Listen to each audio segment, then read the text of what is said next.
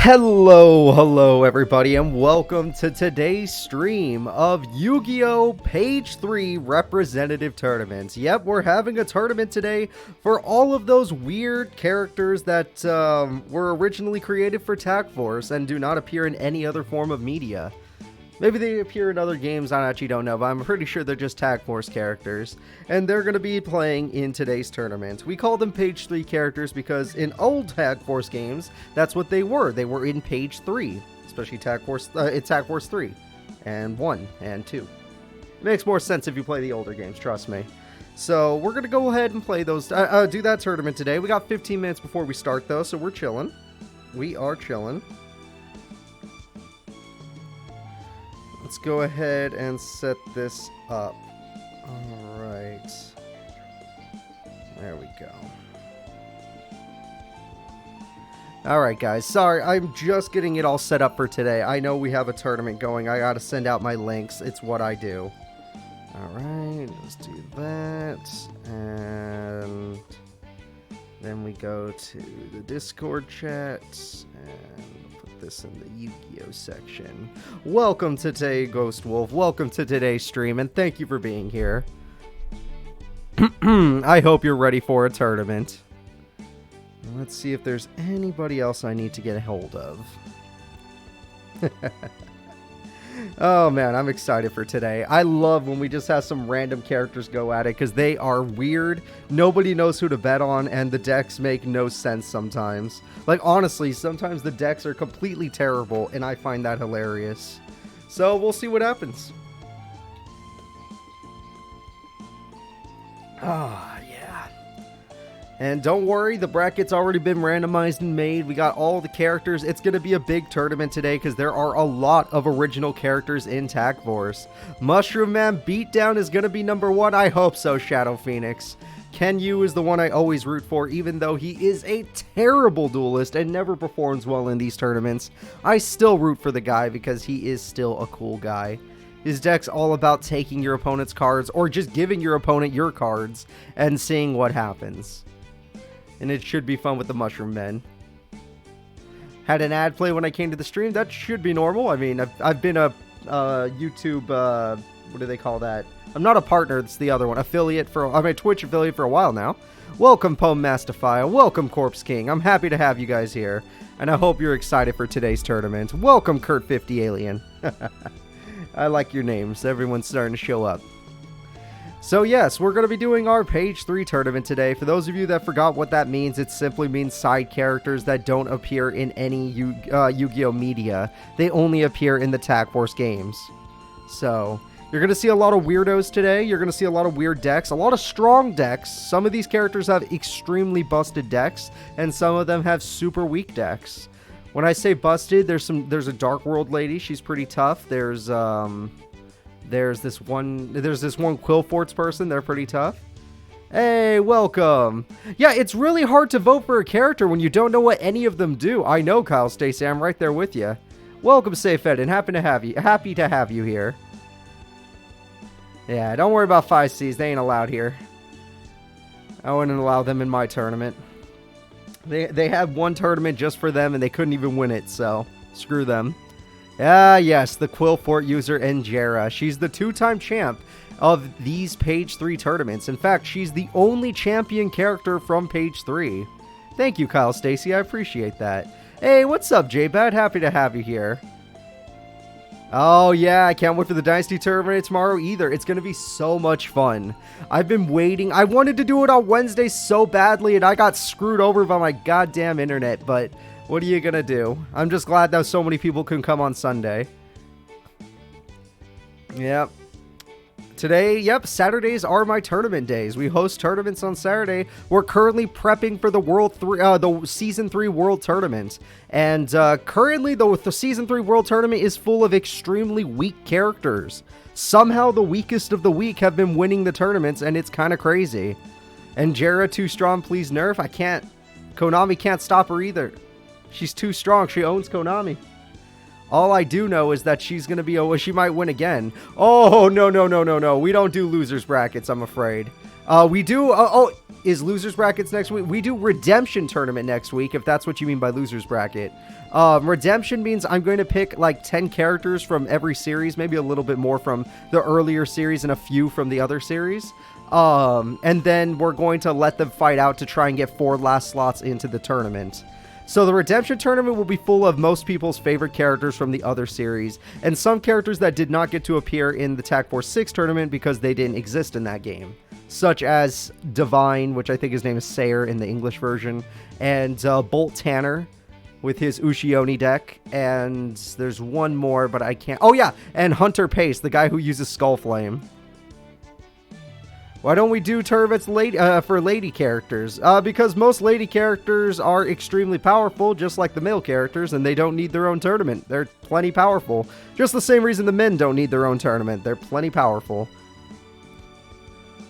Alright, let's see. First time watching page 3. Wow, Phantom Lord, you're going to have a weird day, because page 3 is the hardest tournament to understand. As a ritual enjoyer, you like Wisteria. Wisteria is a pretty good competitor. Wisteria, I believe, got like 3rd or 4th place in the 180 character tournament. It was pretty cool. Yeah. Wisteria is a good bet. Like, I could show you guys the bracket, but I don't think it'll help much because I don't know most of their decks. Like, most of their decks are extremely unknown to me because I only see them once or twice in like 6 months. I'm glad you're enjoying the World Championship Series. I'm glad to hear that. It's my first time ever playing 2009, so I'm going through that series blind. I've been enjoying it so far. So far, it's been a fun time. A little bit rude with how powerful the decks are early in the game. You would think they would play like Tag Force 1, 2, and 3, where the Slifer Red characters are weak. You would think the satellite characters would just have decks made up of, you know, a bunch of random cards you find on the floor.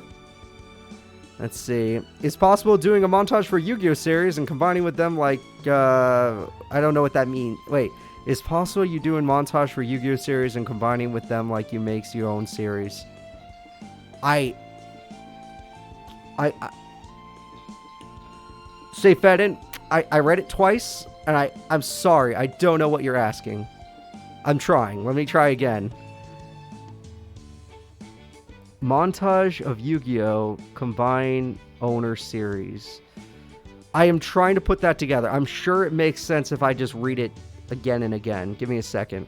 I'll figure it out. This is tough. I could do this. Fantasy duels? Isn't that what the Dynasty tournaments are? Kind of like fantasy duels between your favorite characters that go at it? I mean, the whole Dynasty series I made up was basically just that. Yeah, say Fed, if you are one of my YouTuber people, one of my YouTube subscribers, I do have a whole series that's based around something like that. Hey, welcome Ichigo Knight. Oh boy, we got a few more minutes until the tournament actually starts. Yeah, I know all the other tournaments for this series have gone so horribly that page 3 does stand a chance. Zexal not included. Zexal has some powerful people qualified for that tournament. But other than Zexal, everyone else is so strong.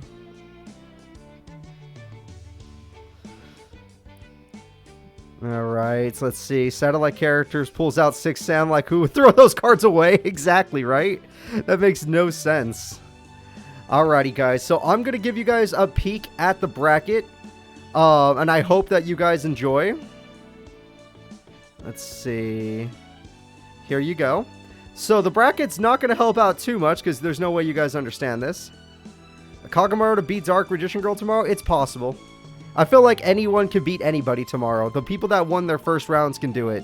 I absolutely love Digimon Survive. I have yet to beat the game, therefore no spoilers are allowed during this stream. I am still going through the game, no spoilers allowed. I love Digimon Survive.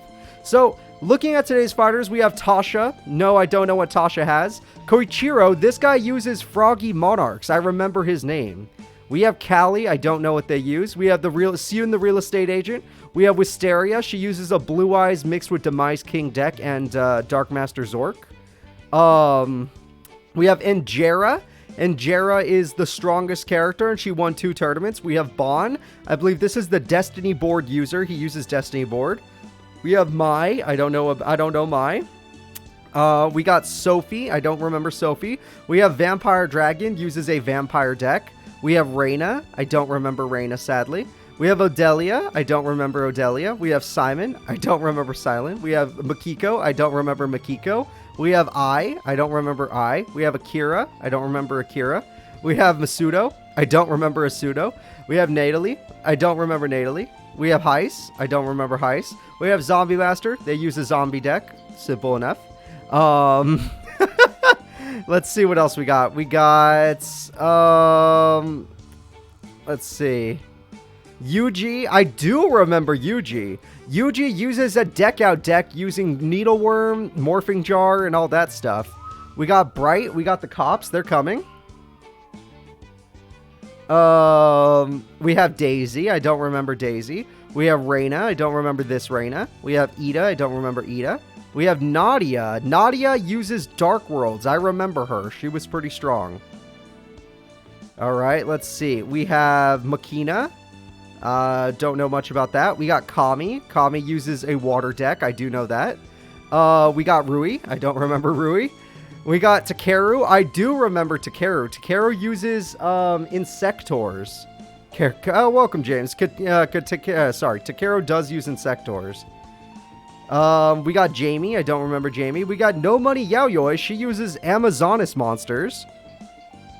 Let's see. We got Sarah. I don't remember Sarah. We got Rinko. I don't remember Rinko. We have Walter. I think I don't remember Walter. We got Nene. I do remember Nene. She uses Shadalls. Nene is a Shadal user. We have Corona. I don't remember Corona. We have the 13th Grave. He uses an extremely weak zombie deck. We have Alice. Alice uses Uria, the Lord of Searing Flames. Yep, that Sacred Beast monster. We have Lara. I don't remember Lara. We have Ghoul with an Appetite using a different type of really weak zombie deck. We have Moses. This guy uses worms. We have El Gato, the freaking Exodia user. We have Anchi. This is one of the champions from Arc 5 tournament before I realized these were all Attack Force original characters. Anchi uses Fables. Anchi uses Fables. We have Eevee. I don't remember Eevee. We have Kenyu, the Mushroom Master. And sadly, I don't know much about... I know Kenyu's the Mushroom Man, but he's probably not going to go very far. We have Anka. Anka qualified last season in one place. I think she uses DD Warrior Lady, DD Assailant, and DD Warrior. I can't remember. A bunch of DD cards. She likes the DD cards. So, big tournament today with a bunch of random characters you probably don't remember or don't know of. And that's good, because that means these bets are going to be super hard to pull off. In fact, if you were able to bet on the correct character, you're a god. Like, this is going to be a tough duel for everybody involved. I mean, a tough tournament for everyone involved, because how do you guess who's going to win when you don't understand what they use? So, I'm going to spend some extra time looking for these characters, because since they're page 3 characters, I actually don't know what portion they're part of. They could be part of... I don't know if they're in the Duel Monsters section. They should have had their own section for these characters. It would have helped me so much. But they didn't, so now I'm going to get lost looking for them. Tasha. Okay, I found Tasha. She's part of the 5Ds section. I'm setting her up for the first fight. Tasha is 5Ds. Oh, happy birthday, Nate Dogg. I hope you have a fun day. And I hope you have fun here. Welcome, Miki Gun. Alright, and Tasha... I don't know what your deck is. That's not good. And now we got Koichiro. Koichiro uses Froggy Monarchs. That is what his deck is called.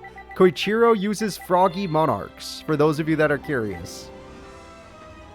So your first bet is Tasha on a deck you'll never know what they use. I don't know what they use. Versus Froggy Monarchs. Let's see here.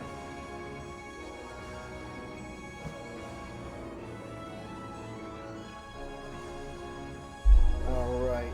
I have the bets ready, but I'm not going to place them just yet. It's almost time to gamble your fake channel points away just to see if you could guess right on who's going to win. So, here are your competitors. Do you bet on little boy with blue hair that uses Froggy Monarchs? Or do you bet on Tasha and a deck that's called Lockdown. She has pink hair. It's weird, but that's kind of how you're going to have to place your bets today. And your bets can be placed very soon. In fact, go ahead. I'll let you guys place your bets. I want to see who you guys care more about. Are you part of the blue hair crew with Koichiro and Froggies? Or are you part of Tasha's Lockdown crew with her pink hair?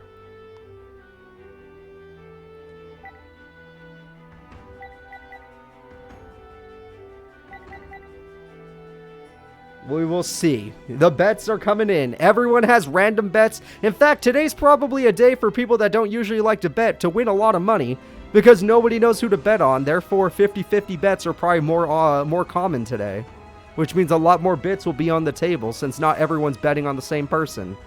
But who knows? Fake money's fun to throw around. So, Froggy Monarchs or Lockdown? Pink hair or blue hair?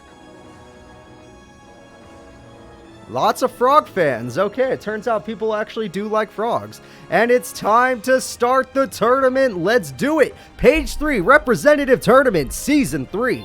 Let's go. Who will be the strongest of all these random Tag Force characters?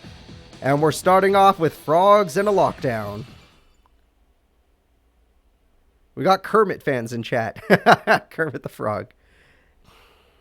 You don't need to bet that much money. You just throw a little points here, little points there, and see if you can get higher than you were. So this Tasha person has two... Oh! Koichiro starts with nothing. Must have drawn all of their tribute monster monarchs and nothing to go with it. Gateway of the Six. A lockdown deck is apparently a 6 Sam deck. Hand of the 6 Sam has been summoned. Tasha uses 6 Sams. Oh, he's got himself Battle Fader. Now he can tribute it for a good effect. So we'll see if this will come in handy as a tribute. Could happen. Alright, we got a tribute summon. And we got Karaz, the Light Monarch. 2 cards are gone. And we got the Monarchs Erupt. And I got the Monarch Awaken. I don't know any of these cards, I'm afraid. No, their effect has been negated. I don't know why that matters. Who the heck wants their effect negated unless it did something else?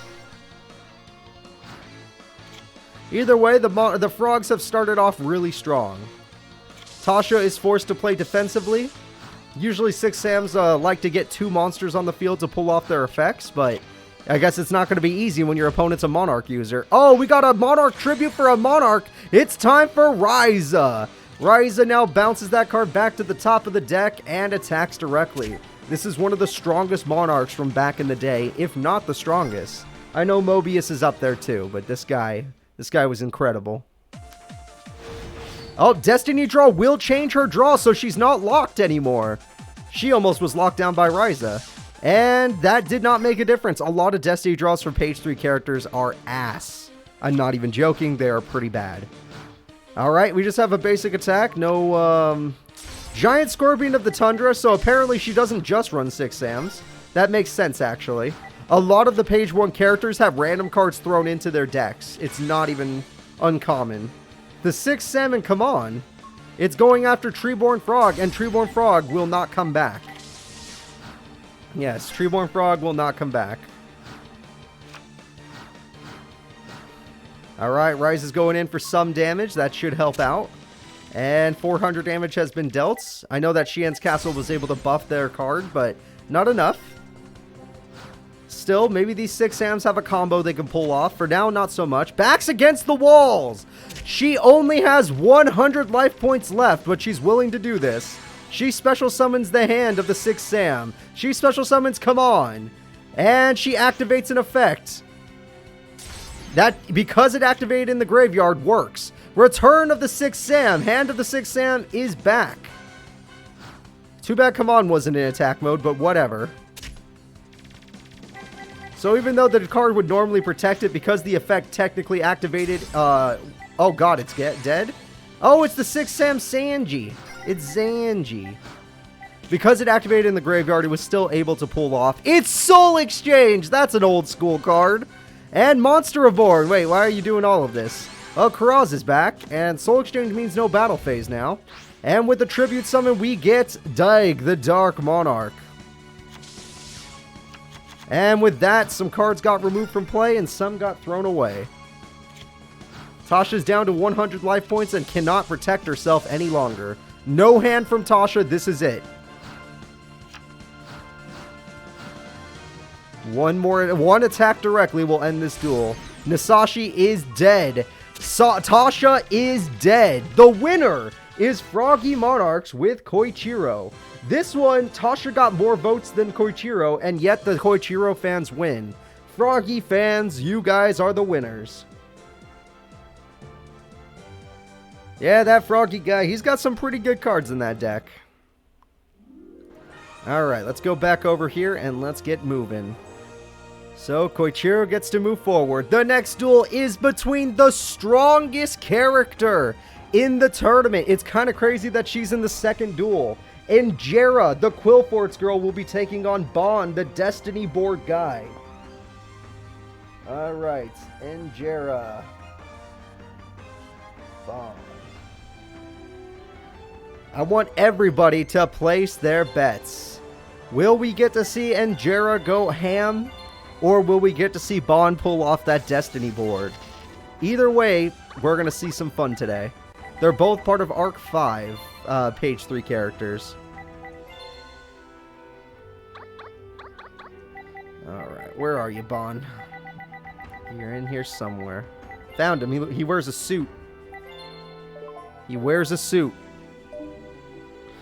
Alrighty, guys. These are your characters to vote for. Do you go for the two-time champion Jarrah, or the guy who has qualified before for a Season World Tournament, Bond? I think he qualified in Season 2 with his Destiny board deck.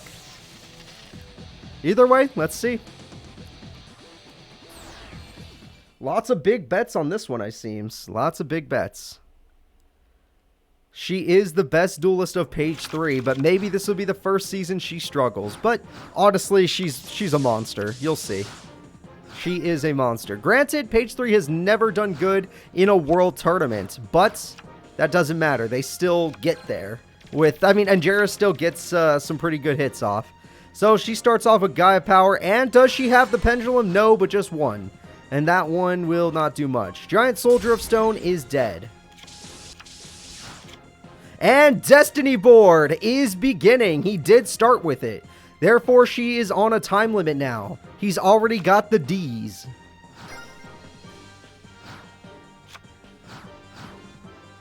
Alright, here we go. Swords to stall for Destiny board. What an interesting start. That's pretty cool. And we got the Storm of the Monarchs to get rid of that monster. Oh no, that she decided not to do it. That's kind of bad AI, but what are you gonna do? Alright, with swords right there, this is getting kind of scary. We got Koiki, the Mirror Boulder.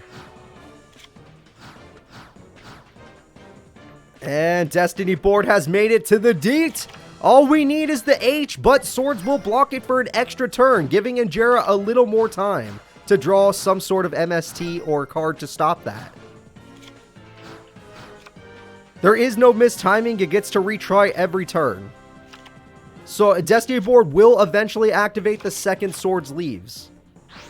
And we got a tribute summon for Quillfort, Helix, and Climate Change, which will allow her to get her card back.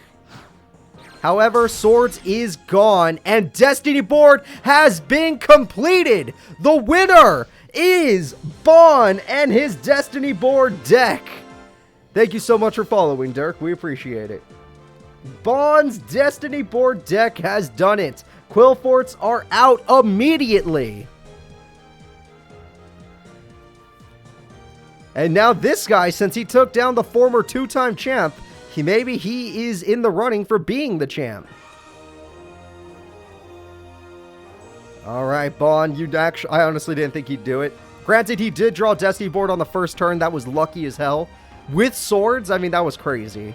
The next duel will be Sophie versus Vampire Dragon. Vampire Dragon obviously uses a vampire deck. Sophie, hell if I know. I'll let you know the second I have information.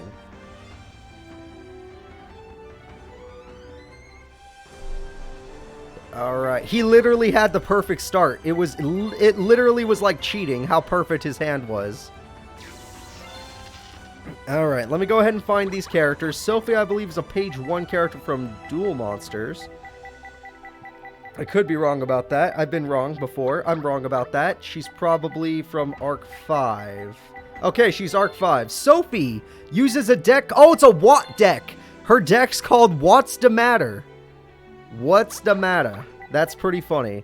Do you bet on the Watt deck or the Vampire deck? Those are your choices. Vampires or Watts. And yes, her deck is just a pun. Have fun. Oh, I'm happy to hear that. Thank you so much, Dirk. I hope you have fun today. And I hope you make some fake money, because fake money's fun. Oh, man. Alright, all the bets are in. Let's see who wins. Will it be the Vampires or will it be Sophie and her Watt deck? Welcome, Sundown Kid.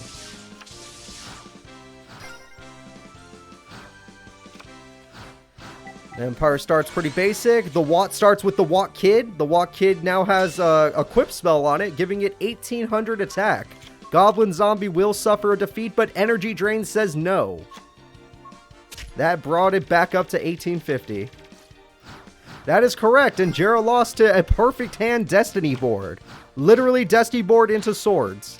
We have a Vampire Dragon. They managed to summon themselves and put another Vampire Dragon in the hand.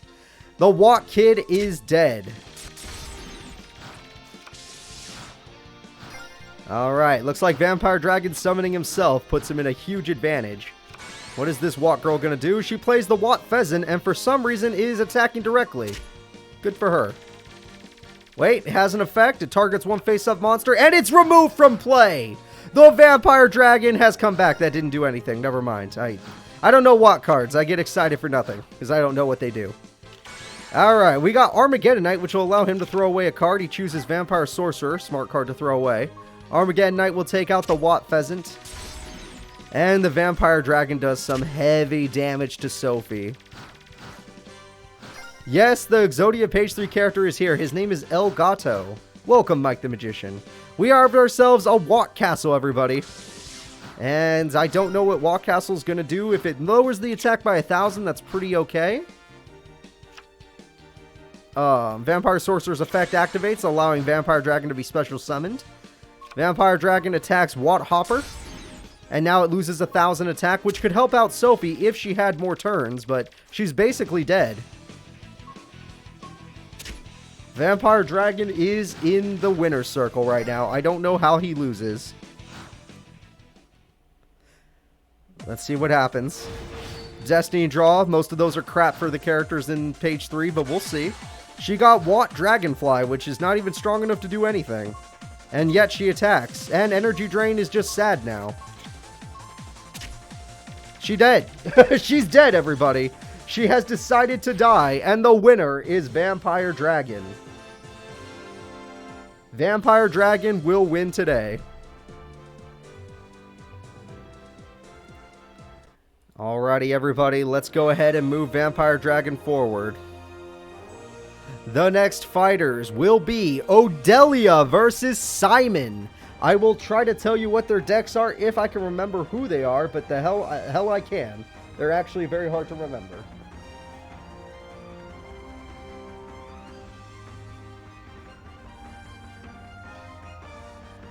Alright, starting predictions now. Do you bet on Simon or Odelia when we don't even know what they use? It's actually a crapshoot. You kind of just have to guess on which one you think is better. I can tell you what they have the second I see them, but by eyes, I don't know which one. Oh, Simon is in the first one. What does Simon use? Simon's in Duel Monsters, and he uses... Yeah, he's the prison guy. I don't know what deck he uses. His deck name is useless to us. And Odelia, I don't know where she is. I'm looking for her. Okay, Odelia uses a deck called Flowing Burning Life. Maybe has something to do with fire or burn. Green-haired girl or guy with that hair. I can't tell what color that is. Bluish? Not really. I don't know. We'll see what happens. Whatever that hair color is, it's not something I understand. Green hair girl has Final Flame. She's a burn deck. Odelia uses burn cards. Hinotama does 500. And she has a trap card just in case. So she does use a burn deck, whereas Simon uses Gato the Ghost Destroyer. Alright. And he's got some back row. She's going to need to get some monsters. And we got another Hinotama. There we go.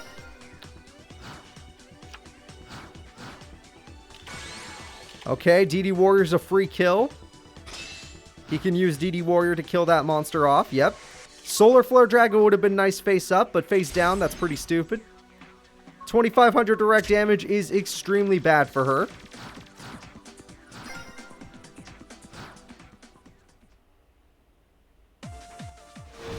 And there we go. Yep, my YouTube will always have my tournaments global shrooms. If you wish to watch the tournament, it will be on YouTube. Alright, X-Saber Anu Piranha. I'm guessing that's not her name because I used that card in the Attack Force, in the World Championship Series. And it's over, everybody. Odelia didn't stand a chance. That was a sad duel for Odelia. The winner is Simon. Most people bet on Odelia, so that means Simon fans, you're going to make some money.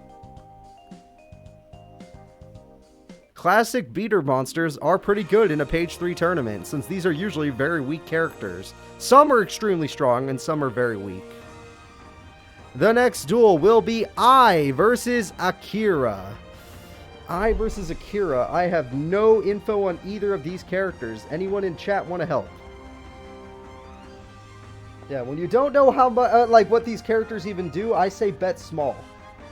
It's easier when you actually know what they do. Alright, let me go ahead and set this up. I is Noble Knights. Okay, I uses Noble Knights, I believe. That's what the fan has told us.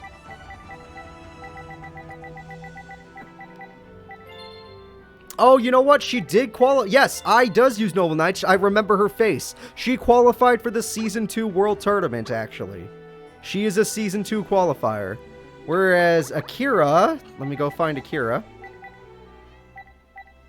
Akira uses... Let's see. Myth. I don't know. I don't know what Akira uses. Bujins, apparently. It's Bujins versus Noble Knights. Let's get it going.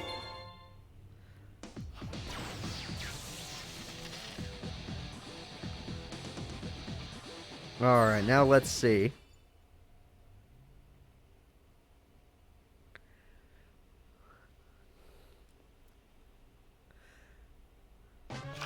When you have a lot of bits to bet, Ghost Wolf, you can go crazy. Oh, we got some good old GX music. This is always nice. Puts us back in a calmer mood, you know? Alright, she starts the duel with Noble Knight Gawaiian with 1900 attack and an equip spell, which buffs it to 2400 and heals. That's kind of nice.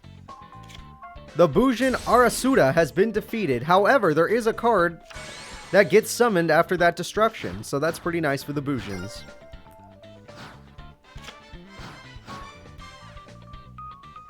And Akira needs to defeat 2400 attack. How is he going to do it? A crow might not do it, but an Exceed monster could. What does he summon? That monster is exactly the same attack as her monster. It's Bujinte Susanoo. That's not the first Susanoo we've seen in these tournaments. Alright, it got him the Bujinji Peacock. And he's not willing to trade, therefore... Oh, and the Peacock got him Ophidian. Interesting. Ratchet & Clank, I've only played one Ratchet & Clank game, and it was Deadlocked, and I found it very enjoyable. I played it at my friend's house since it was 2 players. However, I grew up with Sly Cooper and Jak and Daxter. I did not have Ratchet & Clank growing up, I'm afraid. Noble Knight Joan is here, and we got an Exceed summon, everybody! Everyone... Oh, it's weaker. That's not good. Everyone say hello to Atrogius, King of the Noble Knights. However, it gets the equip spell, meaning it's no longer weaker. It has 100 points more than the opponent's XYZ monster. And gets rid of the trap card, meaning that monster is screwed. It looks like I is in control of this duel. PC port project? I have no clue. I own Jak and Daxter on PlayStation 2, PlayStation 3, and PlayStation 4, which means I own it on PlayStation 5, because PlayStation 4 you just transfer over. Therefore, I have no need to worry about Jak and Daxter being on PC. Except for mods, that does sound a little funny. And we tribute the Exceed monster for what reason? We have tributed the Exceed monster for some black Landslayer. I don't know what its name is. Lansalian. Oh, but we get a level 5 XYZ monster. Everybody say hello to Eevees, or Eyes. Sacred Noble King, King Atrogius. Alright. Her health is actually pretty high right now. It pops face down monsters. 2,700 direct damage has gone in. That's pretty bad. And we have a field spell. That is pretty crazy. I probably will, Echo Jans. I'll probably play those games eventually just for funsies, since I never got to. And let's see what's going on now. She keeps healing. Ai's life points are pretty high, and now she has Noble Knight Bedwer. I don't know. I am definitely not pronouncing these names right, but it's all I can say. And we got Noble Knight Ector. Yeah, I don't think these are the real names. These don't make sense.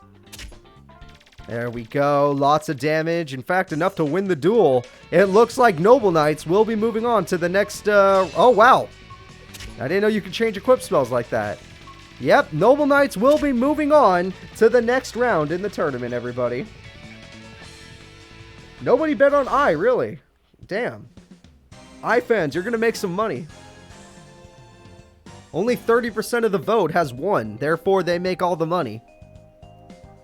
Hey, Kontenko, welcome to today's stream, and I hope you have some fun.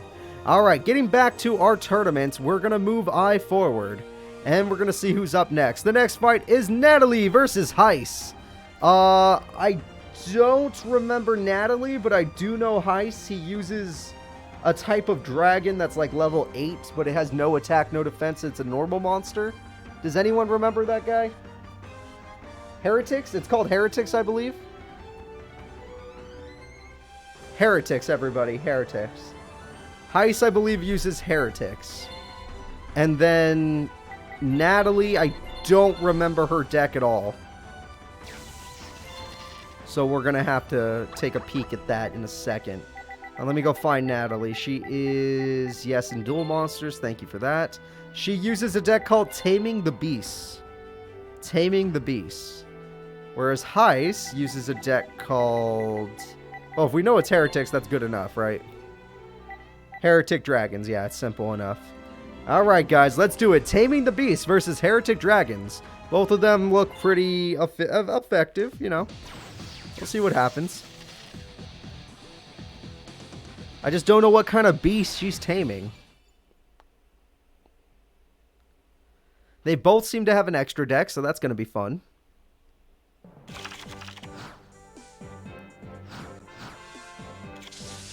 Alright, basic set, pass. Very classic Yu-Gi-Oh! Gotta love it. And what is our friend Natalie going to do? She's going to play a spell card called Teleport. By paying 800 life points, she could special summon Ritual Beast Tamer Elder. So Taming the Beast meant Ritual Beast. She uses something called Ritual Beast. And we got a tribute summon everyone Mind Over Matter. And by doing that, it stopped the tribute summon. Heretic Dragon's been killed. Komodo Dragon allows him to summon Heretic Dragon of a set. So he still has a 1900 beater. That's going to be a hard card to overcome. She now summons Spiritual Beast Rempenju. And Fusion Summon. Oh crap, we got a Fusion monster, everybody. And Ritual Beast Apelio. I don't know. That's probably not even its real name. We have Castle of Dragon Souls. What does that do? It buffs it to 26 and she's willing to crash. She crashed. Okay. She lost her freaking fusion, and he lost a monster. Mass Dragon, one of the classic floater cards that help out. Enemy controller, do you really want to just put it in defense mode? Okay, that's what she's willing to do.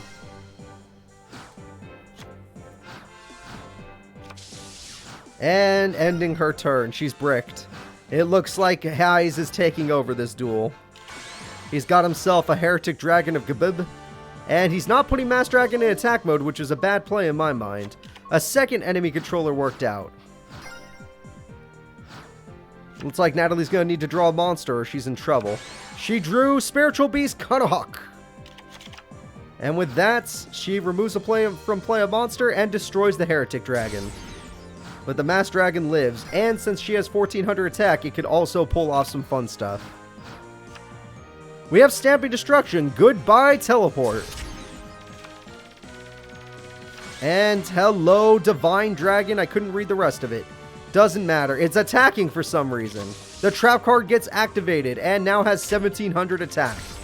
It looks like she's out of cards, everybody. He's in control of the duel. I don't know how Heise loses this with this much of a advantage. Alright, she drew a trap, maybe. Doesn't, I don't know. It looks like Natalie's kind of struggling here. That one fusion was her best chance, and she killed it in a crash. Alright, that's a really weak level 5 monster, but to each their own, I guess. Because it was such a weak level 5 monster, she will live another turn. This is her last chance. After this, it's over. A Destiny draw has been gained. Let's see what she gets. Activate monster's effect. Kanahawk is thrown away. We have the effect of Teleport, but would she use it? She will use Teleport. By paying 800, she could special summon Ritual Beast Tamer when.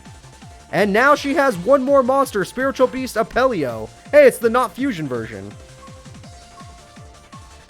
And he activates his trap once more, making his monster... Wait, we got an effect. They gained attack points as well. Hold up. Her monsters have gotten even stronger. However, by attacking Mass Dragon, I'm going to count that as a bad play because now he pulled out his best monster, Heretic Seal of the Sun Dragon Overlord. A 0 attack, 0 defense, 8-star monster. And with her monster's effect, they're both level 8. He's taking out his boss. This is it. He's going to summon the boss monster. What is that thing? It's time for Heretic Sun Dragon Overlord of Heliopolis. However, she has one last card. Ritual Beast Bond. Quick play spell. By throwing away the cards, she fusion summons Ritual Beast Kanahawk. However, his effect still activates from the hand and pops it. Natalie is left wide open. Her fusion could not save her. The ultimate monster in Heise's deck was summoned. The Sun Dragon has won the duel. That was really good. That was a good one. Very back and forth. I liked it. Ritual Beasts have been taken out by heretics.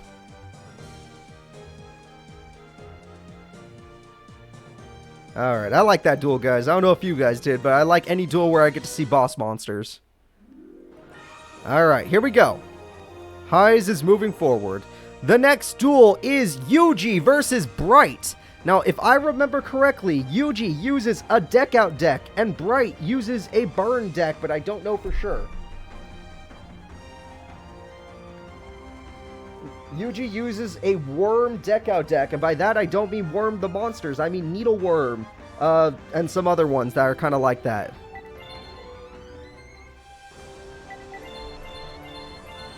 Alright, let me set this up.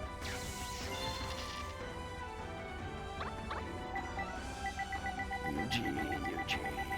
There he is, yep. Yuji's a green-haired guy, his deck is called Jar of Emptiness. And then Bright is a green-haired gal with glasses. And her deck is called A Cold World. Maybe it's not a burn deck, even though I think it's a burn deck. Burn versus deck out. I would go burn on that one.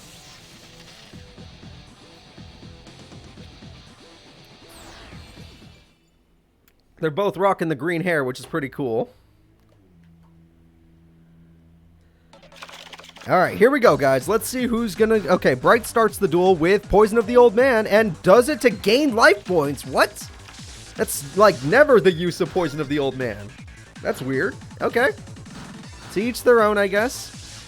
I'd rather use Ukazi, but you do you. And Yuji's plays defensively. And we got... Oh, yeah, that Dark Room of Nightmares is going to help a lot. Because that means the burn's real. However, yep, he gets rid of it. Just deserts chains, which means it'll chain the card. Oh, it doesn't get to chain it. Never mind. So she got to do way less burn than she wanted. And that's a shame. We have Warm Worm. Warm Worm goes in for a direct attack of 600 damage.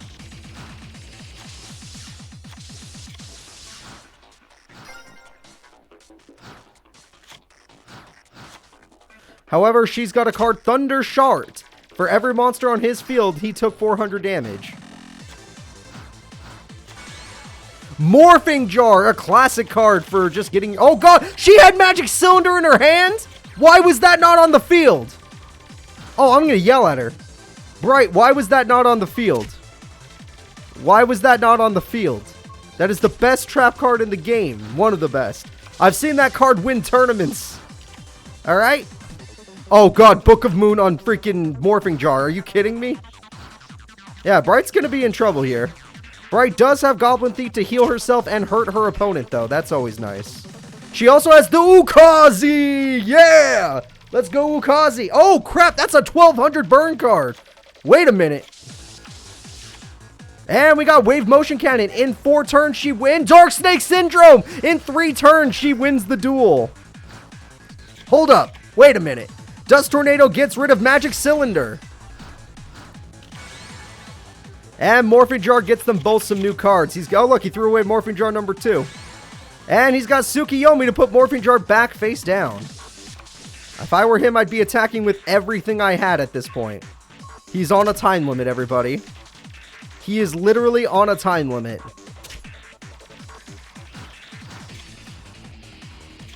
Book of Eclipse. Interesting strategy. On the end of his turn, everything... Oh, no, it's your opponent flips. Never mind. Never mind. So they both take 200 damage. And we got... Oh, God, the Dark Room of Nightmares. The burn cards are going to do more. She decides to burn this time. He's dying. He may not have those turns, guys. It might be over. Hey, Big Smoke. Welcome. I'm doing good, and I'm happy to see you. And it's over. Wave Motion Cannon wins the duel, but she's going to burn him with Final Flame. This is not working. Screw the deck out. You're going to burn to death. Restructure Revolution does 400. It's over. The winner is Bright and her burn deck.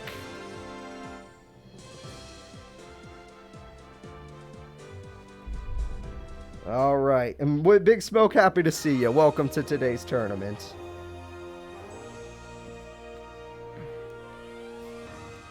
Yeah, I feel like he kind of helped her more than hurt her. He definitely was helping her. Alright, let's get Bright into the second round. The next fighters are Reyna versus Ida. I do remember Ida. Ida uses a spirit monster deck. I do not remember Reyna that well.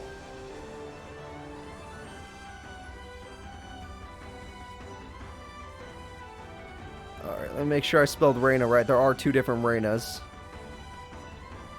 Yeah, I think I did. We're good. Alright. Let me go ahead and get this ready.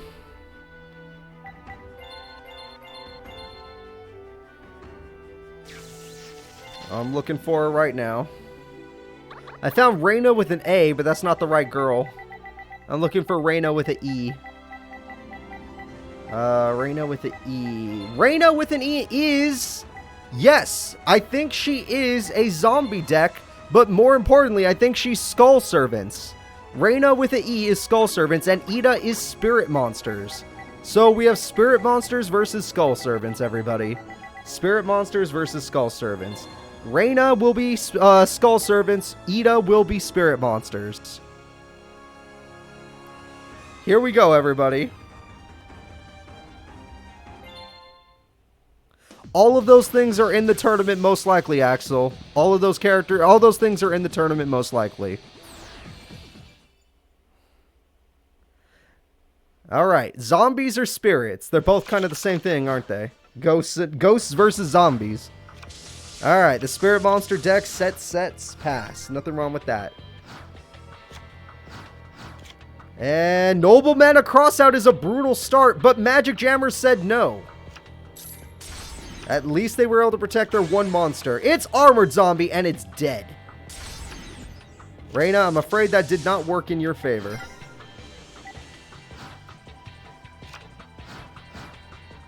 That's in TAC Force 6, Amon. The TAC Force 7 does not have the same people. Or TAC Force 4 or 5, maybe.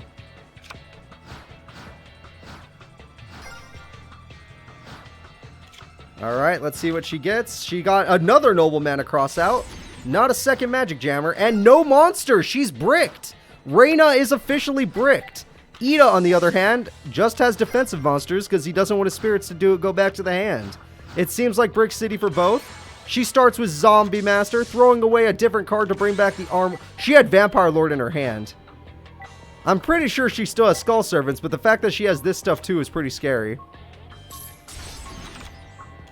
And with that trap card, she loses her card. I don't think Zombie Master... Okay, well, it saved itself, so I guess that's pretty good.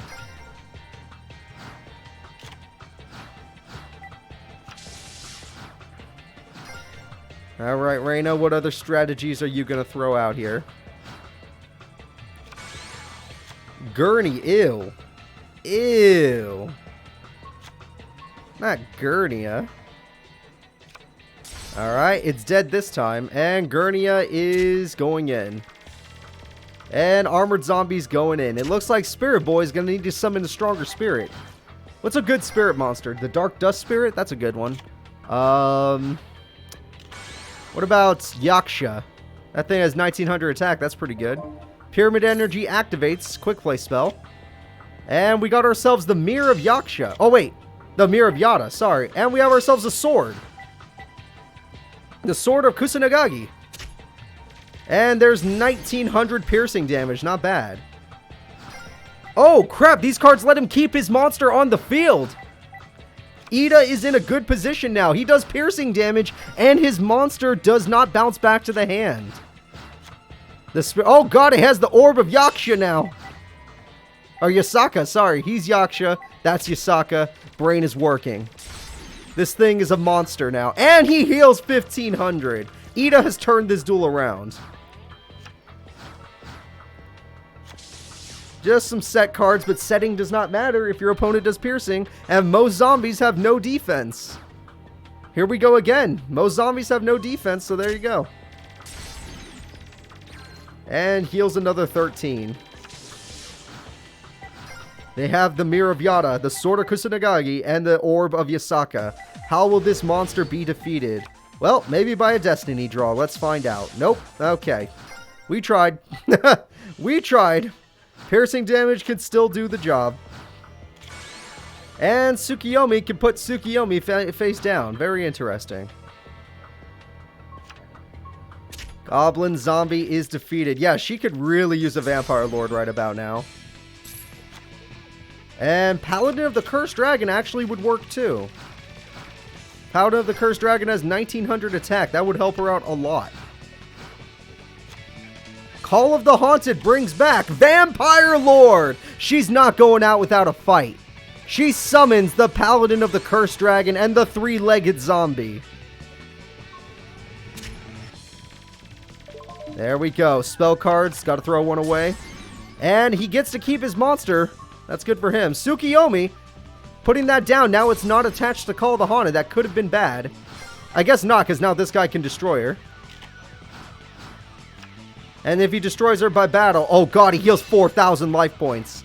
If he destroys it by battle, he's gonna do it! Ida heals 4,000 life points! Holy crap. She's gonna need to crash real soon.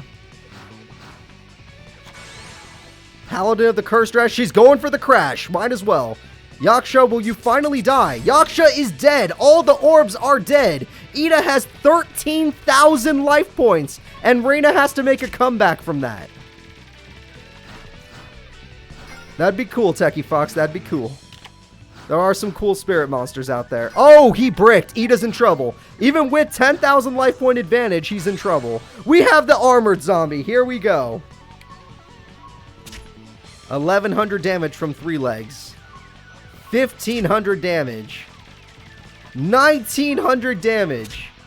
Reyna somehow is pulling this duel back around. He used the orbs of Yasaka to get his life points so high. He used to have 13,000. And we have a tribute summon for Red Eye Zombie Dragon! Oh, Jesus. Battle Fader, hold up. Hold up. That might give him the chance for a tribute summon.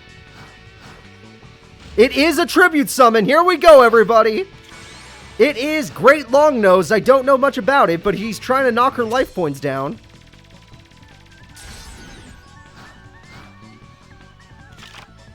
She has to skip her next battle phase. Reyna's not allowed to go into battle phase this turn. However, she got the zombie world. She can now start doing stuff. Paladin can steal a monster. Clown zombie. You know I love that. The Great Longnose has bought Ida one more turn. And here we go. One last trap. And Reyna has made a comeback. Master Kianchi. This is it. 2,400. 1,900. And the end of the duel. Reyna had an amazing comeback and defeated Ida. That was close. That was a very close duel. Reyna wins.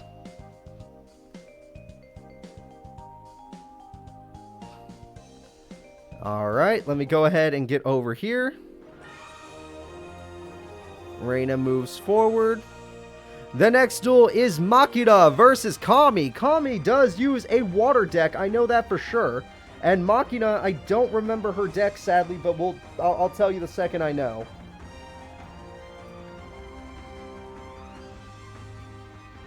Alright. Makina versus Kami, everybody. Now, let me go ahead and set it up. Now, I think Makina would be an Arc 5 character, since I don't know her very well. And when it comes to characters I don't know, they're always hiding in Arc 5. So let's see. Makina. Yep, I found her. Makina uses a deck called Battery Man. She's a Battery Man user, everybody. She is Battery Man. Kami is from GX, and she uses a $1 million water deck. Alright. Battery Men versus water. Anyone that plays Pokemon knows electricity beats water, so be careful. And I've been playing a lot of Pokemon with my friends. The Rivals Draft is coming to a close. In fact, I only have 2 more weeks of battles and then we throw a tournament. It's going to be crazy. The final tournament. Here we go.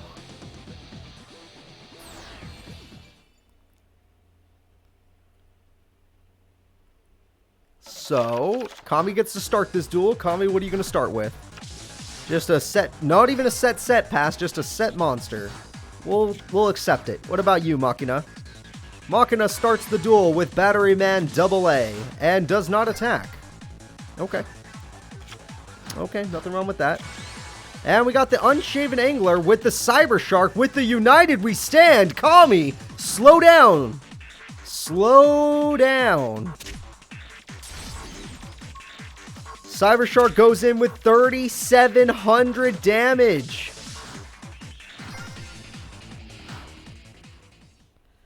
Makina is already forced a Destiny Draw, and it's only turn 4. That is pitiful. And her Destiny Draw yields her a Battery Man 9 volts, which gets her Battery Man Industrial Strength.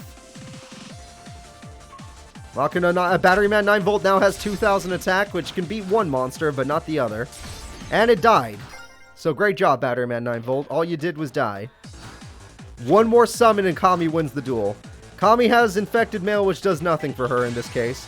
And she has the Metabo Shark. This is the end of the duel. One more attack and it's over. Kami, is a god. This will be the fastest duel of the tournament. So far, the fastest duel of the tournament is turn 5, earned by Kami. Kami has earned himself the fastest duel.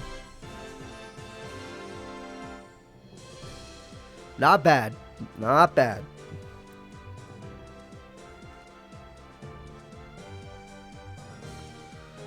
Alrighty, guys. Let's go ahead and move on to the next fighters. It's going to be Takeru, the Insector Master, versus Jamie and his... I remember his deck. It's Infernoids, I think.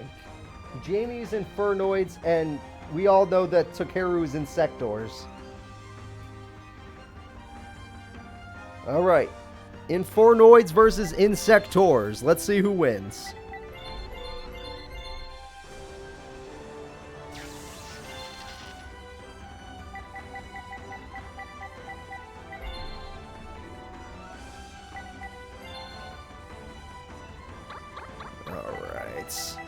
I've always been afraid of the Takeru guy. He's pretty damn good. Now, let's see. He's never qualified for a world tournament, sadly, but he's a good duelist.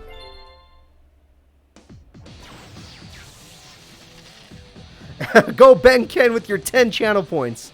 You're really betting on the person that doesn't have Insectors. I can respect that, but you're probably going to lose all your bits. Or channel points, whatever they call them. Go for it.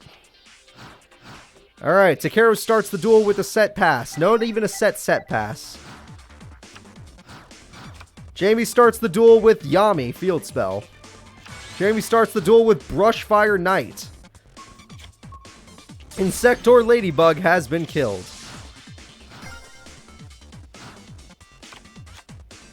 And we have simultaneous loss. They both have lost a card from the top of their deck. Dark Eruption brings back the Ladybug card they once lost. B-Tron goes in. Brushfire Knight does not get buffed by Yami, therefore they lose the fight. But it goes back into the deck, apparently. Or something happened, I don't know. And we got a remove from play for Infernoid Piety. And we have Inferno, a classic card. And we have a double tribute summon for Maju Garzette. It is 3,500 attack. It's as strong as a Meteor Black Dragon. The Maju Garzette is probably Jamie's boss monster. And we have Insector Dragonfly, which gets a little buff. And it pops the monster! Oh no! By popping the monster, Insector Centipede has been summoned, and Centipede equips a spell card. And it pops the Yami. I don't even think that was worth it, but whatever. I guess if it lets you draw a card, it's totally worth it. And we have another equip spell. Now it has 2,400 attack. That's 4,000 damage in one turn. Jamie is in trouble.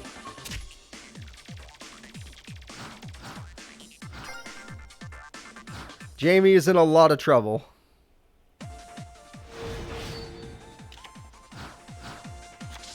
And that's it. Just one card. Destiny draws are usually ass. Will Jamie's be ass, or will there be a chance? Here we go. Insector Earwig, and lots of equip spells. And it popped its own monster. Lots of stuff's going on with Insectors that I don't understand. Say hello, Insector Giga Weevil. And Insector Centipede. And Centipede gets a card. And we'll pop the only back row Jamie had. But Eye of the Void. Special summon 1 Inferno. Okay, it's Infernoid Piety. There it is. I don't think it's very strong.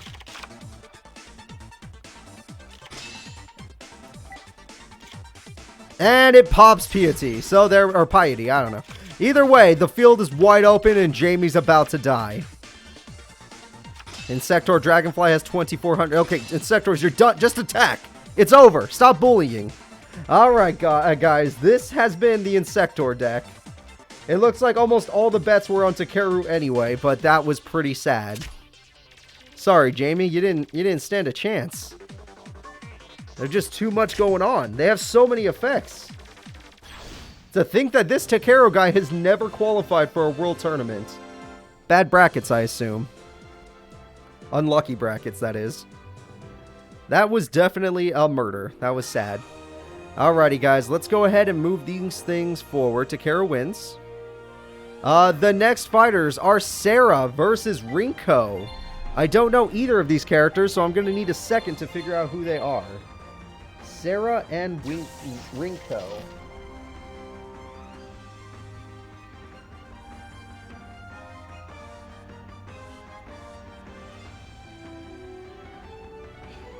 Alright, let's do it, guys. Let's go ahead and take a look.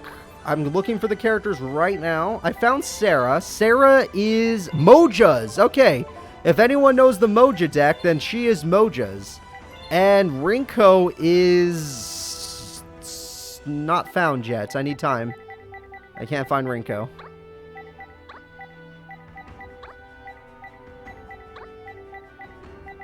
Rinko, where you hiding? Ah, you would be in frickin' Arc 5 character. Okay. They're beast monsters, White Knight. And Rinko seems to be water monsters. Her deck is called Ocean Strategy. So, water monsters versus Moja monsters, which is a beast deck. Let's do it.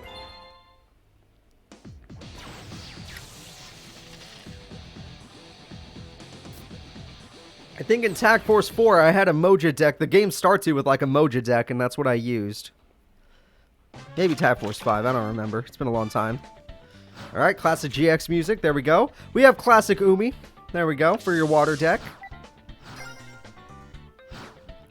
And Sarah, what are you going to play? Sarah starts the duel with Beast Striker, which when you discard a card, lets you get Moja to the field. Moja's pretty handy. Alright, and Mermail! Oh god, she's Mermails! Oh god, that Rinko girl is Mermails. This Moja girl's dead. That's a GG. That's already GG. Rinko is Mermails, everybody. I repeat. Mermails are on the scene. And let's this do. 3,400 attack. And here we go again. 3,800 attack. Goodbye, Beast Striker. Sarah takes a heap of damage. And he can attack twice. And goodbye, Moja. Beast Striker goes back to the hand, apparently.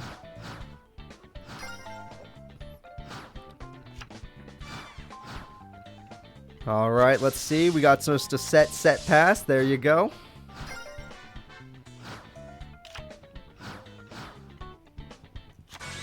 And we got ourselves another Mermail card. However, Dust Tornado will pop the Umi. I guess they're tired of them having Umi. What the hell? They had another Umi in their hand just waiting? There we go. 1,800 damage. Sarah has fallen quite quickly. It's too late, Luis. That would have been nice, huh? It's too late. Beast Striker is going in. It does 50 more than Abyss Spike, so that's nice. Note to self, she has Mermails. I know, right?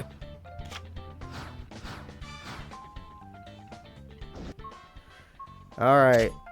And there we go. Now Sarah's going to have to find a way to come back because this thing is way too strong. It has so many buffs and is just a beast of a monster in the first place. Alright, this card can help because it will weaken the opponent's monster. And no, it won't. That card would have been super helpful, but no. The opponent's spell card said no. Here we go again. 3,000 damage. Book of Moon said no.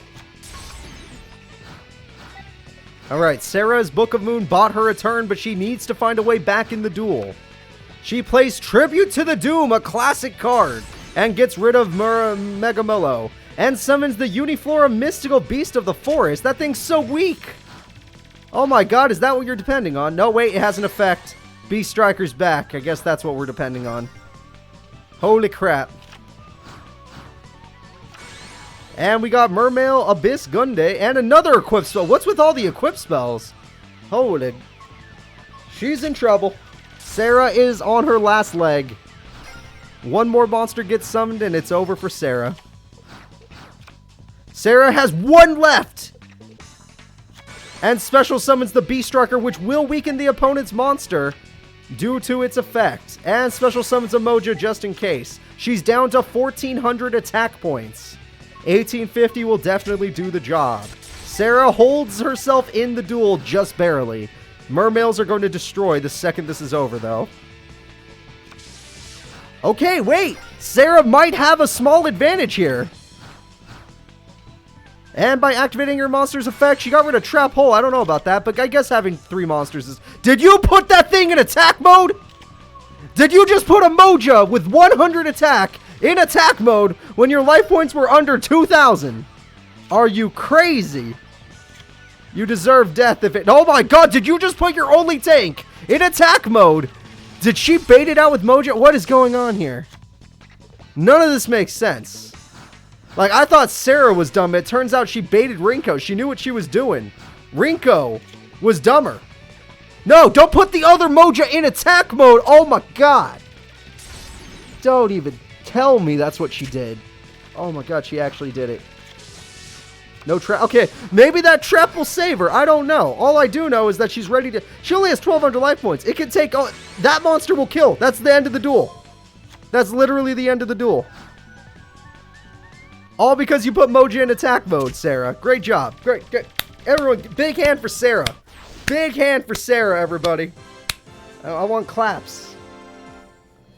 She wanted this. Rinko and her Mermales, even though they struggled somehow, Sarah lost the duel due to bad AI. Rinko is the winner.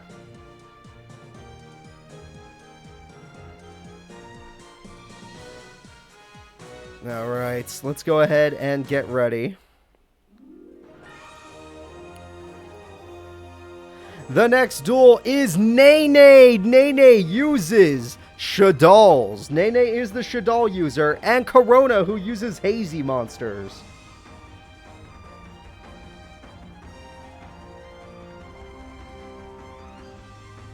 So, do you want the Heise Flame monsters, or do you want Nene Shadalls?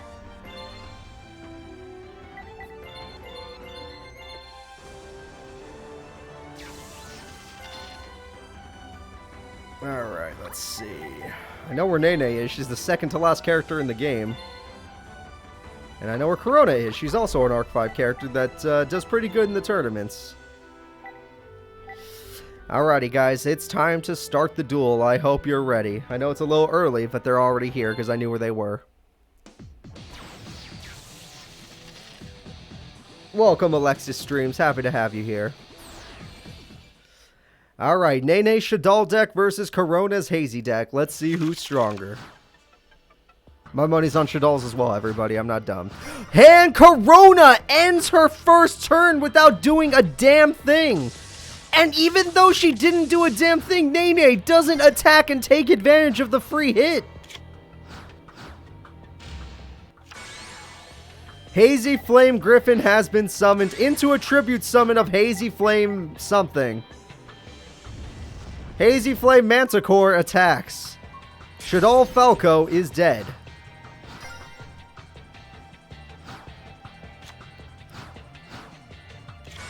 Okay, we got Curry Bandit. That's a classic monster right there.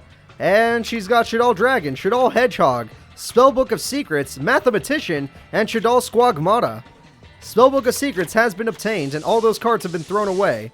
2 of them having effects. Shadall Dragon has been added to the hand. Shadall Falco has now been placed on the field. I'm guessing Nene's just waiting for a fusion card. We have another monster coming out, 600 burn, and special summons Gallus the Star Beast.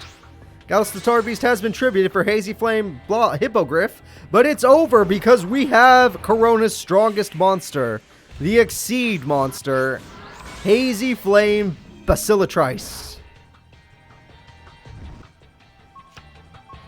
And Falco is dead. But Falco gets you the dragon back, so that saves her a little bit. Basilitrice is the boss monster, I believe, of Corona's deck, so it's pretty nice to have. And Shadall Dragon is here. It flips, and goodbye to your boss. It got bounced. Spellbook of Secrets gets you Grand Spellbook Tower.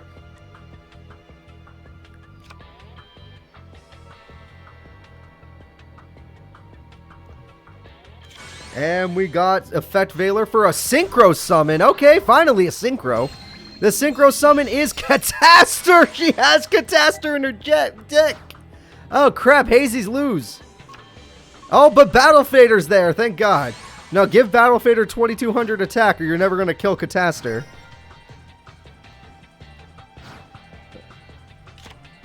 Alright, Nene. Your opponent is basically giving up. They have no more tribute summons worthwhile. They got nothing to show for it. Spellbook gets you back Spellbook. We have finally a Shaddoll fusion, and let's see what's getting fused. 2 monsters from the hand. And Wind, I believe. I know that card. My friend used to use it on me in real life, and I hated it.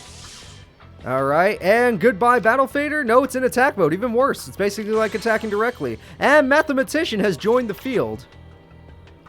And Shaddoll Squagmata throws away another card, which summons Falco to the field.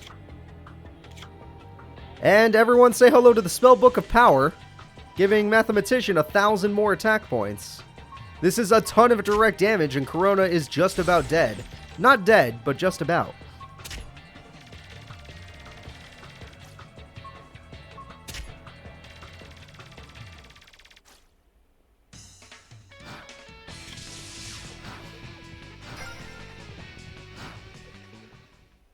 Alright, this is it. Corona's final draw. This could be the end. And she summons the Heretic Dragon of whatever its name was. And she summons the Hazy Flame Manticore. And she's going in for an attack against the Mathematician. It worked. She did some damage to Nene. And Nene gets to draw a card. Corona, that was your best effort at the very end.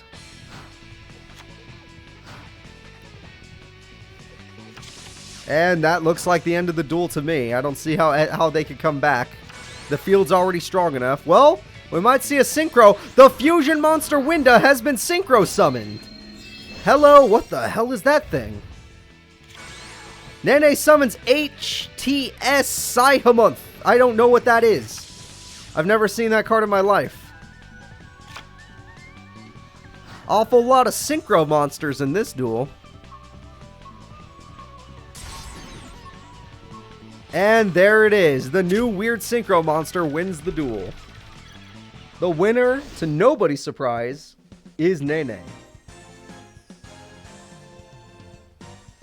It is round 1. When you see a strong character in round 1, you expect them safe passage, except that one time with Jarrah. We're going to have a new champion today because Jarrah was the only champion. Alright, Nene's moving forward, everybody. The next competitors are Alice and her deck that has... God, what does Alice have again? She has the freaking Uria. She has Uria.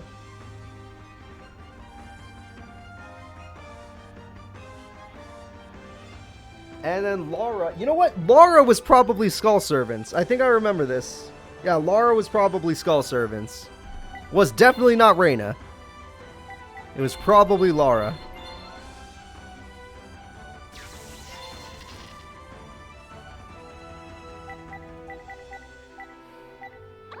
I think she's part of 5Ds. Yep, this was the Skull Servants. This has to be. I think. Yep, this one was Skull Servants. I remember this one. Shit! Ah, crap. Hold up. Hold up. Game screwed me over. Give me a sec. Gotta reset. Gotta reset. You guys didn't see what happened, but I was setting up the decks, and it failed. So, who's gonna win? Lara and her Skull Servants, or, Alice and her trap deck that has Uria?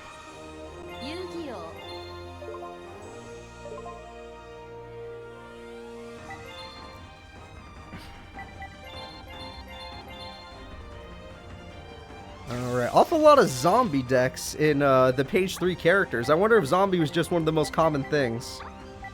Maybe. And it's possible.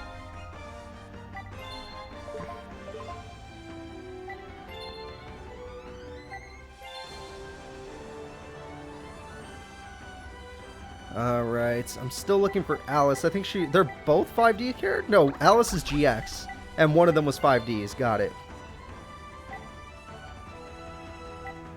Alrighty guys, let's do it. It's time for the duel. Sorry about that. It's time for the duel.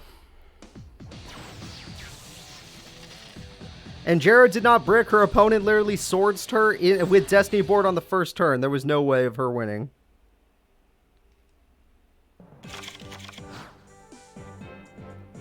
Alright, so Alice will start the duel with a set pass. She needs a lot more traps than that to pull off what she needs. Let's see what Laura's got. Laura starts the duel with a set pass. See, that's what you needed, Alice. A lot of people lost money, Alexis streams, on that Jarrah duel. We now have Yaksha. Okay, kind of strange that she has that kind of monster. Effect Veiler comes in handy. Doesn't Effect Veiler stop Yaksha from going back to the hand? We have Level Eater. Alice has some interesting monsters, that's for sure. Magical Merchant. Interesting strategy. Goodbye Goblin Zombie gains Allure of Darkness. And Level Eater attacks for 600. Yaksha does not bounce back to the hand, funny enough. But next turn they will, at the end of Laura's turn. Allure of Darkness is used, and we're going to get a remove from play Skull Servant. That's a little sad. MST is used, and Metal Reflex Slime will be destroyed, as it is still a spell or trap card. Zombie Master joins the field.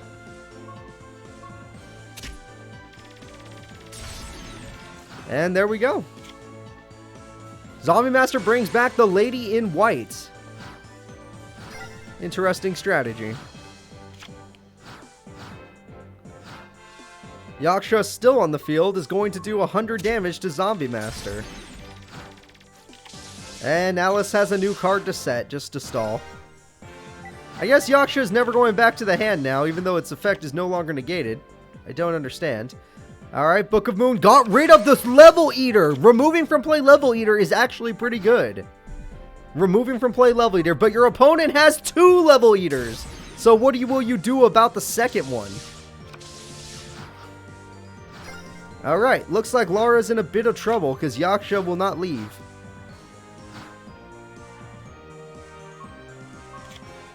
And we got a quick play spell, the Forbidden Lance. Putting it down to way too little attack points, Yaksha is gone, and it turns out Laura's the one in the lead.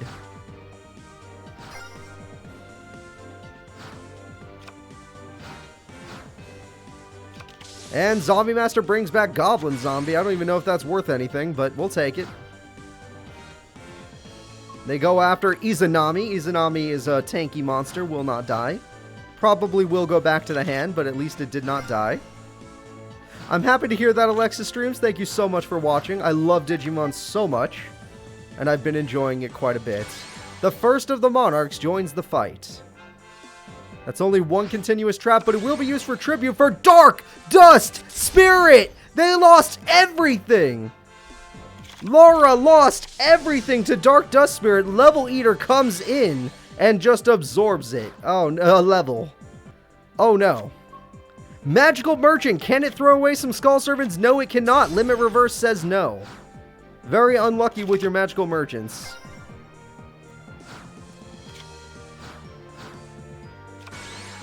And Zombie Master is going in. No Level Eater means no Tribute Monster for Alice. Oh, I love the intro. I freaking love how scary, like, not scary, but how it sets the tone. Oh god, Creature Swap, okay. Wait, did you Creature Swap but give them a monster with 1800 defense? I think you did. That was dumb. You could have played it face up, probably. She does have Yuria in her deck, Techie Fox. It turns out she has other options, though. She doesn't just use Yuria. And she just summoned Zombie Master from her opponent's graveyard. She's using Zombie Master against Lara perfectly. Lara's gonna need to get some monsters on the field or a new Magical Merchant to save herself.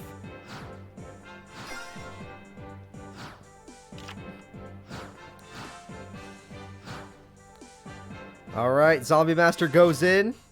Goodbye, White Prince. White Prince's effect activates. Goodbye, some Skull Servants.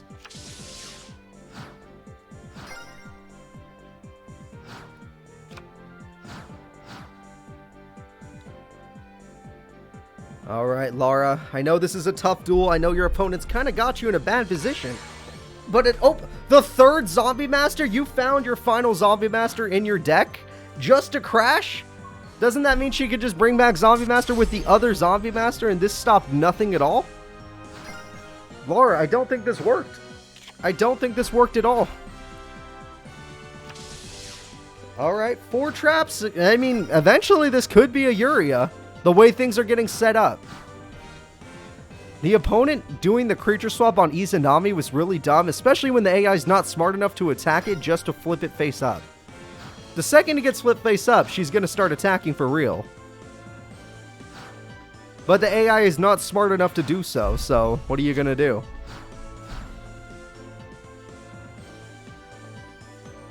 Alright, we have Armageddon Knight, which throws away whatever that card was. Armageddon Knight will just sit there now, sadly. Alright, Alice, are you actually going to play some cards? I'm sure you have 3 continuous traps down there. There's no way you don't. Oh, she had Necro Gardna to defend herself, which doesn't really help in the end. I don't know what's going on, everybody. I'm just as confused as the rest of you. Lara is just waiting for a King of the Skull Servants. 1 King of the Skull Servants and this duel flips around. Because the King of the Skull Servants will have like 3,000, 4,000 attack right now. And Alice is just attacking. Really? I am so confused. All you have to do... Alice, do you not have a new monster to summon? You have... There's no way you don't have 3 continuous traps down there. Monster Reborn. Okay, that'll change something. Why did you pick Armageddon? I guess you could have picked Yaksha. That one guy with 1900 attack. Even if it did buff your opponent. Goblin Zombie. That can get you King of the Skull Servants. That'd be pretty good. White Prince has removed from play more cards to summon King of the Skull Servant, and it only has 2,000 attack, but we're gonna take it, and Izanami's in attack mode. Finally, Lara's going in. King of the Skull Servants goes after the Zombie Master and wins the fight. The next fight is 14 from Armageddon Knight, but Tiki Soul said no. That is way too much defense. Only the King of the Skull Servants can overcome that defense stat. Izanami goes back to the original owner's hand.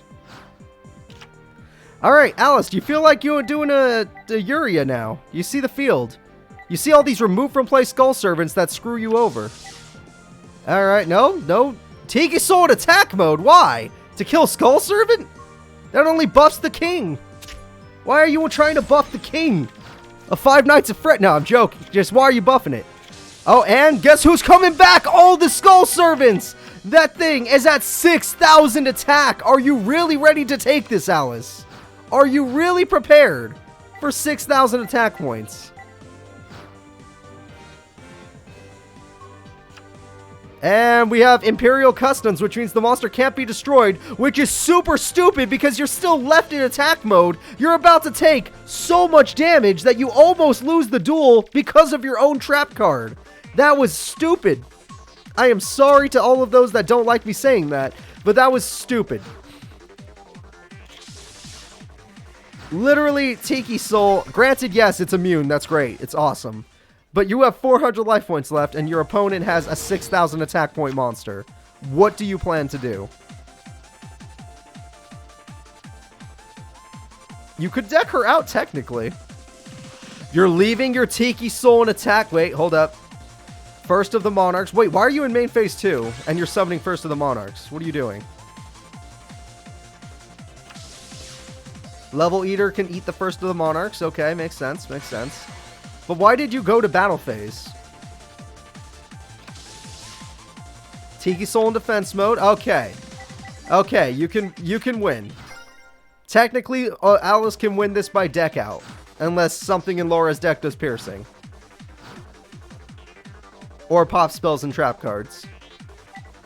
A lot of page 3 characters do not have staples that can pop spells and traps. Alright, we're going to attack the Level Eater, because why the hell not?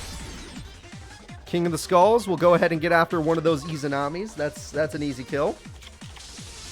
And Dark Dust Spirit goes back to the hand. That's not a good sign.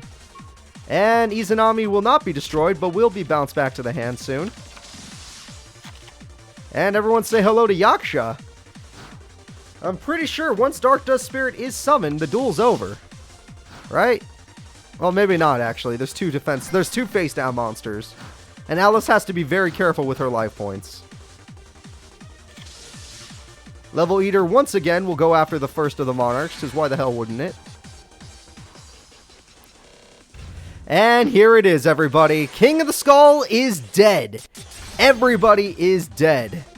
Goblin Zombie gives you King of the Skull Servants, which does not matter because Dark Dust will go back to the hand. It's actually a pretty effective strategy. Magical Merchant will make the deck out happen faster. This is going to end the duel faster. This is really bad for Lara. Lara, I don't think you wanted that. I really don't think you wanted that. It turns out Alice has a viable strategy for winning the duel, as long as no piercing damage or burn damage can happen. Alright, King of the Skull Servants thinned out the deck even more. Even for a 5,000 attack point monster, what is the point? Even with those 10,000 points showing, your opponent is immune to being destroyed by battle thanks to the Imperial Custom. What's the point? I don't understand, Lara. Alice has you. All Alice has to do is not tribute. Okay, well, tributes happen. Dark Dust will get rid of these two King of the Skull Servants. I guess it doesn't really matter if they do that. And the Dark Dust can destroy the last defending monster. It was White Prince. Goodbye. And it looks like Lara is kind of screwed. Even if she finds monsters to defend herself, she will simply deck out. She summons Goblin Zombie, which once again, I'm not gonna... I hate that I have to repeat myself, is just gonna make her deck out even faster. And once again, King of the Skull Servants, it doesn't matter how many attacks you have if your opponent is immune to death. How do you kill that which has no life? That is my question. And her final tribute summon is for Dark Dust Spirit, leaving Lara wide open for 2,200 damage. Goblin Zombie cannot thin out the deck. She has no more zombies. Lara officially has no more zombies in her deck to summon. However, she does have Battle Fader to prevent damage, which does not matter. She only has 3 spells and traps left in her deck, and unless those 3 spells and traps do 400 burn, it's over. 1 limit reverse to save them all. On Magical Merchant? Really? Okay. Really? We're doing it again. On Skull Servant.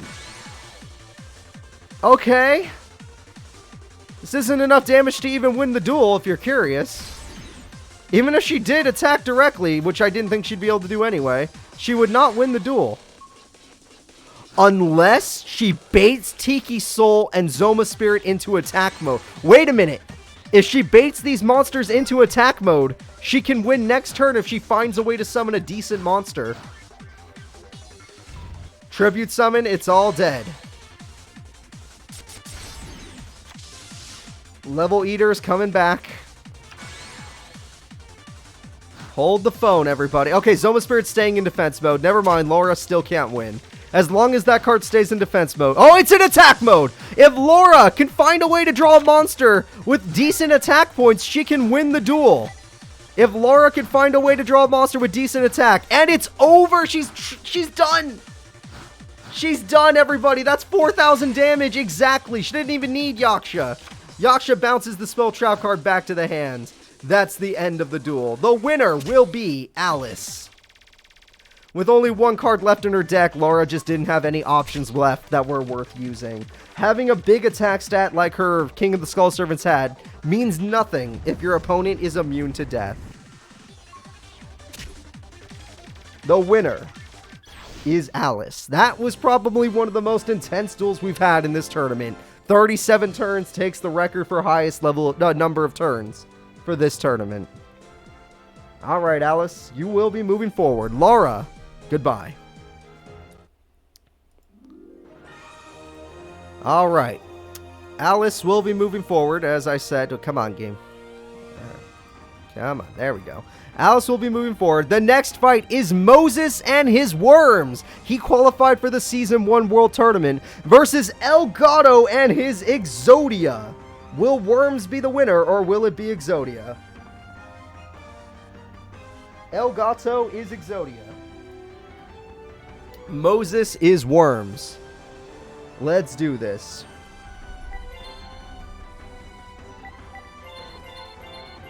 Almost there. Are we going to see Exodia today? Or are the Worms going to spoil all of your people's fun? It's probably going to spoil your fun, isn't it? I could see it happening. I could see everybody's fun being ruined because some worms wanted to win a duel. And remember, Moses actually did qualify in Season 1 for the World Tournament, so he's not a terrible duelist. But we'll see what happens. It's time for El Gato Soro versus Moses. Let's do it!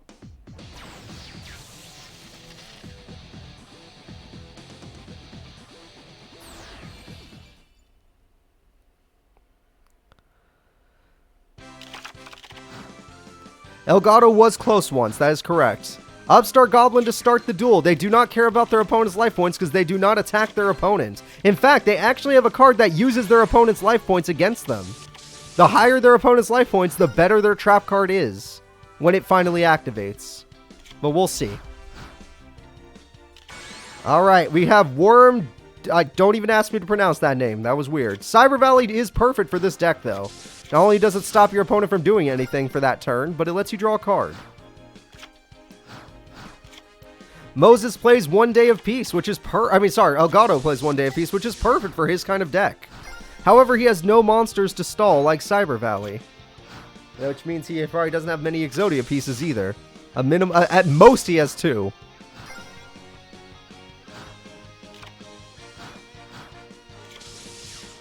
And we have 5 face-down cards. Hope for Escape is probably the card. And God said no. El Gato said used God on a weak monster. The necklace, that card will not even do anything, really. And Worm Solid is here. Battle Fader said no. She doesn't have any... He might have only 1 piece of Exodia in his hand. That's really sad if you only have 1 piece of Exodia. Alright, let's see what his Destiny draw could be. Gift card healing his opponent. This could work out if he has the trap card. If he doesn't, he's in trouble. Reckless Greed. He's getting greedy because he's getting scared. Reckless Greed. He's getting greedy because he's getting scared. Like a robot. Cyber Valley will buy him a turn at least. However, he does not have any Exodia stuff. Thank you, Luis, for the God Said No emote. That's awesome. And God said no once more. Welcome, Tachyon. I've been having a lot of fun. And thank you for being here today. And we got another drawn card. El Gato is still going for Exodia, but his life points are low and his hand is kind of pathetic. And he cannot draw for 2 full turns, so he's in trouble. Here comes another Worm card. None of these cards are going to stop. This could be the end of the duel, but Waboku said no. Waboku buys him 1 more turn. Offering of the Snake Deity will pop some cards. Waboku number 2 is gone. That could have bought him 1 more turn, but it can't anymore. Therefore, he's in trouble because he could have used that Waboku for the next turn because he still doesn't get to draw. However, Hope for Escape has been activated. With the life point difference, he will be drawing a ton of cards. Da, da, da, da, da, da, da. Yeah, look at that. That was like a machine gun draw. But he can no longer use Hope for Escape, and he has no more monsters. That's really unlucky. And he did not draw Exodia. 1 Worm attacks, and the duel is over. However, Threatening Roar said no. Alright, so there might be a little hope, but not a good amount.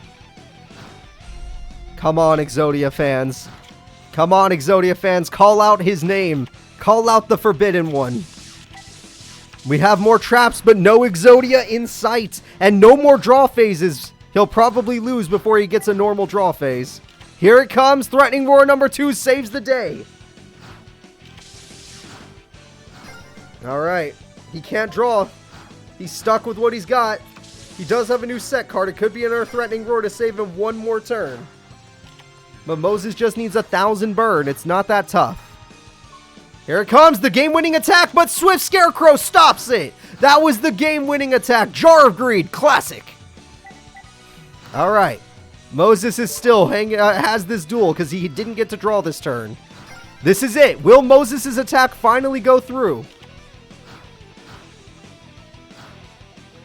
He attacks directly. Here comes the winning. Nope, 1 more Swift Scarecrow. It's not over yet.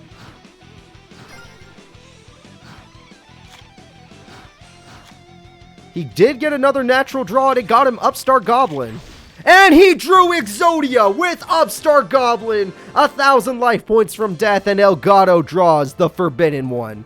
That is the end of the duel.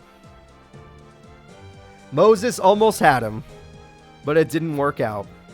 You need some burn cards to deal with this kind of Exodia deck. There it is, everybody. In all his glory.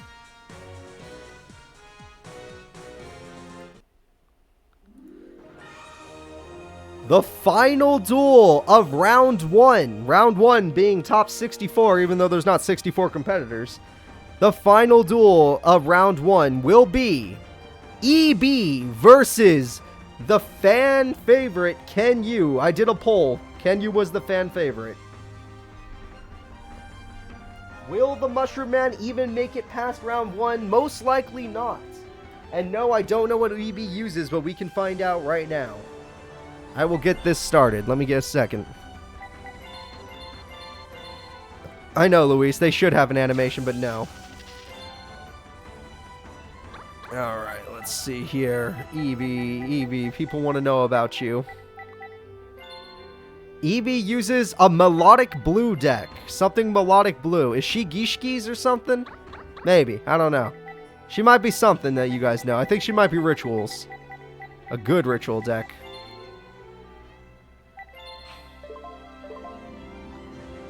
This is Kenyu using his shrooms deck. He's always about them shrooms.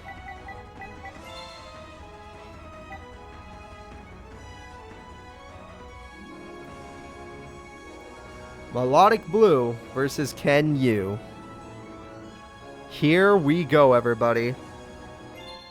Will the Mushroom Man take down the most likely ritual deck? I don't know. My money would be always against Kenyu, but he's the only character I actually respect. He was the only page 3 character I ever teamed up with in Attack Force game, thanks to my fans voting for him. And he actually won us some pretty clutch duels. This was in Attack Force 3, in case you want to watch. Alright, Kenyu just sets and passes. His deck is really bad, so we'll see what he does. We have Gishki Noelia to get Gishki, and Gishki. A lot of cards just got thrown away. Top of the deck. Your opponent, whatever just happened. Salvage brings back 2 of these cards. And the attack goes through. The Mushrumo will keep him alive. This is one of the newer mushroom cards in his deck. He put it in attack mode because Mystic Box. Okay. Because he gave his opponent Kumo Shrumo. And he set a new card with swords. Okay, he bought himself some time. So even though he gave his opponent a 100 attack point monster, he could not beat it. Gishki Abyss gets her Gishki Shadow. Gishki Shadow gets her the ritual spell she's been waiting for. The ritual spell will turn into something. And say hello to Eevee Gishki Gustra Kraken. It's a Kraken card. And Invader of the Throne and Dummy Golem are in the hands. He lost one of them.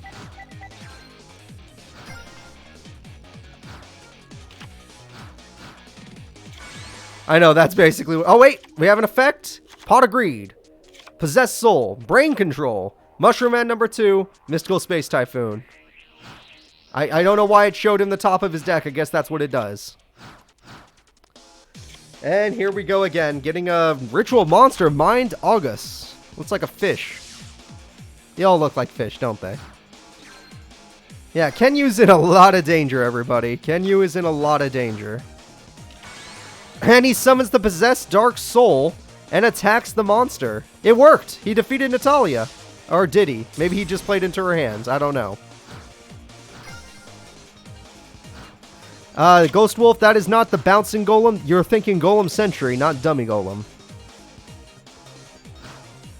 Dummy Golem's about stealing your opponent's monster, which is kind of what his whole deck is. It's giving your opponent monsters and stealing. Possessed Dark Soul attacks once again. And it works once again. More set cards, but trust me, those ritual monsters are going to destroy this.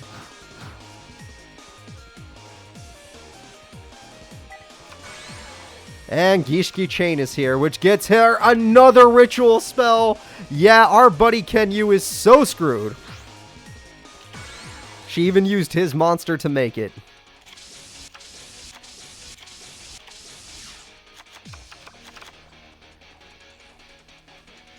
Here we go, everybody. The attacks are coming through. She's doing some heavy damage. And she gets rid of his tank. The mushroom is down. And the Jowls of Dark Demise are useless unless you flip them on your turn and not your opponent's.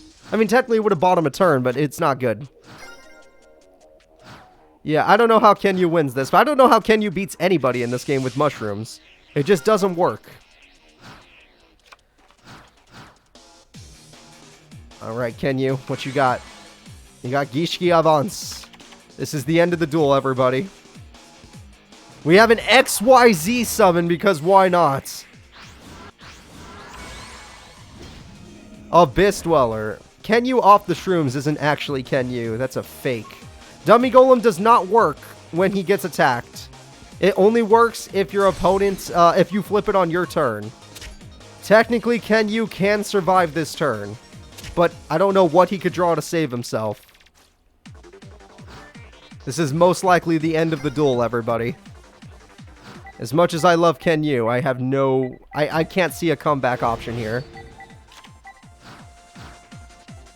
Kenyu, with just a face-down monster and a face-down card. This looks like the end of the duel. One Ukazi would do the job. Not very many people run Ukazi. But some in this tournament actually do. Kenyu's Mushroom Man number 2. What a fitting monster to lose the duel on. But Mirror Force! Does it make a difference? Activate monster's effect. And it does make a difference. However, Salvage will bring back 3 monsters. Or 1 monster.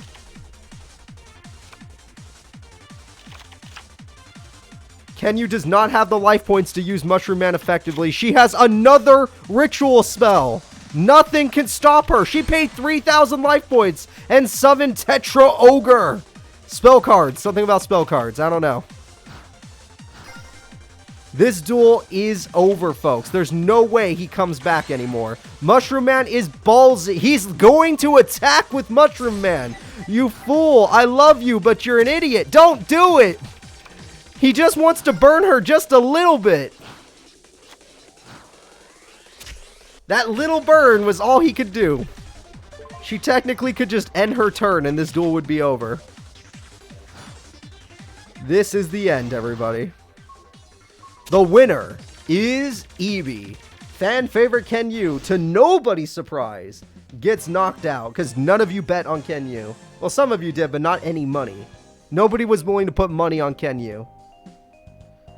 Alright. I'm sorry, guys. The Mushroom Man is literally a Mushroom Man, and I don't know why you thought he would win a duel. I love him too, don't get me wrong, but I also love reality. And reality says that he can't win. The winner is Eevee. It's time for top 32 of the Page 3 tournament, starting off with Koichiro and his Froggy Monarchs versus California. As a Californian myself, I'll tell you, we're hard to beat. No, I don't know what her deck actually is. So you must place your bets. Do you bet on Froggy Monarchs or do you bet on Koichiro? Or do you bet on California?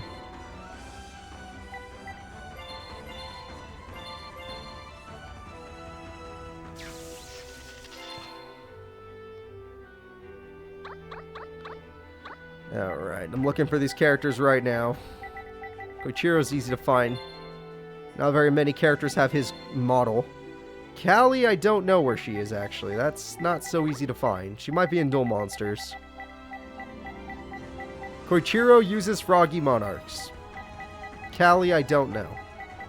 I'm trying to find that out as we speak. Callie uses Gadget Bros. She uses Gadget Bros. That's her deck name. Let's do it.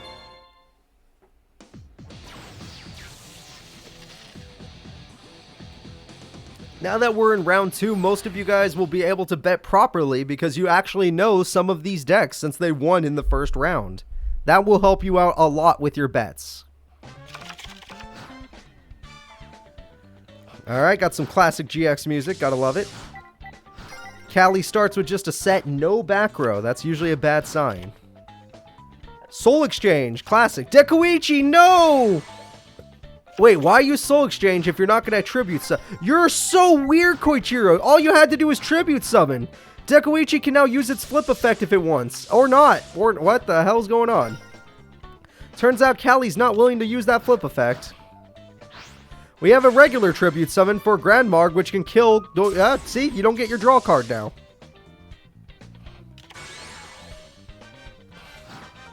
Wisteria is still in the tournament, that is correct. Waboku will save the monster. The monster being Acrobat Monkey. California has Acrobat Monkeys, apparently. California is brave enough to put Acrobat Monkey in attack mode. And summon the yellow gadget. No back row doesn't... It means that these gadgets probably don't make a difference, though. And here we go. With that level eater, they can tribute summon again. And the tribute monster this time is the Firestorm Monarch, which...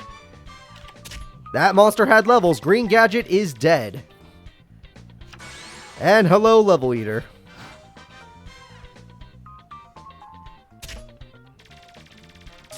Nate Dogg has some good boats there.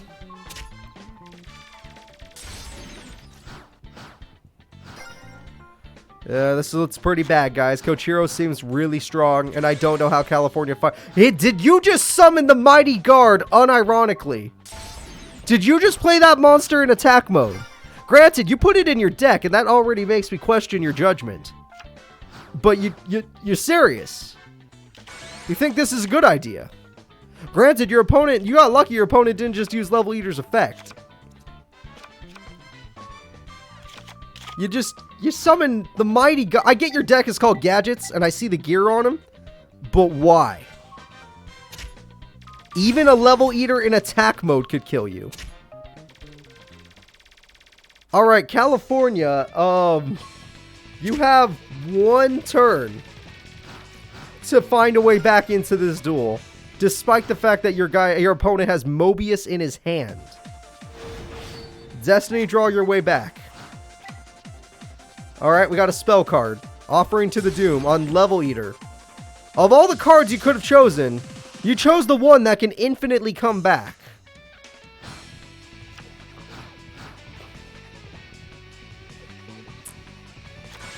Alright, well, unless you plan on going snowboarding or visiting Disneyland, I don't recommend you ever go to California again, everybody. Robo Yarrow? You don't even have the fusion! Alright, I'm upset. That's just GG, everybody. The winner is Froggy Monarch's Koichiro. He'll be going to top 16. Not bad. Not bad.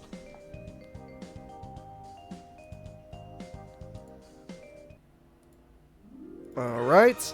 The next duel is Seun, the real estate agent, versus Wisteria, the secondary fan favorite. Alright, Seun, the real estate agent, versus Wisteria.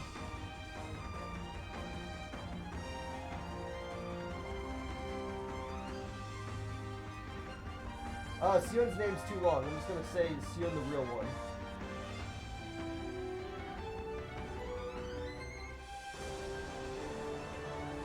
Alright, everybody. Wisteria is here. But Seun, the real estate agent, has houses to be sold. Do you want to buy a house? We will find out if Wisteria's in the market for it. Let's see.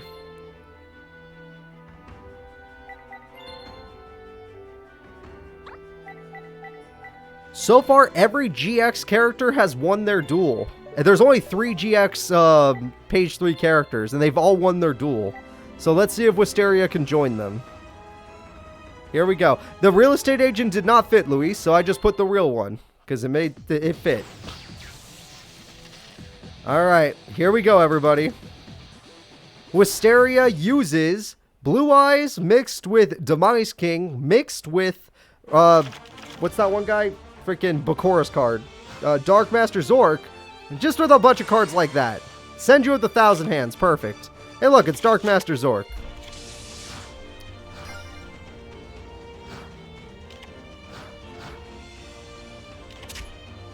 Alright, and 800 burn has been dealt. Gallus the Star Beast has been summoned into a tribute summon of Majestic Mech Oka, which will definitely massacre Senju of the Thousand Hands. Yeah, what Wisteria really needs is a Sonic Bird or a Manju. And Wisteria Bricks, of course. And we have Majestic Mech number 2 for 4,800 damage.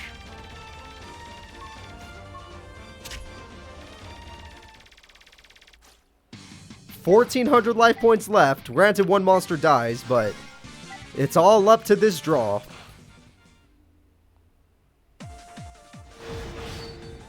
Let's see what she gets. Monster Reborn, which could bring back Majestic Mech, but it's not exactly strong enough. And you're willing to crash and leave yourself wide open for death. All Seon has to do is play a monster with 1,400 attack points, and he wins the duel and sells a house. That monster has 1,600 attack points, and the winner is Seon, the real estate agent. You can't beat him. Fan favorite characters go to hell. This is page 3. In fact, every tournament has destroyed fan favorite characters, except Zexel. They still had some good ones there. Alright, Seon, the real one, has won.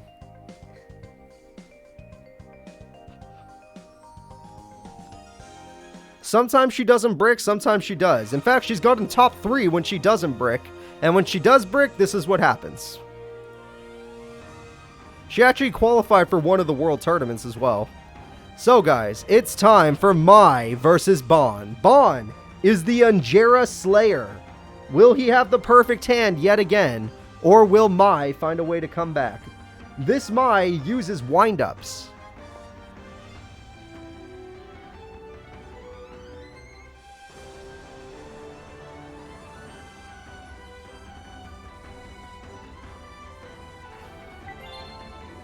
Alright.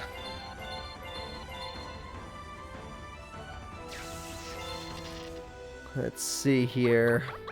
Mai and her wind-up deck versus Bon and his Destiny board deck.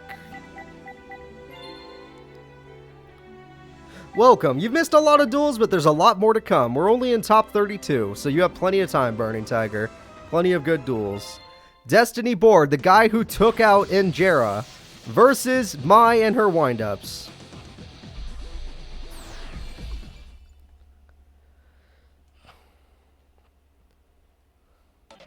Here we go. Let's see if he starts with Destiny board again. If I see a trap, no traps. This time he did not get it. That gives Mai a 50% chance of winning. Mai starts off with wind-up dog and wind-up shark. Wind-up dog is now level 5. Wind-up shark is now level 5. An exceed monster has been achieved. Everyone say hello to Wind-up Arsenal Zenmaioa. I don't know this card. And it does destroy the stone statue of the Aztecs.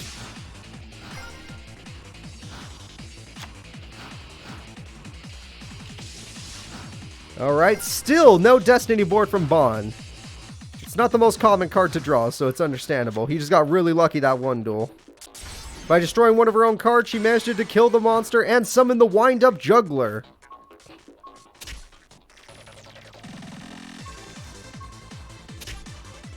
This looks like a pretty cut and dry duel here.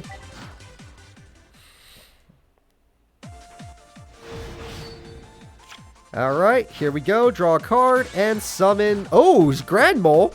That's actually a pretty funny card, but it's not going to really save you. It's just going to give you a little more time, if you even get more time. Depends on what Mai draws. Is the guy who beat Jarrah just going to lose because he didn't draw... He literally had the perfect hand. That's the only reason Jarrah lost.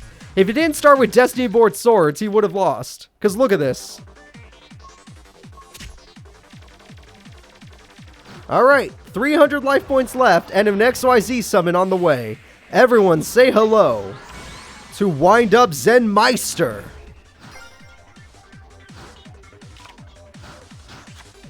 And we got Magical Melt. You need a whole new hand, because this hand seems ass. Yeah, get rid of it all. Okay, almost all of it. You need swords, and you need Destiny Board now.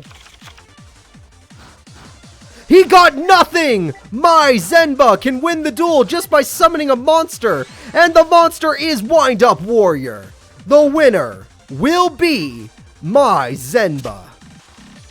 Bon is out of here. Hey, going down swinging. Thank you so much for gifting subs. I appreciate that so much. I hope you enjoy your sub, a greedy guy. Going down swinging, you're a real one. Thank you so much. Mai has won. Bon is gone.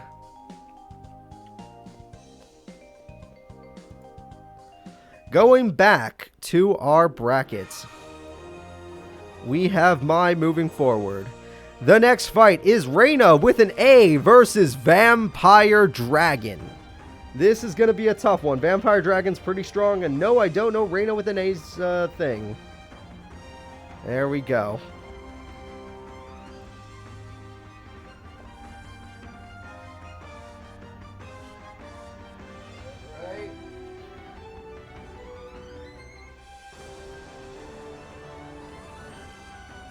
And place your bets, everybody. Place your bets. Do you bet on the vampires? Zombie decks seem to do decently in this tournament.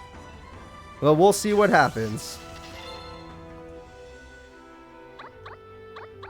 Reyna, what is your deck? Reyna. She's a dual monster character. Interesting. Her deck is called Full Throttle Magic.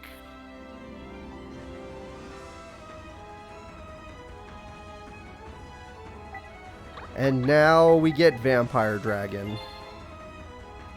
Are you guys ready? It's time to start the duel. Do you believe in the vampires or the Full Throttle Magic?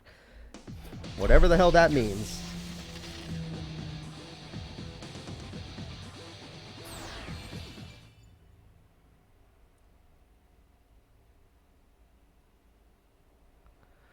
Here we go, guys.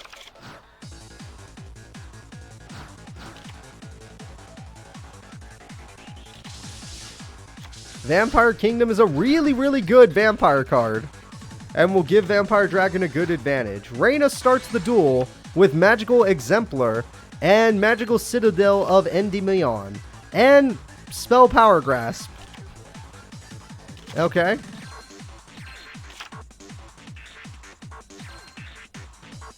There we go. Special summons the Magical Undertaker and just goes for the attack, because why not? Is that Vampire Baby? That's adorable. Get out of here. Welcome back. I'll see you next time, Kurt. You can watch the rest on YouTube.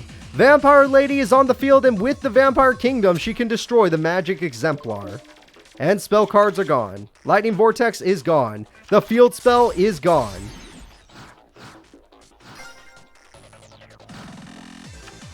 All those spell counters are gone. And another field spell. And another Spell Power Grasp, because we already knew she had that. The problem is, none of this matters if the vampires keep doing what they do. Fisher! Wow, classic card. Alright, Magical Undertaker, no joke, is going in at 400 attack points. I highly, highly don't recommend doing that if you're a human player. But whatever, she can do whatever she wants. And Vampire Sorcerer lets you have Vampire Grace. That's a new one. Vampire Grace gets rid of a trap card, which means that you're allowed to pop one card on the field. And I would have chosen the field spell, but you do you. Oh, well, I guess you're going to be able to do it anyway, aren't you? Vampire Grace does 2,500 damage. And now Reyna, with 3 spell counters, how does she come back? That's not going to help. that is definitely not going to help. And trap cards. Therefore, now you can pop the face down, or you can pop the... Oh, there were no trap cards. Reyna had no trap cards to throw away. Goblin Zombie goes in. Magical Undertaker activates its effect to bring back the Magic Exemplar. That does save you some life points, doesn't it? Alright, looks like Reyna still has some spell counters, but no way of using them. And she summons Magic Exemplar, which can use the spell counters. And by doing so, she special summons the Magical Undertaker, which does absolutely nothing in the end. That was a weird play. Goblin Zombie only helps the opponent, because now he has Vampire Dragon. Oh god. Vampire Dragon's going to be a problem. Let's see how he uses himself. Oh look, Vampire Sorcerer goes away. Oh look, Vampire Dragon can now be special summoned. Why do you keep saying traps when you know your opponent doesn't have any trap cards? Vampire Dragon has hit the field. That is the boss monster. 2900 attack with Vampire Kingdom on the field. And Magical Undertaker is dead.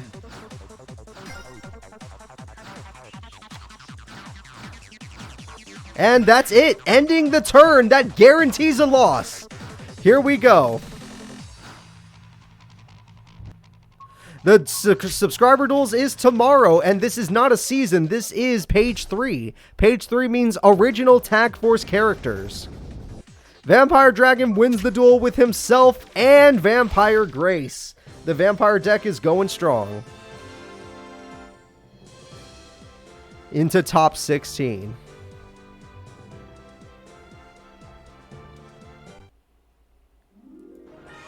Alright, let's go ahead and take a look.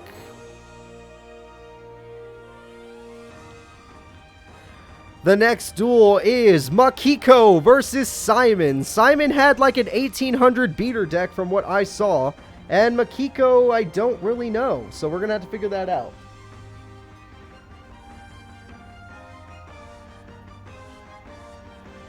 Alright guys, place your bets, place your bets. Simon has a weird beater deck, and Makiko has whatever Makiko has. I'll let you know the second I see what her deck name is called. Alright, let's see. Makiko uses a deck that is called A World After Sentence. I have no idea what that means. Alright, I'm sorry. I want to help you all out, and I can't. Because I have no clue what this is.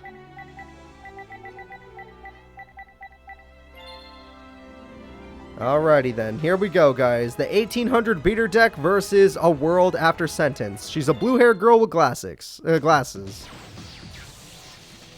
It can't be another zombie deck. If it is, I'll be impressed. I'll be like, oh my god, this game has like 12 zombie decks. Alright, here we go. She does have 2 extra deck monsters.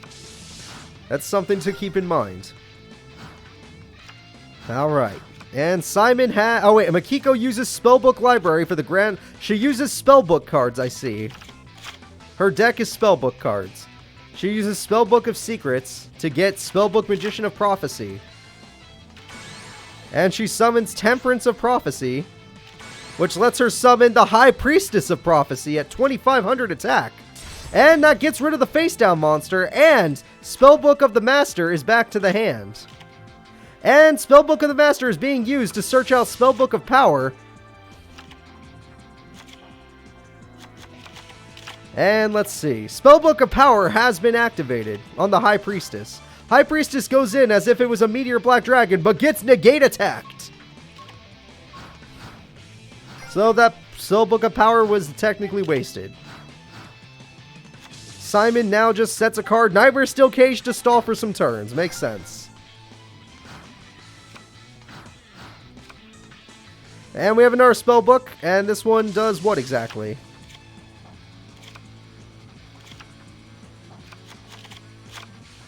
Gives you a card, I assume. And this monster's effect pops the spell. Oh god, you can't even Nightmare Steel Cage. Spellbook of Secrets is back. Spellbook of Secrets has been activated. What does it do? It gets you the Grand Spellbook Tower. And the field spell has been activated.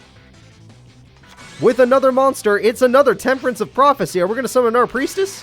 No, we're going to see World of Prophecy! That must be the boss monster because it has World in the name.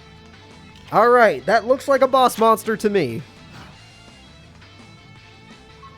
Geico the Ghost Destroyer is dead.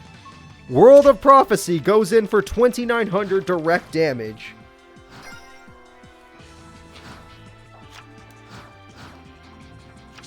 And Simon's forced to... Oh god, that was pitiful. More spellbooks are coming back. Spellbook of Secrets gets you Spellbook of the Master. Spellbook of the Master gets you Spellbook Magician of Prophecy. Oh no, you use that to use that card in the grave. And which one do you want this time? Spellbook of Secrets again? Nope, you want this one. And bounce back a trap card. And monster effect will pop that card. One more monster on the field. It's Justice of Prophecy. The winner is pretty obvious in this point. I'm going for Makiko. In fact, she seems like a tournament contender with this deck. And the final attack of World of Prophecy is in. Makiko, with a perfect victory, and on turn 6 nonetheless, has won. I believe turn 5 is the record, so we haven't beat the record yet. Kami has the record on turn 5. Alright, Makiko is strong. We gotta respect that. The next duel will be Masato versus Ai. Now, we saw Ai duel once already, and we believe she uses Noble something. Somebody in the chat help me out here. Noble something. Alright. Ai versus Masato. And Masato, hell if I know. I'll find... Oh, she uses Noble Knights. Thank you. Noble Knights. And I'm going to do... Hey, what's up, Kazuki? We're in top 32 right now. Alright. Masato. I'm looking for Masato right now. I want to figure out what the deck they use. Masato uses... Oh! Heralds. Masato is the Herald guy. Anyone know Heralds? I actually did a story mode for them in Master Duels. Heralds versus Noble Knights.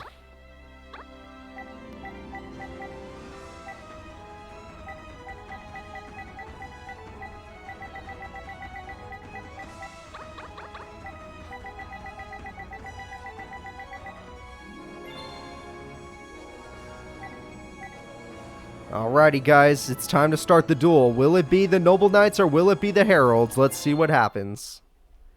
I hate fighting Heralds in Master Duels, at least when I did. I don't play Master Duels anymore. But I don't think they're that strong back in this time period. I'm sure they have good cards, but they're not that strong. And Ai's Noble Knights seem to be decent, at least in attack points. Terraforming gets you nothing because the Herald has activated. You don't get anything. And Noble Knight Gawaiian and a spell card. 2400 direct damage seems pretty scary. You gotta watch out for that. And another equipped spell. You're at 2700 attack. Yeah, the predictions were in, Luis. Those happened, they always happen before we start the fight. They happen when I start talking about the characters, basically.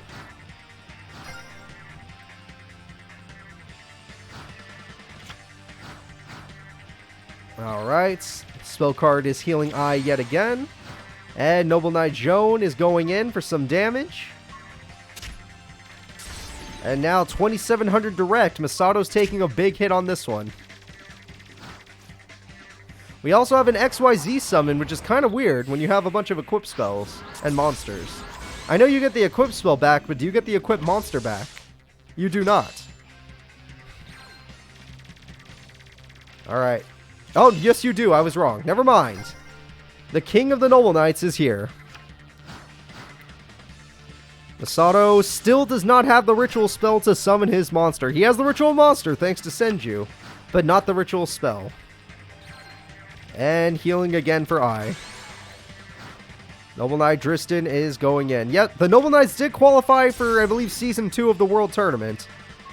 Could have been Season 1, I don't remember. But they think they did qualify for Season 2. So it could happen again. Maybe they will qualify again. Right now, it seems like Masato's in a lot of danger. Masato drew Monster Reborn to bring back the Agent of Creation Venus. By spending some life points, he could actually defend himself. As long as this girl does not gain piercing damage. Alright, if you needed monsters for your ritual, there you go.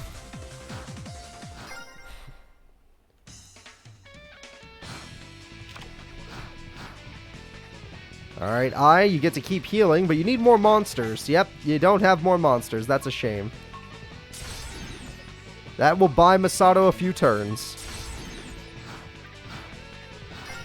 So far, it looks like I can't lose this duel, but we haven't seen a ritual, so we don't know yet. Pot of Avarice, that might actually help. Gives him another chance to draw a card he can actually use. He summons Manju, there you go. But the AI is too stupid to pick ritual spells, because this is Attack Force 7 and not Attack Force 3 or 6. And there we go. With Manju in attack mode, this could be it.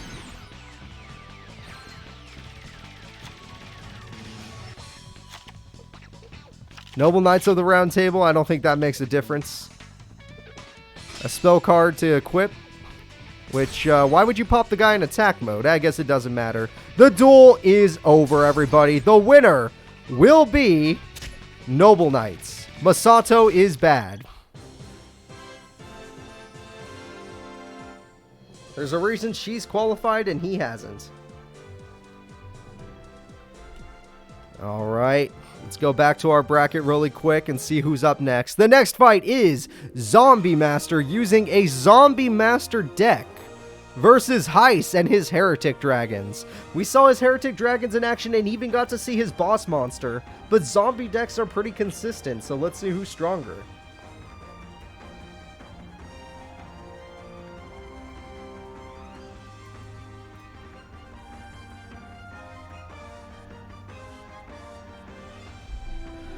Alright, here we go, everybody. Will you bet on the consistent zombies or Heise and those high-power dragons?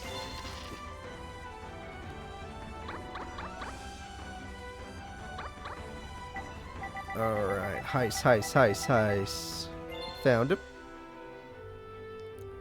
Yeah, the upsets today were, oh my god, we lost in Jarrah in the first round. It was pretty brutal. Pretty brutal. And Jarrah is the only person to ever win a tournament going down swinging for page 3 characters. She's the one that won the last 2 representative tournaments, and she got knocked out in round 1, so it was a pretty big deal. Pretty big deal.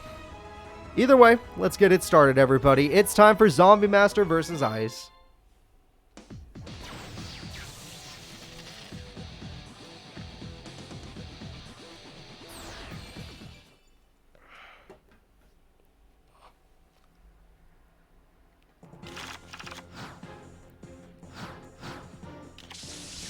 Alright, Zombie Master with a set pass. Very classic, very consistent.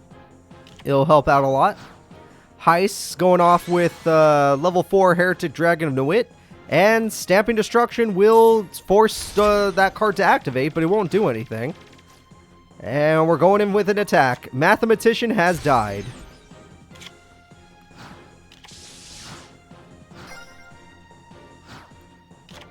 And Jarrah uses Quill Forts, and she died immediately. She was a 2-time champion with that deck.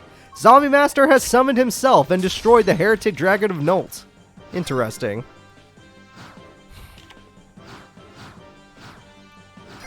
Alright, Zombie Master's in a good spot because Heise has bricked.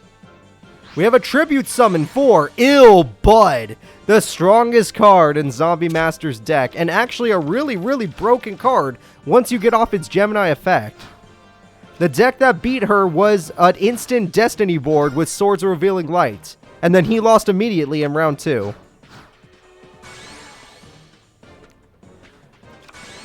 That's his actual face. Oh wow, we have Endless Decay at 2900 attack. Like, if you look at the Zombie Master card extremely closely, that's the face he actually has. Luis, on the card.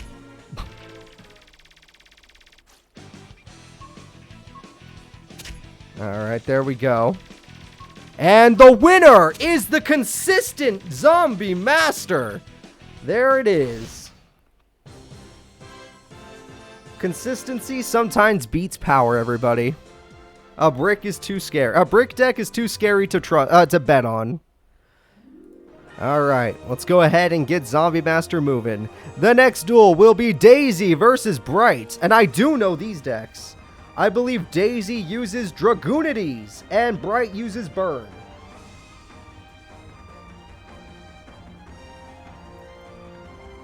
I think she was a contender last tournament. Daisy, that is. I think Daisy was a contender last tournament, but she did not make it to the World Tournament with her Dragoonity deck. All the zombies will be in top 16. Their decks are too consistent.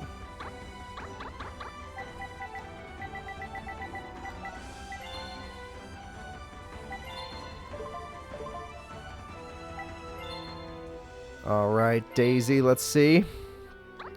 I believe she's a 5Ds character. And yep, she is Dragoonities. Let's see who wins this duel, everybody. I'm expecting a good duel from these two. Dragoonities are decently fast, so I feel like Bright's gonna die. But, I mean, enough burn cards will win you the duel if your opponent doesn't give you a new hand every few seconds. Alright, Daisy starts the duel with a spell card, Dragon Mastery, and sets a card. Couple cards. Wow, everything!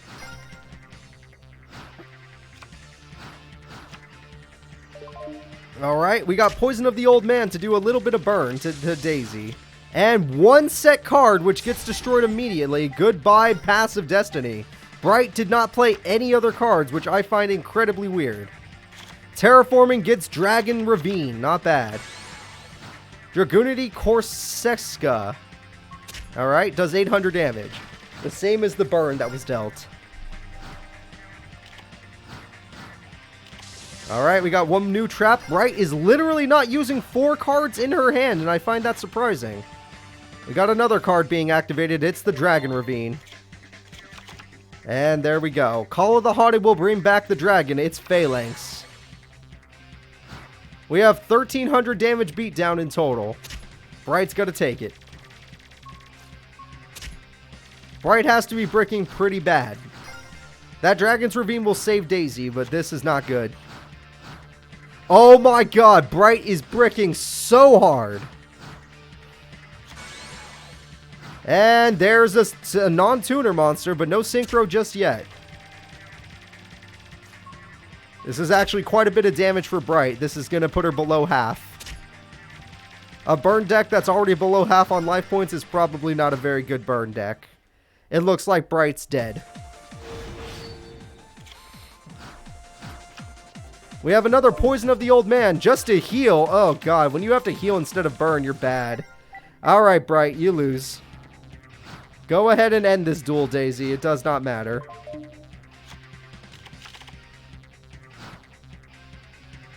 $1,200 damage. It's not going to end the duel, but this will do 2,500 damage.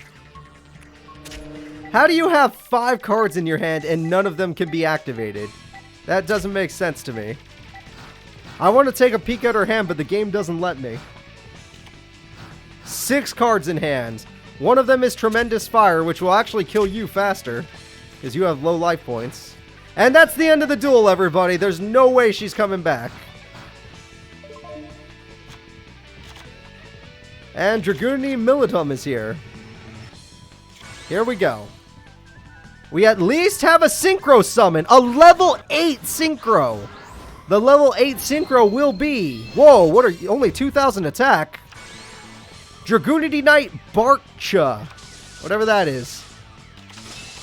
2 equip spells. It has 3,100 attack.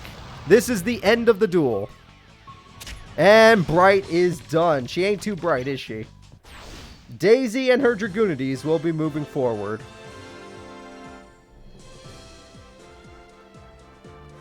I don't know what's in her hand, guys, but 5 cards that don't activate makes no sense. Alright. Let's go ahead and move Daisy forward. The next duel is Nadia versus Reyna. Nadia versus Reyna. Now, Reyna also uses a zombie deck. Not the one we thought, but she uses a zombie deck.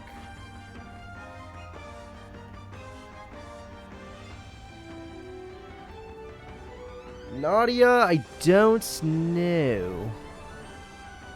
I don't know much about her. Yeah, she's off my radar. I don't know who she is. Alright, place your bets. I'll let you know what her deck name is called at least when I find her.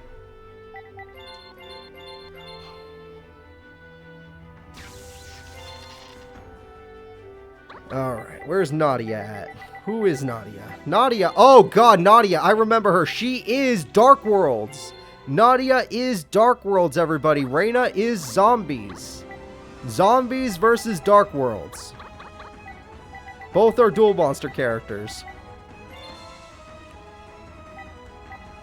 Here we go, everybody. Nadia versus Reyna. Dark Worlds versus some zombies.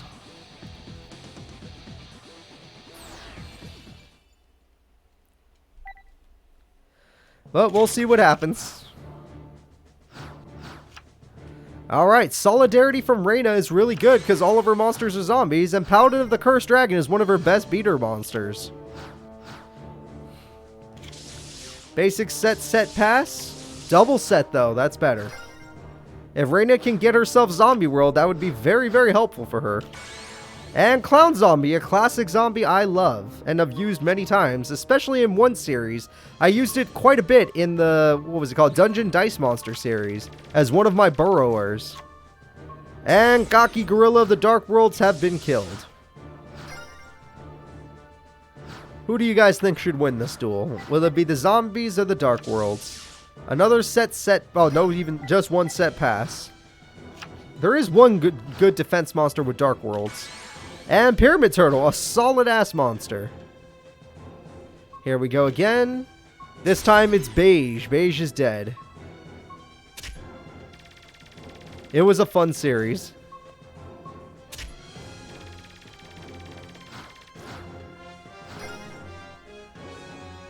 Alright, let's see what we got here. Just another set. It looks like Nadia is kind of not drawing any of her cards, unless that's Morphing Jar. Oh, Nobleman. Let's find out what it was. Nope, just a good old Zure Knight. Three-legged zombie. Love it. Nadia did not draw any of her discard cards. That is not good. Without a discard card, she will lose this duel. And she's already dropping fast. It seems like the zombie decks are way too consistent. Alright, Nadia, what shall you do?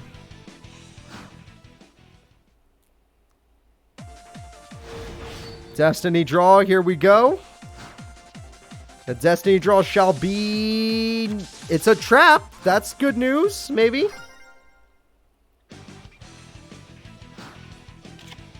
Maybe. Alright, let's see. Will Reyna just go in? Yeah, she's just going to go in. Alright, first monster to attack gets Draining Shield. And if that's one of the weaker Dark Worlds, she'll still be able to tear her down. Mirror Force is not usually used by page 3 characters. Some of them have it, but not very many. Mirror Force is more of a common card for GX and dual monster characters. Some 5Ds characters even have it. But it's not common, going upwards. Nadia bought herself one last turn. Can she at least do 2 damage? Maybe summon one of her boss monsters. Not even a monster to summon. She probably has gold and silver in the hand, but she can't even summon them. However, the Force Darkness... Okay, hold up. What does this do? That does not make a difference. Nadia, that didn't do shit. That last trap better do something. Allure of Darkness, when you only have one card in hand. Alright, that one card was a monster. Oh, Soul Absorbing Bone Tower, I like that card. Zombie World. Paladin has decided to steal Ceruli, Guru of the Dark World. And this is game, everybody. The game-winning attack is going through, and the winner is Reyna's Zombie World deck. No surprises have been made. No one bet on Reyna, huh? Consistency, people. Consistency. You gotta remember it's how good that is. Alright. Reyna shall be moving forward. The next duel will be Rui versus Kami. Alright, guys. Kami is back. The girl who won as the fastest duel, turn 5 victory of this tournament with her water deck. Versus Rui, which I will find out what they are in a second. Alright, everyone place your bets.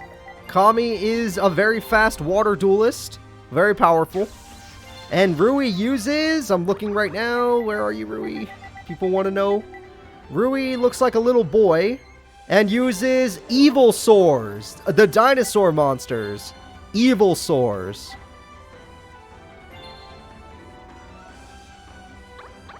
Alright, do you bet on Kami of Team GX? Not really Team GX, but from GX's page 3 characters. Or do you bet on Rui? Arc 5 if you're curious. Let's get it going, everybody. I'm ready to start.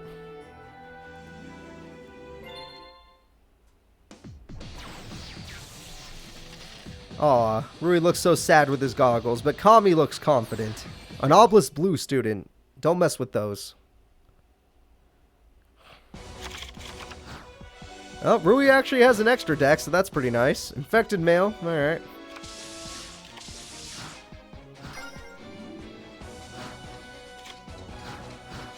Alright, Rui starts off with Evo Price. And Foolish Burial throws away something. We have a first summon, but Fish Depth Charge will get rid of a fish to destroy it. However, Forbidden Lance says no. With only 800 attack, Evoltile Casinario goes in. Casinario.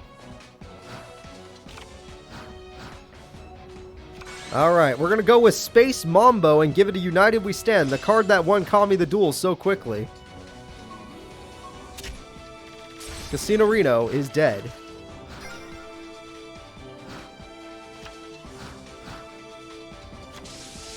And it looks like Rui's forced to play defensively now. This is not good. United We Stand would scare me too, but Cyber Shark has joined the field. Oh no, the Space Mambo's gonna do it. However, it does special summon Casino Reno, which is just gonna die.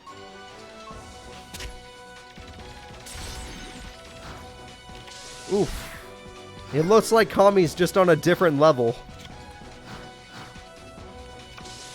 And these monsters do not evolve fast enough.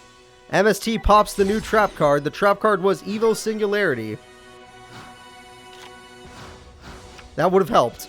That would have helped. Hidden Armory gets you United We Stand. United We Stand will now buff up Space Mambo to 4,900 attack. Almost enough to win the duel. Space Mambo puts Rui at 500 life points.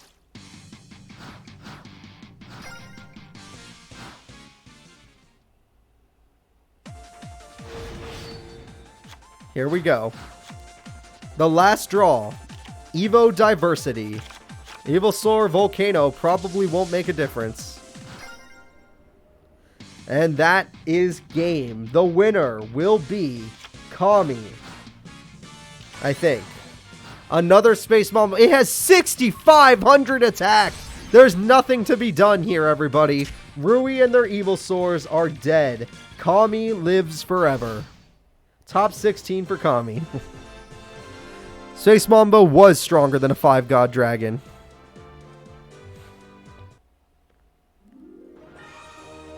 Alrighty, guys. Let's go ahead and move Kami forward. The next duel is No Money Yaoi versus Takeru.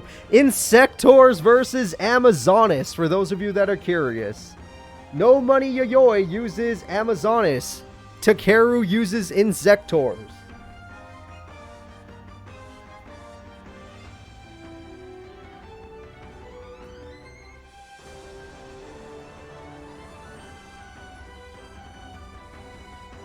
Alright, place your bets, people. Place your bets.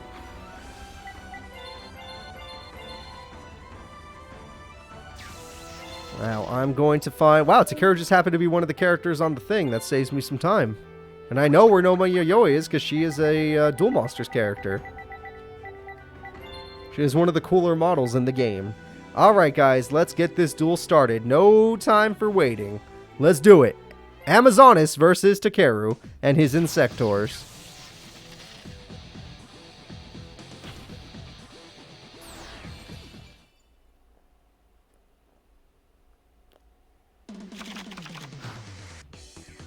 Alright, No Money Yoi starts off with Amazonas Village, a very good card, but most Insectors, I watched the Insectors, they pop monsters and they pop spells and traps, so probably not going to matter.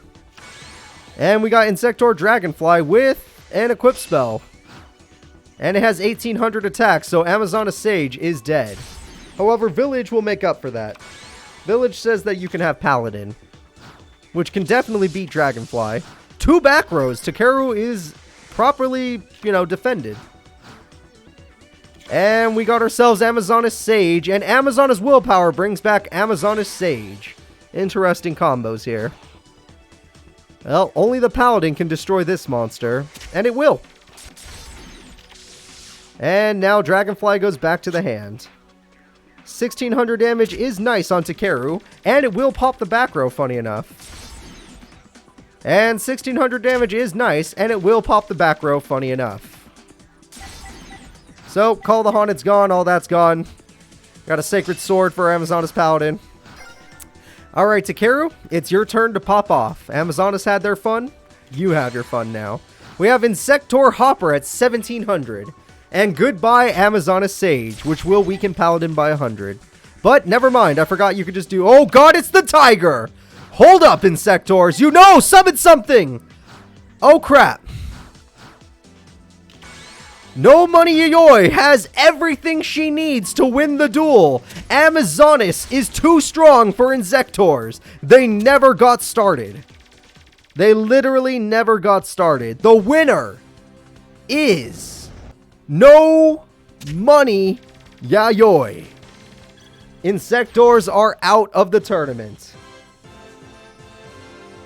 Oh my god, nobody bet on No Money Yayoi because nobody thought she had any money. And guess what? The ones that did, you're rich. You guys are rich. The ones that believed in Amazonas are rich.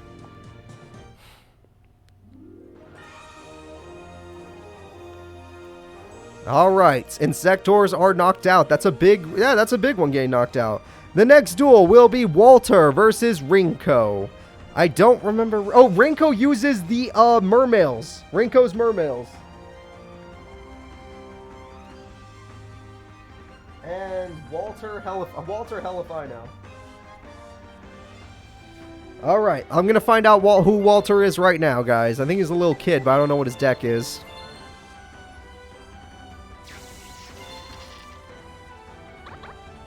Alright, let's go find Walter right now.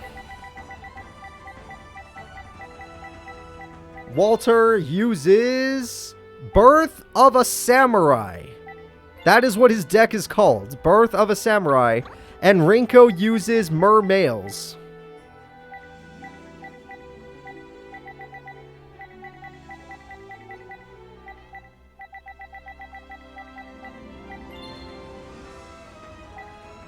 Alright guys, let's do it.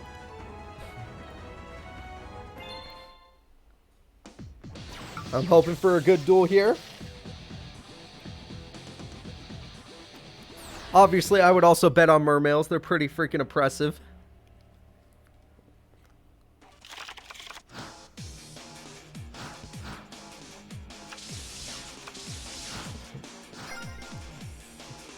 Although somebody already used 6 Sams in this tournament, so I don't believe this guy would be 6 Sams. He has Elemental Hero Stratos to search out Elemental Hero Wildheart. Why, if you have no fusions? I don't think it's 6 Sams, guys. We already saw someone else use 6 Sams. We have Abyss Sphere to special summon 1 Mermail from the deck. Hello, Abyss Magello, whatever that is. It looks strong as hell, that's all I know.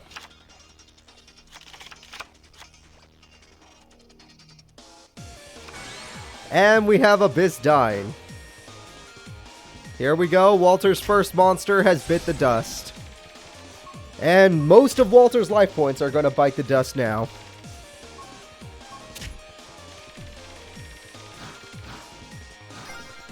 It's Walter's turn to figure something out. Walter summons Wildheart and plays Ruryoku to steal attack points. I don't know why you didn't steal it from the bigger monster, but whatever. I also don't know why he set Ruryoku. Oh, that's why, because Abyss Sphere was going to kill it anyway. Good job. Umi has hit the field. And that monster can definitely overpower his. And with this spell card, it's at 2,500 attack. Your monster's dead, Walter. You're dead, kid. You're dead. No Money Yaoi is a female, and she uses an Amazonas deck and destroyed her opponent with Amazonas monsters. She was very oppressive and won the duel extremely quickly. And it looks like it's the end for Walter. He can't overpower 25. So far, I've just seen Warrior monsters, Elemental Hero monsters, but no fusion, so there's no way it's an Elemental Hero deck. He has Necro Gardna, which can stop this attack, but he won't. So, Walter, I believe, just uses a Warrior deck, for those of you that are curious.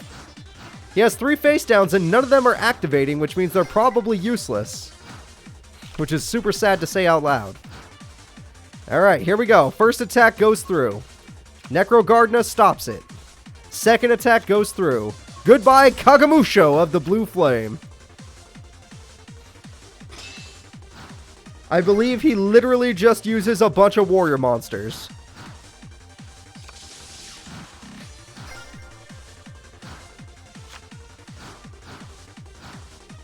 Here comes a 3,300 attack point monster. Masaki, the legendary swordsman! The final attack goes through. Mermail Abyssdine wins the duel. Oh, that's a shame. That's a shame. Rinko is super strong. Walter was a bitch. Oh, God. That's someone Kenyu might have been able to beat.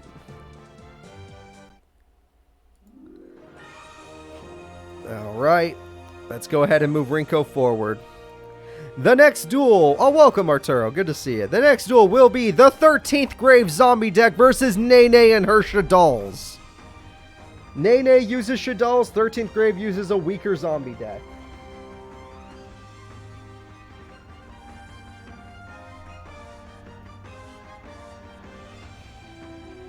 Alright, place your bets, people. Place your bets.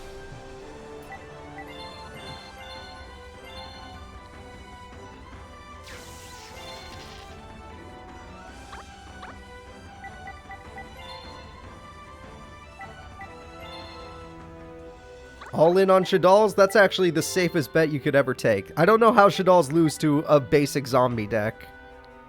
And when I say basic, I mean basic. Like, he's so basic, this is the character I use for Bones. For Bones to play as. Alright. Arturo, for some reason, bets on the basic zombie, but I don't believe it. Nene starts super solidly with 2 back row and a monster. The 13th Grave plays Mystic Plasmic Zone to buff dark monsters, which, guess what? Phantom Ghost is dark, and that equip spell is decent, but overall, Shaddolls are dark monsters, therefore they will get buffed as well. Bones has won a tournament, Nate Dogg. Bones has won a tournament, not with this deck, no. This is not the same. They don't use the same deck. Bones has his own deck I customly made from the show. The 13th Grave is using the 13th Grave. And Mystic Plasmic Zone is gone. Shaddoll Core joins the field. What is this? Spellbook of Power makes Mathematician super strong, but an old school Magic Jammer makes quick work of that. Alright. First attack goes through, and the monster is dead. That amulet does not matter. Shaddoll Core. Actually, it does matter if you fight Shaddoll Core, but other than that, Nene's doing real good here. He does have another Phantom Ghost, and now if he attacks that core, he will gain a bunch of attack points. He did 2,600 damage. Oh, sorry, and 50 damage. But he can't beat Mathematician. That card's too strong. And Spellbook of Secrets gets Spellbook of Power. This time that Spellbook of Power will not stop him. Nene's going all in. Go get her. Go get that bag of bones. Alright, the AI can't help itself, therefore it's going to get the card back and brick. So, the 13th Grave has bricked itself.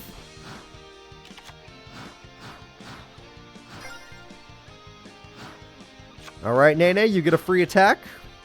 Spellbook of Secrets again for another Spellbook of Power. Are you going to go all in this turn and try to win the duel now, Nene? Spellbook of Power will do 25. She needs almost 25 more. Does she have another monster to do some damage? Monster Reborn brings back... That's not very good. That's not what I would have recommended, Nene. Should all fusion... But you already used Spellbook of Power. Okay, good. Now she wins. Now that's how you win a duel. Oh, it's Construct! Oh, crap! That's the best one! El Shadal Construct is here. My friend used to use it on me and destroy me. I know how good this one is.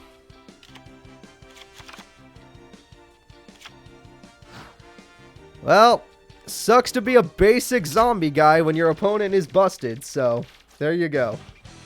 Nobody bet on the 13th grave anyway. Everyone that bet on Nene, you're going to win like 2 bits. Enjoy your 2 bits. And 1 zombie deck leaves.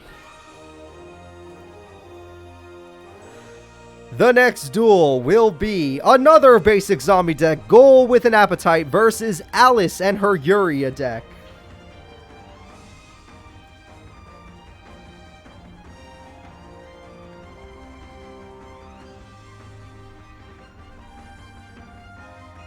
Well, Kami made it forward, so maybe Alice can too. And funny enough, Alice already knocked out a zombie deck. This would be the 2nd time she knocked out a zombie deck. Gato already dueled and summoned Exodia, Kyle Stacy. They can duel again, though. Soon. Very soon.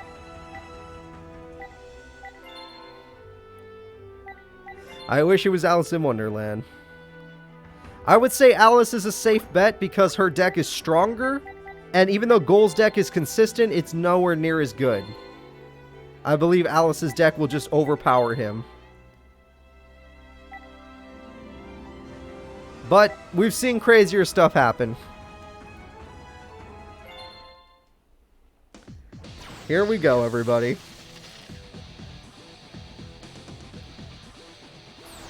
Maybe she'll actually summon Yuria this time. I highly doubt it, but there's a chance.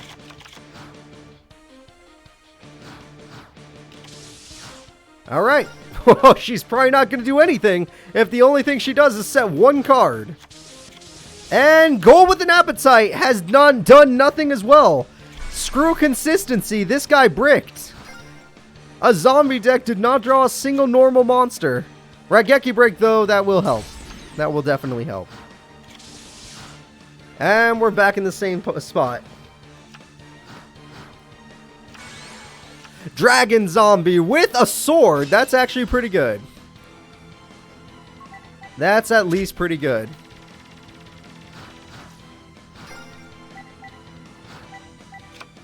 Alright, Alice. Let's see what else you got. You got the first... Why didn't you activate that last turn? Oh, she's probably going to Tribute Summon. Creature... Why is it in defense mode if you're going to Creature Swap? You could have put it in attack mode. Why did you put it in defense mode? I'm very confused, everybody. If anything, you just gave the Goal a better monster than they could have ever had.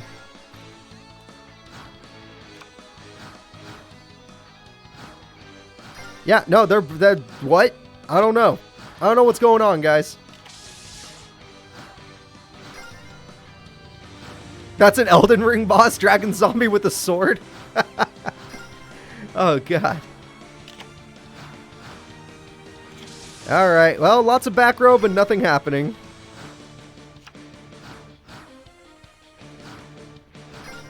Alright, it looks like Goal with an Appetite is just like, hey, I finally have a good monster. I'm not going to lose it. Oh, this strong defense monster has been better than this Dragon Zombie the entire time.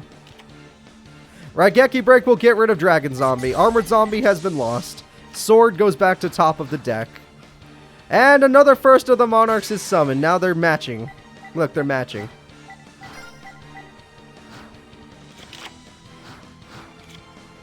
And let's see what they decide to do. Mystic Plasmic Zone will buff the monster. I don't think I... Oh, you know, I wouldn't have buffed that, but it works. Why? Oh, it has 2,000 defense. Yeah, I don't know if I would have buffed that. You have other monsters. And goodbye, Mystic Plasmic Zone. You have other monsters. There's no way you don't. I know you do. Granted, 2900 defense is pretty good. Guys, this is the duel. Alright? I'm sorry. This is the duel. I can't help them. Their AI is dog. This is the duel. It's not what is this duel. This is it. MST will pop the monster. There you go. See, you could have done that last time. Would have been a lot better. First of the Monarchs. Here we go.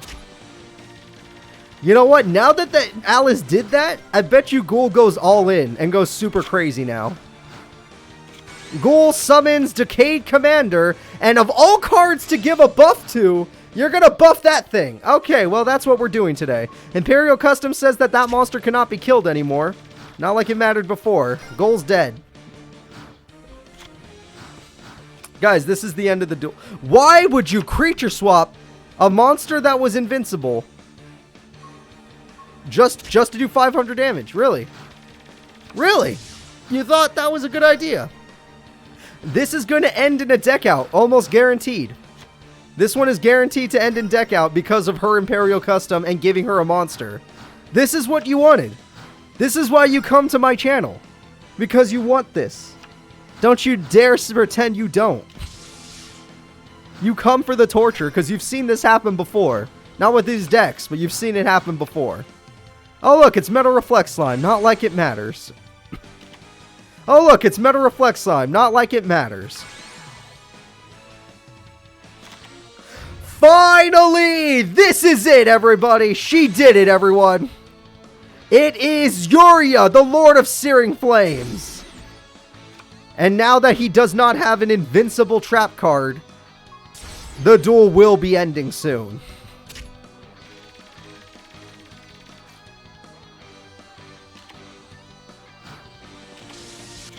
This is going to be the end of the duel, everybody. Alright, we have that card, which could stall, but not help. Decayed Commander is back. We have another card. And that card is gone for some reason. Why? How did Yuria leave? I'm actually confused. Clown Zombie's winning? Okay. Clown Zombie goes for the attack and beats the Decayed Commander. Holy crap. Did Ghoul actually beat Yuria? What? What? How did Ghoul beat Yuria? I was watching the entire time and I still don't understand. I didn't even look away. He played a spell card and it died, but it was a spell card I've never seen. I'm so confused. What was that spell card? It looked like a yellow monster. Alright, well now this is the strongest Zoma spirit in the game.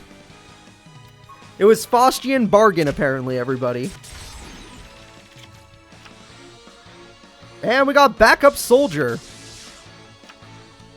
Alright, so he got some of his monsters back. That's pretty nice. What the hell is going on in this duel? Okay, that's the third First of the Monarchs we've seen. And it's stronger than Zoma Spirit, sadly. Although, is that another ball? It's another Faustian Bargain. However, Imperial Custom said no. Oh, it doesn't work! Imperial Custom does not work on that, although it works on this, so it doesn't work anymore. As long as Alice has Imperial Custom, the duel will go to deck out. The duel will definitely go to deck out. Unless she draws another Yuria. And Alice will lose by deck. Ghoul will not win this duel. That'd be stupid as shit. Ghoul winning the duel would be super stupid. Oh my god, did Ghoul with an Appetite just bait her into attack mode? Wait a minute. By putting a 0 defense monster in attack mode. Holy shit, he baited her. Is he going to bait her for victory? This is doable, guys.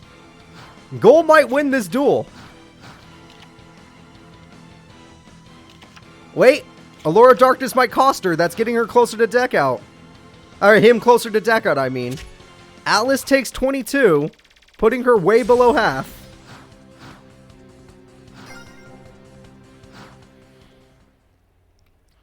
I don't think Gol can win this duel. It still sounds too stupid to be real. But I've seen crazier things happen. A Destiny Brick. That's what that was. Gol plays a new card. It's the Recurring Nightmare to bring back 2 0 defense monsters. And he just sets one to bait.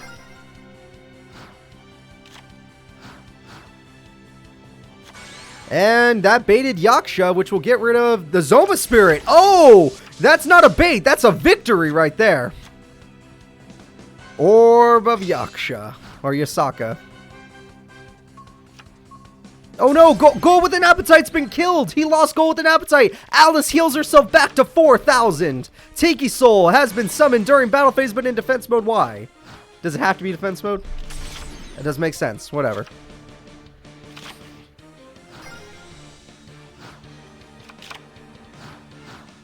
Alright. Spirit of the Mummy summons a dragon zombie, not like it matters. That doesn't help you either. We already know Yaksha can come right back, and even though Yaksha... Oh, Yaksha's not stronger than you, never mind. Oh wait, but it gets rid of spell cards, which means your equip spell. We have a tribute summon. It's the Dark Dust Spirit! That's the end. He's just gonna keep bricking on his equip spells. The duel is over. Alice has guaranteed herself a victory. Because she could just keep summoning Dark Dust Spirit for game, and his equip spell will brick him.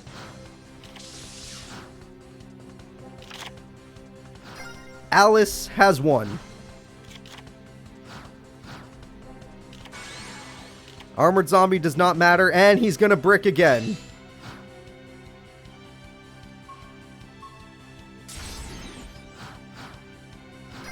That leaves him open for 2 guaranteed attacks, which wins him the duel. Zoma Spirit also would win him the duel. A little late to summon it, though. He should have done that on end phase. Oh, that's it, everybody! Yuria has returned! At 11,000 attack! That's the strongest card in the game! Goodbye, backup soldier. Hello, Yaksha. Get rid of the last card. Okay, I don't know why you picked that card. Whatever. Yuria with 11,000 attack points goes after Armored Zombie, does 9,000 damage, wins Alice the duel. Alright, we got a little worried there. We got a little worried there about Gol actually winning that duel. But we were wrong. But we were wrong, thank God.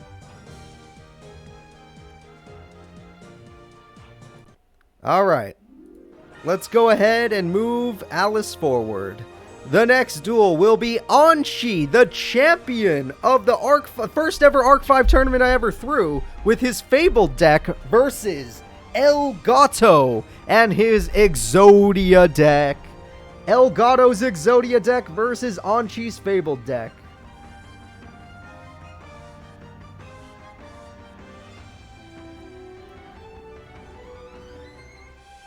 Alright, El Gato almost lost to freaking Moses, but he was able to hold on with just like one more card. Just one more card, and it worked. Do you believe in fables, or do you believe in the forbidden one? You have to make a choice.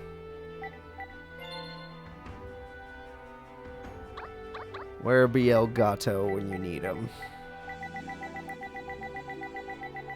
El Gato was the guy who stalled Alito to death, Arturo. You are correct. He was the one that took out Alito.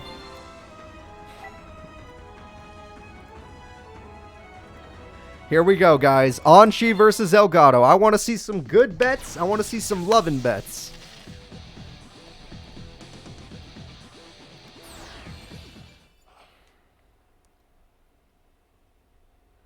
Alright, here we go. El Gato and them have drawn. And Pot of Duality to start the duel. You can get a Waboku, a Legacy of Yatagarasu, or Cyber Valley. Waboku, I would have picked Cyber Valley, but you do you. Upstart Goblin. And no monsters. This is why I would have picked Cyber Valley. It lets you draw a card. It's actually better. But whatever.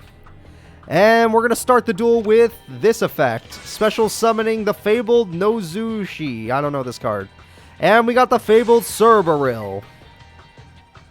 And we have the Fabled Ganashia. We got a Synchro Summon, everybody. A level 4. It's the fabled unicorn. Or unicorn, sorry. And the attacks are good. They're not activating that Waboku that they searched. And I am questioning Elgato's decisions.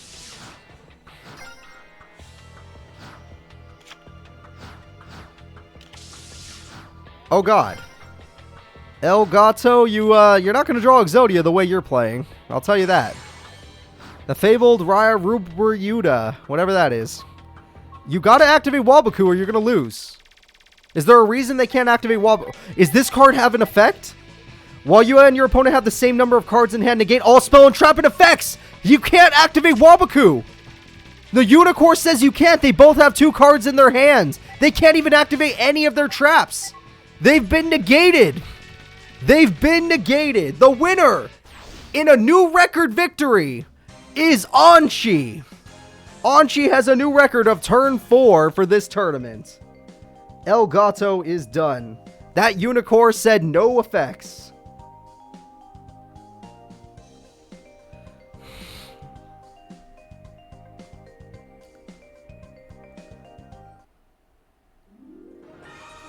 Alrighty, guys. Let's go ahead and get good old Anchi forward. Arturo, don't you dare make those jokes. Don't you dare. Alright, the next duel is Anka versus Ibi. Now, Ibi uses that ritual deck, Gishkis, and Anka uses DD, Warrior Lady, DD Survivor, DD, all that stuff. She's a DD deck. And she actually did qualify in the Season 2 World Tournament. So, Anka's DD deck or Ibi's Gishkis? Place your bets. Do you believe in the rituals or do you believe in DD?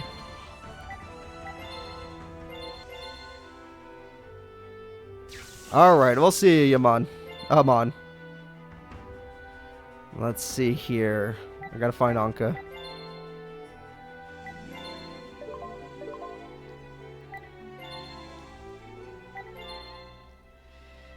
And I gotta find Ibi.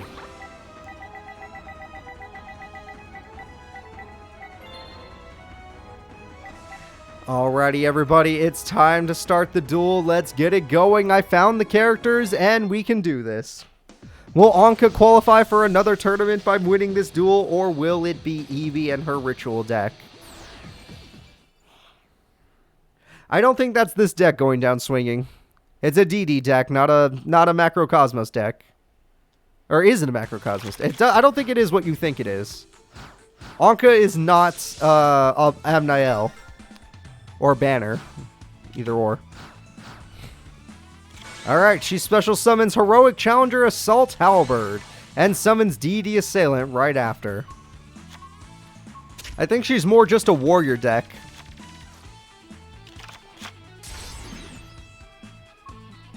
And there we go. DD Assailant.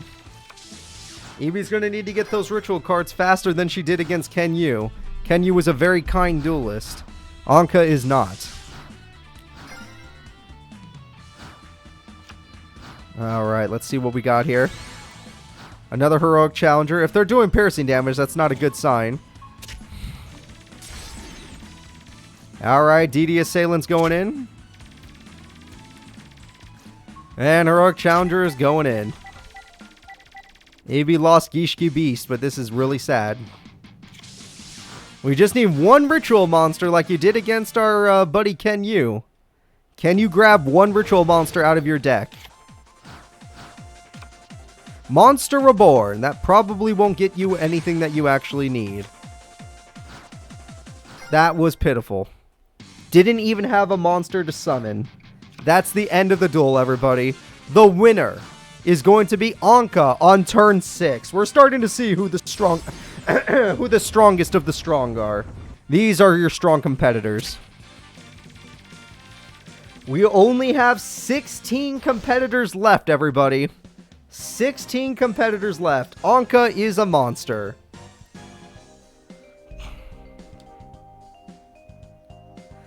Alright, looking at our brackets. Let's take a look at everyone that's made it so far. Anka and her DD deck, Anchi and his Fable deck, Alice and her Yuria deck, Nene and her Shadal deck, Rinko and her Mermail deck, No Money Yaoyoi and her Amazonas deck, Kami and her High Power Water deck, Reyna and her Zombie World deck, Daisy and her Dragoonity deck, Zombie Master and his Zombie Master deck, I and her... Shit, what did I use?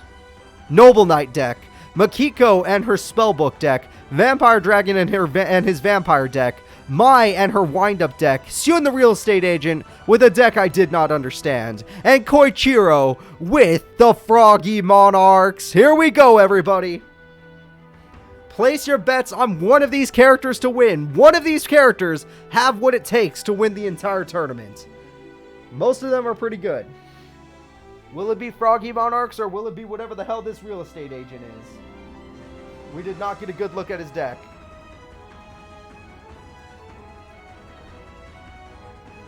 Alright, starting the predictions now. Let's do it. Now that you actually know most of the characters' decks, betting should be a little bit easier. There are a lot of good characters in this tournament and good reasons to bet on all of them. But, do you believe in Froggy Monarchs or a guy that's going to sell you a house?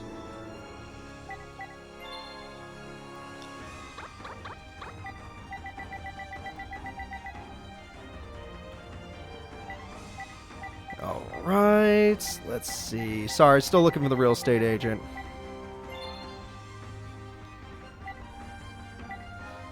Alright, here we go, everybody. It's time.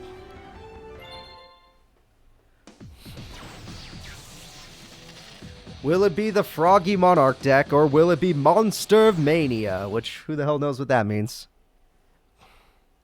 Yeah, Syun's the only deck I don't actually know. We did not get to see his deck work. Ooh, he's got some boss music. Syun uses a card that does some burn. Oh, he did have Majestic Mech, that one card. That one did do a lot of damage. He has no extra deck, though. Neither of them do. But Monarchs don't use extra deck. Monster Reborn brings back Majestic Mech Oka. What a great start for Koichiro. And we have the return of the Monarchs. Tributing that new Majestic Mech gets Ryza on the field. Goodbye, Card Trooper.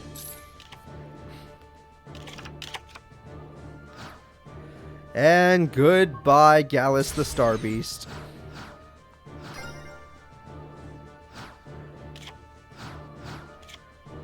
We got another Monster Reborn for the Majestic Mech, which can match the Monarch in attack points. But it's tributed for Zabor. He's got a Monarch! What? Oh my god, we got debated. It turns out the real estate agent bought his own Monarch card. He's trying to relate to his freaking buyer. He's like, hey buddy, you like Monarchs? I like Monarchs. Don't you worry. You can trust me. I'm going to sell you a house that Monarchs love. Just ask Zaborg. Zaborg will vouch for me. And Soul Exchange will kill the Zaborg, so none of this mattered. Everyone say hello to Kuraz. Syun is amazing at his job, I'll give him that, but it's not good enough to take down someone like this. Alright, we got another Majestic Mech just for the crash. He keeps matching him. He's like, you know what? I want you to pay 4,000. No, 2,400. And he'll match that price. And the Froggy Monarch has nothing. All he has is a bunch of Monarchs in his hand. And because he set a card, maybe there's going to be another card, Soul Exchange, maybe? Oh, Foolish Burial throws away Level Eater. We all knew that was coming. And yet, Koichiro still has nothing to offer. The real estate agent tribute summons Majestic Mech Oka. And Oka tried to do damage, but Battle Fader's exactly what Koichiro's needed. Hopefully he can draw a Monarch that can kill this monster. Kuraz would do it. That would do it. There goes your monster, and Mobius has been drawn. Level Eater will work, but DD Crow removes it from play! Level Eater has been killed. Double summon. Why? Just for Thestalo. Smart play, actually, to get some burn off while you're at it. Goodbye, Card Trooper. Goodbye, life points.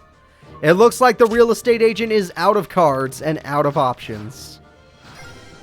It's all up to some lucky top deck. Nope, just a set card because he's in a desperate situation. We have another tribute summon for Grand Marg, which does pop a face down card. Grand Marg was perfect for this situation. However, the effect of Gorilla activates 500 burn. Koichiro has dropped below half life points. Seon has dropped below half life points. This is a close duel, and even though it's not a close duel. Come on, Seon. People are starting to believe in the real estate agent. They believe you can relate to your clients. And that doesn't look good. That looks like a destiny draw. Did not matter. He tried to relate, but how do you relate to perfection? The gorilla kite is gone. And Rise is the best monarch there is. Seon has one more turn, and we already know he's going to draw a kite. This duel might as well be over.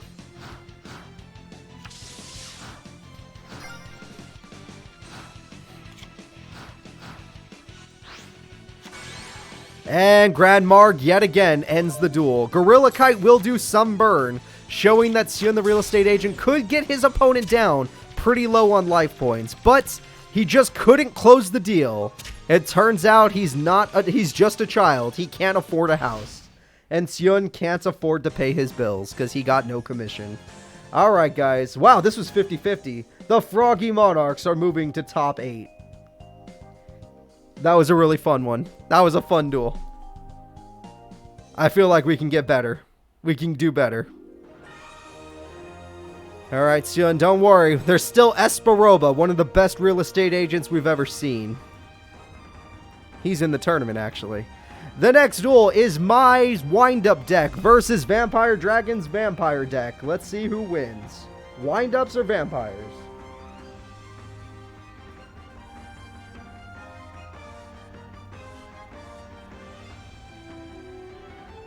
Alright, everyone, I want you to place your bets. Place your bets.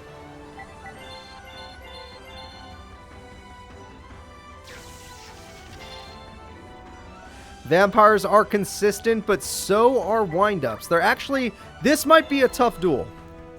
This might be a tough duel. This duel is more about who gets their boss monster out first. Whoever gets the boss monster out first most likely will win. Let's go.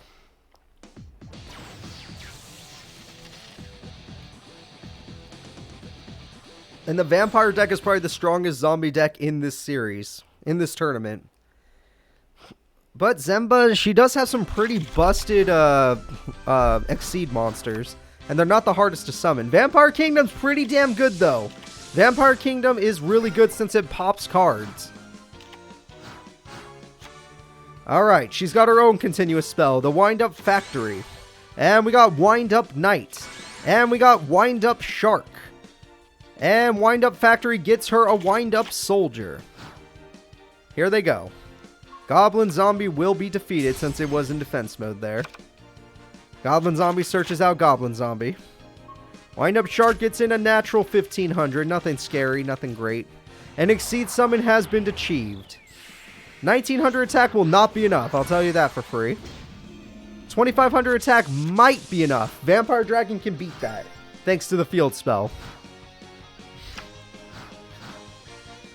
Alright, we got ourselves Armageddon Knight to throw away the Vampire Sorcerer. Next turn, that Vampire Sorcerer can create something horrifying. Alright, we got a new monster. It's the Wind-Up Snail. Wind-Up Snail has bounced Vampire Takeover. And Wind-Up Juggler has been searched. Wind-Up Snail has 100 attack. That was a very risky card to just straight up summon.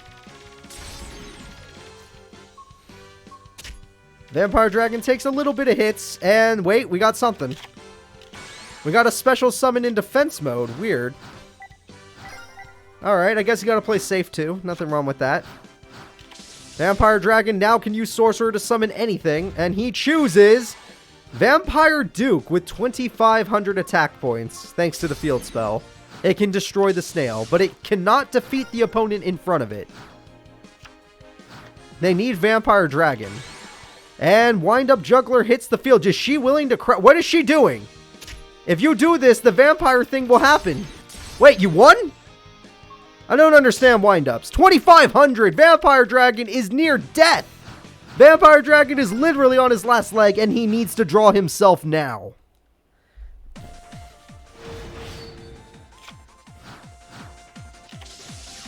Apparently that juggler was pretty damn good. Alright, let's see what Mai's got in store. She's got Wind Up Dog. It's not enough attack to win the duel, so that means that Vampire Dragon is still in an okay position. He's got Vampire Baby for whatever reason. Wind Up Dog has done 1,200 damage, good for him.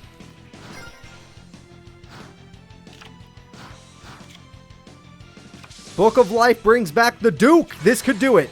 With the Duke coming back, he can win the duel. Trap cards get thrown away, which means that Vampire Kingdom pops the monster. There we go. This is everything Vampire Dragon needed, but Book of Moon puts it face down defense mode. If Mai draws him... Oh, never mind. He has Vampire Baby. Mai is in trouble. Next turn, he might be able to summon the dragon, everybody. Next turn, it can happen. She summons Wind Up Magician. Wind Up Dog activates its effect. It's level 5, which does not work. Wind Up Factory activates its effect. And special summons Wind Up Shark. Wind Up Shark activates its effect. We have 2 level 5 monsters. Mai's boss is coming out. This is the card that can win the duel if she pops the 2 monster cards. Here we go. 1, 2. You know what? It still works. This still works. 2,600 direct damage. The winner is Mai Zenba. The vampire deck has fallen. Wind Up's too strong.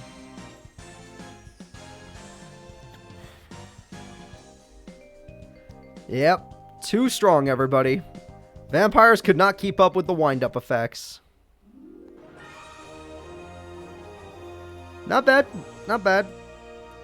The next duel will be Makiko and her Spellbook deck versus I and her Noble Knights. Do you believe in magicians or knights, everybody? Magicians or knights? A tale as old as time.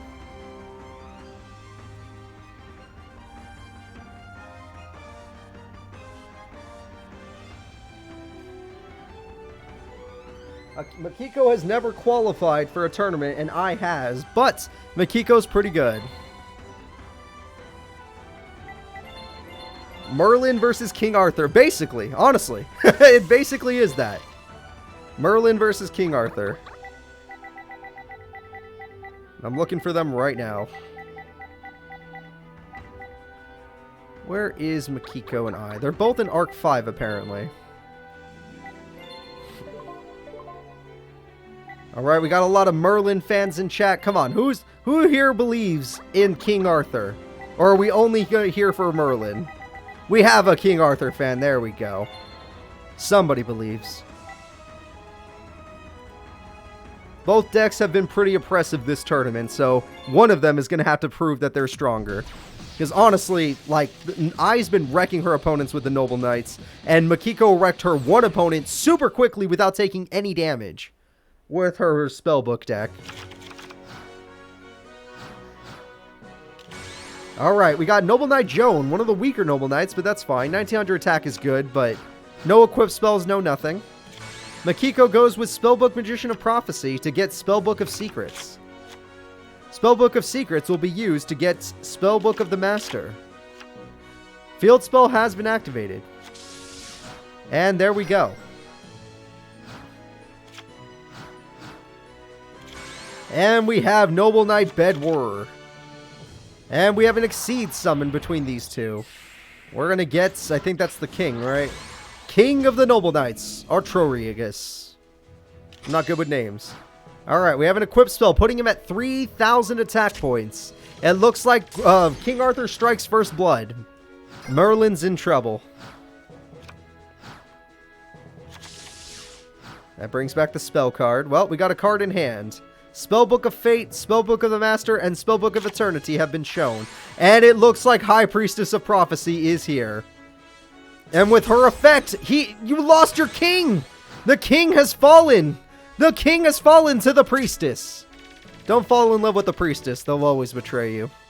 And 2,500 from the priestess. It looks like King Arthur's deck is falling.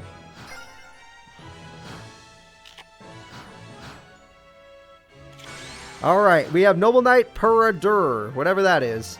Just to do some damage to even up the life points. It's kind of close, but there's nothing to... Oh, we have another field spell now. Field spell versus field spell.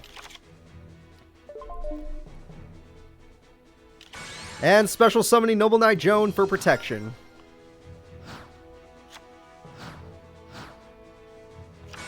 We have a new one, Full of Prophecy, a fool. Alright, and they're just going aggressive. No need for anything else.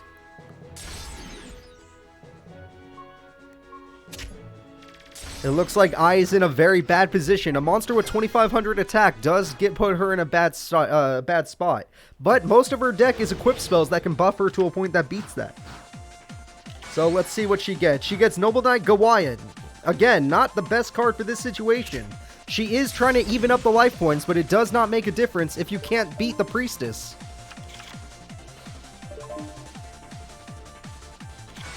Alright, Noble Knight Bedwar in defense mode. Which throws away another card.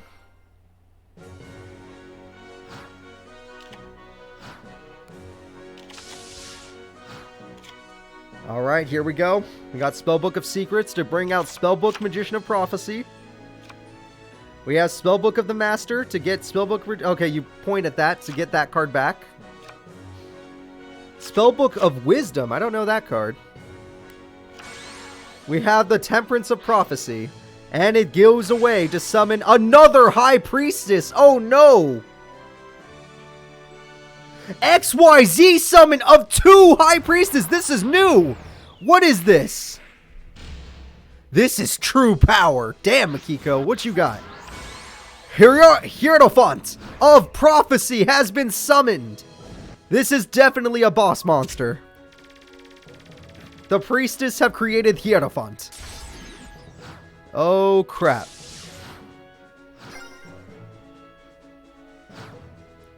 Well, I don't know how you win this.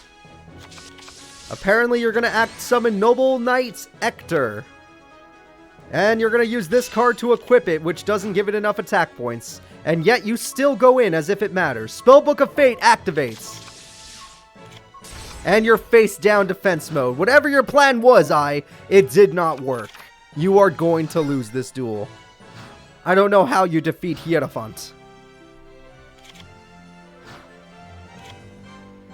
Alright, Spellbook of Secrets brings out the Spellbook of the Master. Spellbook of the Master shall show that card so that they can show that card and do it again. To get Spellbook Library of the Crescent. Hierophant goes in for some damage. I will survive, but not well. Not well. Only 1,800 life points remain. Spellbook Magician of Prophecy hits the field.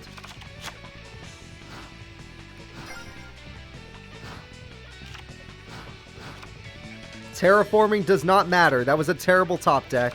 It looks like Ai is out of options here. Hold up, she's got another Ector in her deck. I don't know how that'll make a difference, but she does. XYZ, hold up. Maybe her XYZ can bring her back. King Arthur, at the last second, is summoning something. Here I go. That's funny. Sacred Noble Knights of King Atrarigus. He gets all the equipped spells in the grave. How much attack? And he gets to heal, which you definitely needed. And the equipped monster in the grave. It's at 4,000 attack. Hierophant, eat your heart out. Hierophant has fallen. King Arthur strikes back.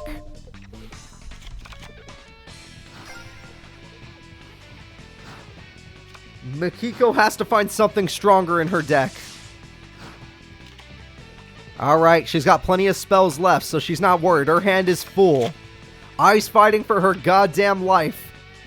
Spellbook of Eternity has gotten back a card that was removed from play. It's the Spellbook of Secrets. She summons the Temperance of Prophecy to use it to summon the Emperor of Prophecy. The Emperor has been summoned. And with the Emperor's effect, she stole the monster! King Arthur has fallen under the Emperor's woos! 4,000 damage has been dealt! Merlin has won the fight of magic versus knights. Wizards versus knights. By stealing the opponent's monster, the duel is over. This duel was hype for me because I didn't know anything about spellbooks. That was freaking tight. What is a king to an emperor? Oh shit, Makiko did it. That was a tight duel. That was back and forth. That was really tough. But overall, look, I saw that duel. Everyone bet 50-50. That was a really close bet. And it was a really close duel to go with it. That was awesome. Makiko too strong. The next duel is the old school Zombie Master versus Dragoonides. Let's see who wins. Alright, Daisy uses Dragoonides and Zombie Master, self-explanatory, uses a Zombie Master deck. Which one of these characters will be going to top 8? I felt like I put up a damn good fight. She had a perfect monster. She beat Hierophant, but the second Emperor was summoned. I was like, what the hell was that? And it steals monsters. That's brutal. Absolutely brutal.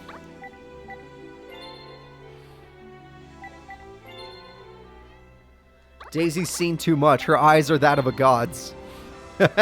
Not even joking. Look at Daisy's eyes. She's seen too much. Alright, let's do this, everybody.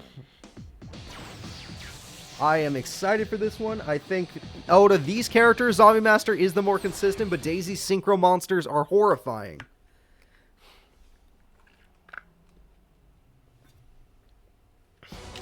I expect great things from this duel. Alright, Zombie World to start the duel is super strong for Zombie Master. She found Kenyu's secret stash. That's pretty funny. And Dragoonini Militum is the starting attack. Goblin Zombie is exactly wants to die. That's exactly what he wanted. Ooh, Mizuki's a damn good card. I'd rather have it in the grave, but it's a damn good card. And we got the Storm Monarch thing to tribute summon the opponent's monster for Ill Bud, the strongest card in Zombie Master's deck. Sakuetsu Armor. We're going classic here, everybody. A classic trap to stop an Ill Bud, a classic boss monster. When Geminis were invented, that monster was the king. It used to be a beast. Alright.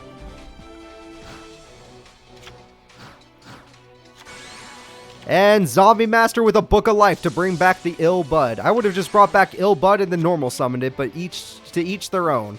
Zombie Master throws away Mizuki to bring back Mizuki, because that's fair.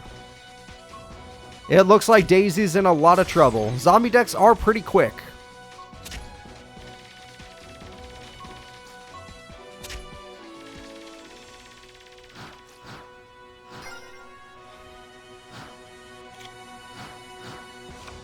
Alright, terraforming will get her the Dragon's Ravine she's been needing.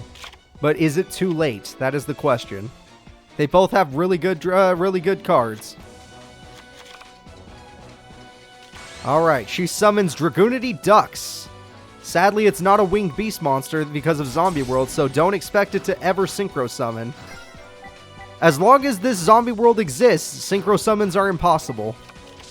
Zombie Master throws itself away to steal Dragoonity Militum. And Ill Bud's been summoned to summon everything.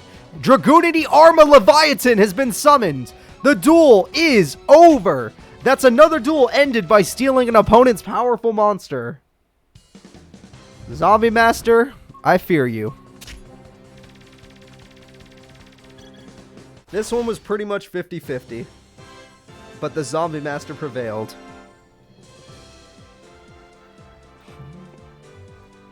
Alright, let's go ahead and get back to our brackets. The next duel will be Reyna versus Kami. Reyna uses the zombie deck yet again. Almost the same as Zombie Master. And Kami uses the high power water deck.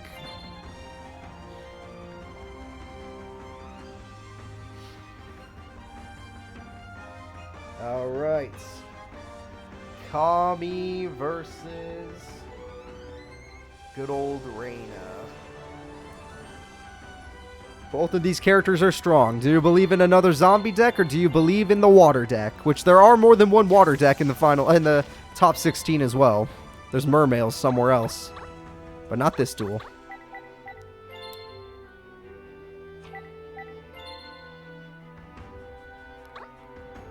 And let's see, Reyna.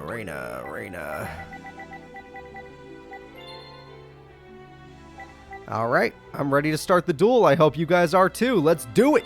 Kami versus Reyna.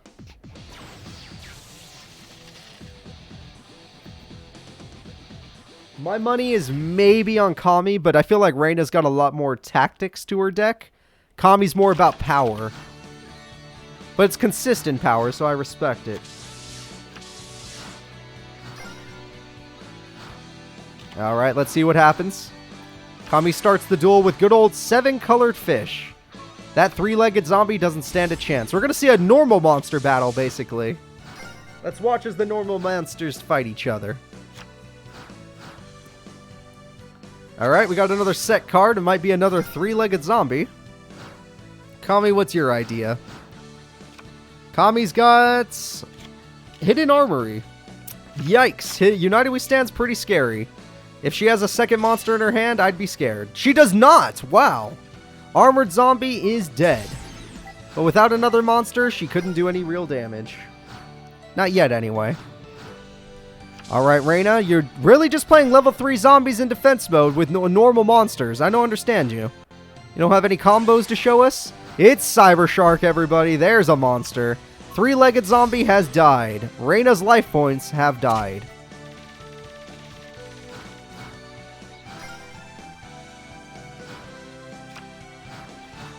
Alright, just a set card. It looks like Reyna's dead. She didn't draw a monster. Nothing worthwhile. Metabo Shark has hit the field. 4,200 damage has happened. It's over, folks. What the hell do you have to Pyramid Energy and Teuton Mass? That's useless. The winner is Kami in a very one-sided duel. Top 8 is only going to be full of powerful opponents. Top 16, not as much.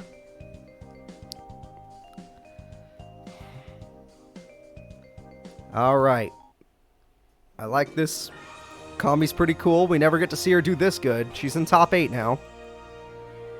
But it's time for a tough duel. The next duel is Rinko and her Mermaids versus No Money Yayoi and her Amazonas deck. This is going to be an intense duel. I feel like either of these characters were competitors for the crown. Like, either of these can win the whole tournament. And they're fighting right now. Unlucky.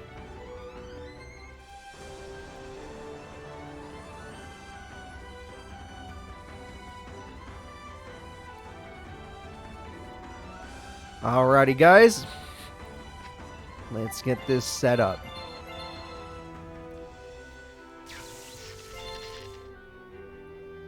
Where are you guys? I know Rinko is probably in here somewhere. There she is, okay. And I know exactly where this guy is. Yeah, no, Gal is. No Money Yayoi is in the Duel Monster section. Nobody expected her to take down freaking Takeru's Insectors, but she did. The question is, can she take down freaking Mermaids? My answer is probably no. I don't think she can beat Mermaids. But we'll see. Anything can happen. Anything can and will happen. My money is gonna be on Mermaids.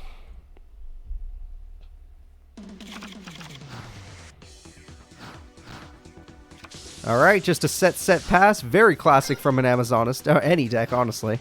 Any classic decks. And we got ourselves Mermail, Abyss, Turge. And we got a Quip Spell, putting at 2,500 attack. Goodbye, Chainmaster. But Chainmaster does have an interesting effect. Let's see that hand. A bunch of monsters! That hand is just monster cards.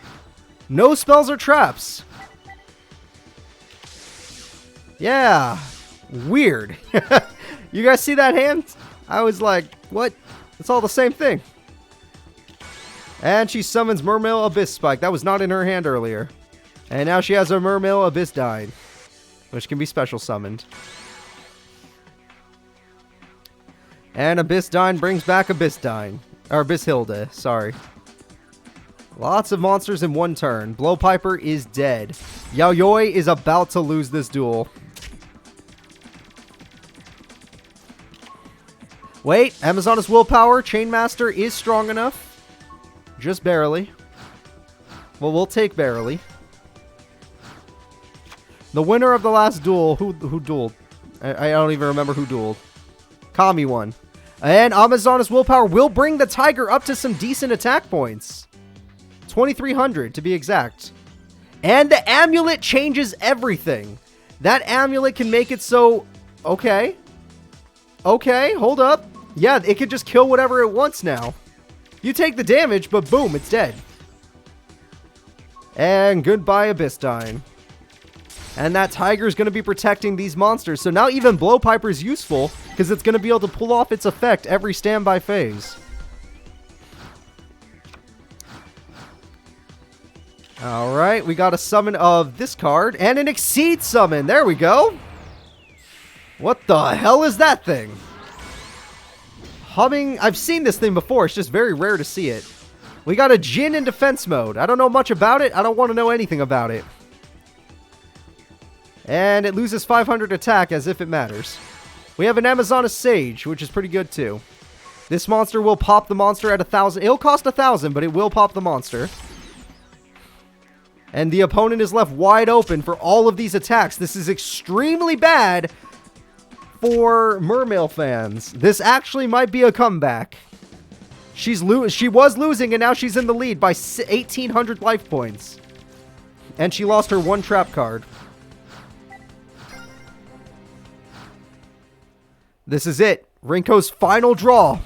What shall it be? And she has to attack Tiger at 2,700 attack. It's just a set pass. Oh no. It looks like the Amazoness deck is too strong. No Money Yaoyoi has a chance of winning this. Amazoness Scouts. Interesting card. Mermail Abyss Hilde is dead. Rinko is not dead, maybe? It's only 1,900. It's dead. She attacks. Why is she attack? Oh, that will work. Sage kills it. Sage kills the trap card, which attacks. Yep. Tiger goes for game. No Money Yaoyoi has taken out the Mermail deck with Amazoness monsters. That was a bit of an upset, I admit. That one was a bit of an upset. We are going to have some new people going to the tournament because these are definitely not common people getting to top 8. Alright, everybody. It's time for Nene and her Shaddoll deck versus Alice and her Yuria deck. Let's do it.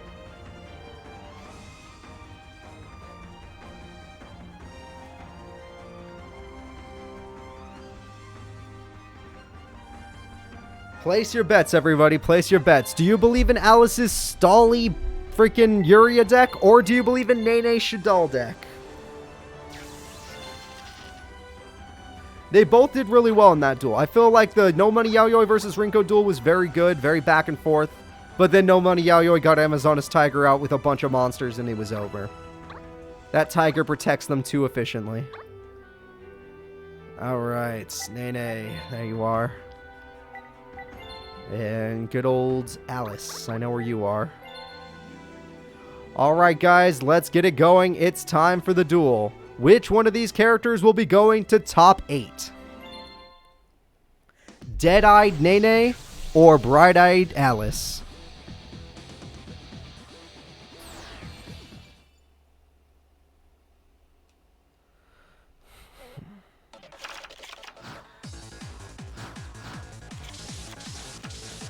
Classic start from Alice, a bunch of trap cards to summon her monster.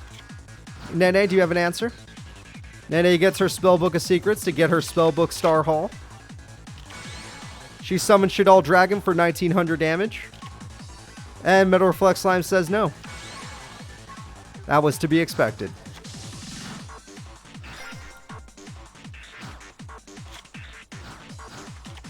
Alright, MST gets rid of the one trap card that was there. It was a spellbook. It was the spellbook card. Dark Dust Spirit will do the job, and that's 2200 direct damage. However, she lost her Imperial Custom, the card that makes her invincible. Pretty important to lose that card. Tiki's Curse in attack mode, or is this gonna... Oh, it's in attack mode! I know Zoma Spirit can't be in attack mode, so this makes sense. That is a lot of damage. Nene, our Shadal girl, has dropped to 4,000. That's pretty scary. It's only turn 4 and she's lost half her life points. Alright, let's see what she's got. She summons Mathematician. It activates a monster's effect to pop that monster. We know she has Zoma Spirit. Zoma Spirit, when it gets destroyed, will do 1,500 damage to freaking Nene. Nene will be left with very little life points left. One Dark Magician could end this duel. A simple Dark Magician can end this duel, everybody. Alice has bricked! Nene, your chance to come back is real! This is a chance! She summons Shadal Falco and Synchro summons a monster. Everyone say hello to Catastor. Granted, a lot of Alice's monsters are dark types, so we'll see. Trap monsters are dark type. Alright, Nene is coming back. Alice drew a trap monster, most likely. And Effect Veiler is here for a new Synchro Summon. Everyone say hello to that weird thing we saw the other duel that I did not understand. And Tiki Soul will save it. Saving your life points, Alice. But not the monster. Alright. Another trap card has been obtained. We have Zoma the Spirit. If she attacks with this card, she'll be left with 100 life points left. I would have waited on Zoma the Spirit until we saw the rest of the monsters on the field. Big misplay on her part. Either way, it's a lot of damage. Nene is left with only 700 life points left. It could have been 100, but it's 7. Alice is on her last turn. This is probably it, guys. The duel will end here. And it's an end turn! She did not draw a third Zoma! Or a Metal Reflect Slime. The duel is over! The winner is going to be Nene and her Shadal deck with a barely alive with 700 life points. Just barely hung in there. Did you guys really think there was going to be a win from Alice? Come on. Nene has Shadals. How do you lose to Shadals? I mean, how do you beat Shadals? Come on. Nene is going to top 4. Welcome, Dockside. I hope you have fun today. Or top 8, not top 4. Ignore that. Alright. The final duel of top 16 will be Anshi and his Fabled deck versus Anka and her DD Warrior Lady deck, DD cards.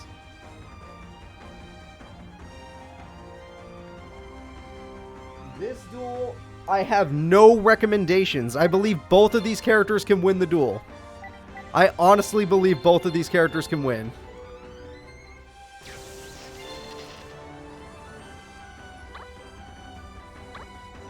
She'd have 100 life points left with the right timing. All she had to do is activate Zoma Spirit when the 2400 monster was attacking. Not activate it early. Alright, Anshi, where are you at? There you are. There we go. And Anka, you're in the Duel Monster section. I know you. You were in the last World Tournament. Did not perform well, but you were still there. Alright, and this World Tournament seems to be way easier. Here we go, guys. It's time. Sorry, I didn't do the predictions. Let me do those. There you go.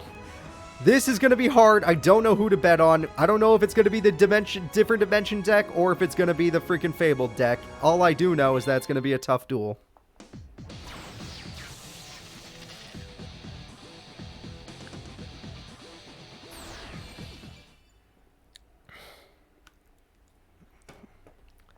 Especially if he gets that unicorn again and just negates everything. Alright, we got a set pass. Not even a set pass, just a set pass.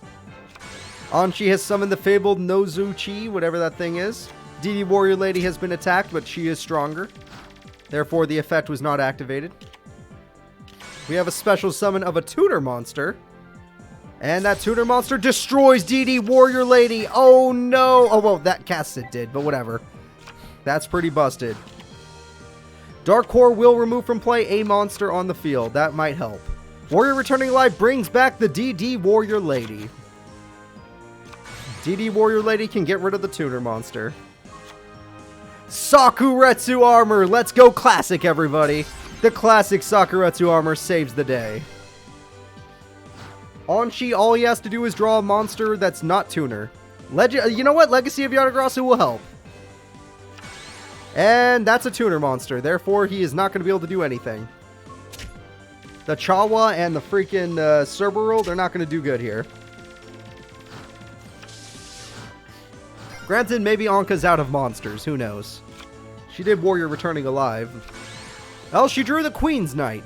It's sad that this is actually enough. A second Sakuretsu Armor! What a lucky guy! Anshi's back row has been on point so far. And finally, a non-tuner monster, yet no synchro has been made. Does he not have a level 7 synchro, or is the monster typings wrong?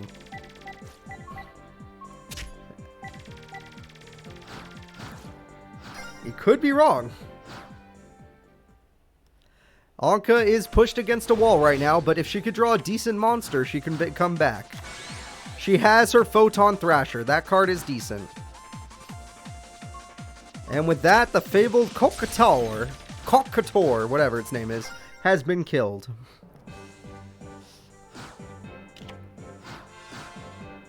Alright, let's see what we got. Fabled Ganesha. There we go. Level 4 for the unicorn. Granted, it's not going to stop any effects because you only have one card in your hand, but still. The unicorn can defeat Photon Thrasher. Anka is put below 3,000 life points. That's pretty bad. Anshi is in complete control of the duel. She needs to draw a DD Assailant or a DD Warrior Lady. Or maybe even a DD Warrior. I don't know. Warrior Returning Alive brings back Photon Thrasher. I disagree with that play. As I said, a DD Assailant or a DD... Why? You didn't even summon it. Okay. Well, you're a weird person. DD Warrior Lady would have been way more helpful to you. Anshi doesn't have anything else, but as long as they have the same hand, she can't use... he negates the effects. Oh, they do not have the same hand.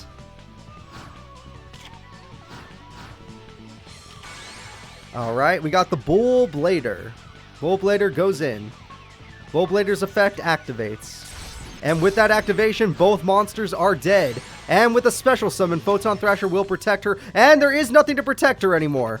And there's nothing to stop this. And there we go. They have nothing. No hand on either side. But Anka is in a bad position due to her life points. A top deck can win the duel. It's a monster, but not worth attacking with.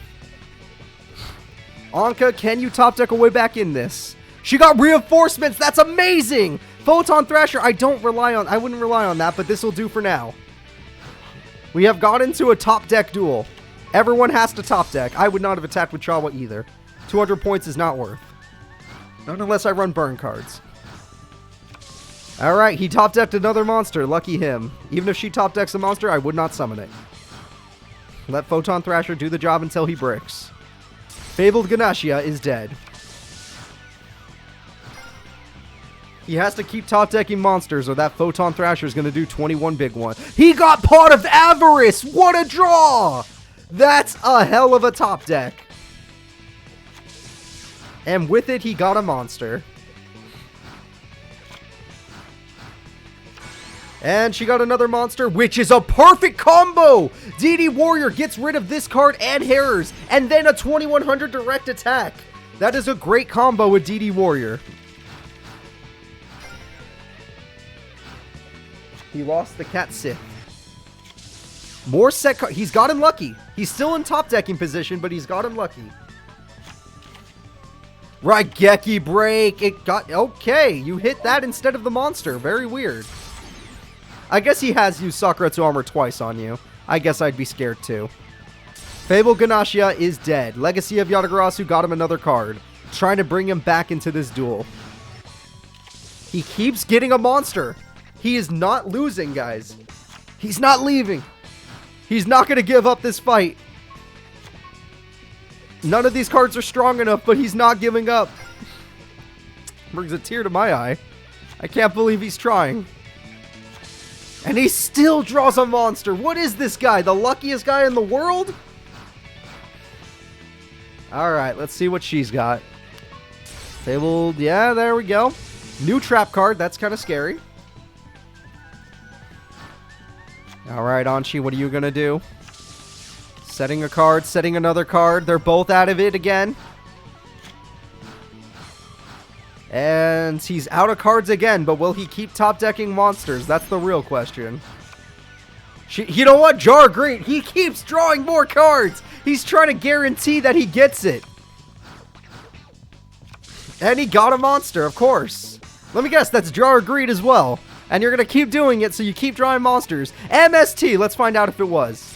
It wasn't. It was! Wait, he didn't chain it. Why didn't he chain? Ah, whatever. Bad AI. Alright, Fable Kakator is dead. And now he might finally brick and take damage. He will not brick! He will not go home a loser. He's going to stay in this duel, and he will make her deck out, is his plan. It's the only thing I can think of. All of his monsters are getting removed from play. This guy is not ever going to let her get an attack in. Holy shit! 20 more times! Can you do that 20 more times, Anchi? If you pull this out 20 more times, I'm calling bullshit. Goodbye, Cat Sith. There's no way he could do it a 33rd time. He did it a 33rd time. This guy can't be stopped. He will not give up. He will top deck every monster in his deck. He is not letting himself get knocked out in top 16. Anka has to fight for her goddamn life because he will not give up.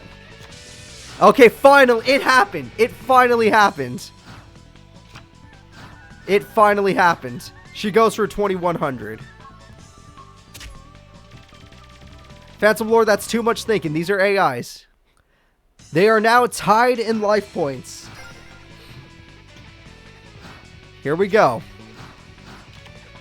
He has Dust Tornado. Pops the Widespread Ruin. That's actually a pretty good trap. He drew another monster.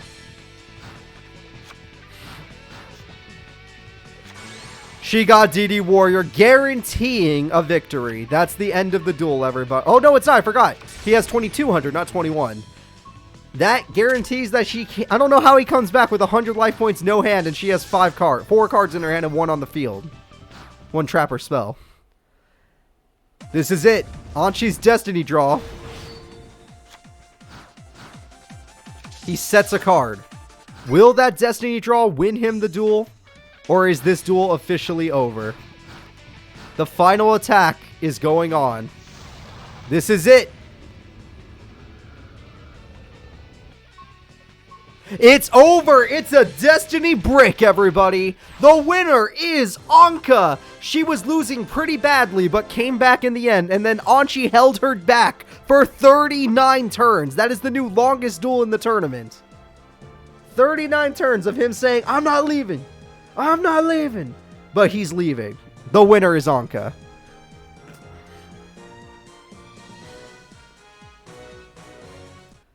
Alright, everybody. We are now in top 8. Only the strongest characters are left. Will it be Anka's Different Dimension deck or Nene Shadal deck? Will it be No Money Yaoyoi's Amazonas deck or Kami's high-powered water deck? Will it be Zombie Master deck or Makiko's Spellbook deck? Or finally, will it be Mai's wind-up deck or Koichiro's Froggy Monarchs? He's been here since Duel 1. Will he be a representative? Let's find out. Froggy Monarchs, or will it be freaking wind-ups.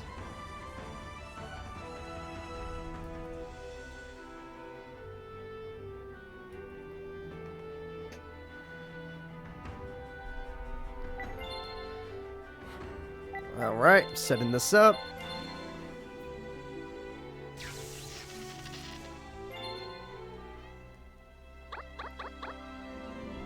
Where are they?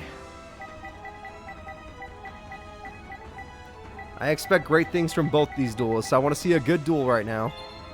I think they're both very powerful. They earned their way here through some hard battles. I want to see them bleed. I don't want this to be a quick victory unless they both are low on life points. Let's do it. The winner is your first representative of the Page 3 tournament. Will it be Wind-Ups or will it be Froggy Monarchs? Let's find out.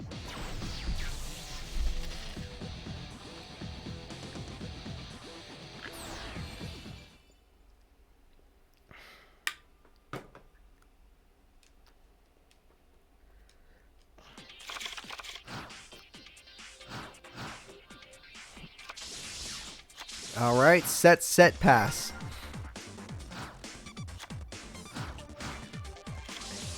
Koichiro, set, pass. An even matchup for both of these big competitors in top 8. She decides to do it. Wind up Knight with Wind Up Honeybee. Only 100 attack, that's kind of weird to go in attack mode. Treeborn Frog is in the grave, but sadly Koichiro does have a spell or trap card on the field. Therefore, that Treeborn Frog is useless. And he ends his turn. What happened, Koichiro? You're the Froggy Monarch guy. You can't just drop it here. You come too far. Exceed summon, everybody. Here we go. This monster has 2,500 attack, stronger than every Monarch card in his deck. I don't know what that trap does. That card has 2,800 attack, stronger than every monster in Koichiro's deck. All he has is 5 Monarchs in his hand. It's super possible. But all he had to do was not set a spell or trap card. Yet he did. Which means he's bad. Come on. No, Koichiro, you didn't make it this far just to fail your fans. There are actually people that voted for you to make it. They want you to do it. You can't fail them like this. Oh, he's so lucky she didn't summon a monster.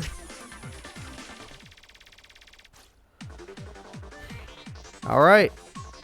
This could be the very end of the duel. Koichiro has failed everybody. Wait, XYZ summon? What? Is that card? Yo, what? With 5 materials? It attacks during the battle phase! What? Oh god, it's over! I didn't know it could do that! The duel is over on turn 7. Your representative is my Zenba.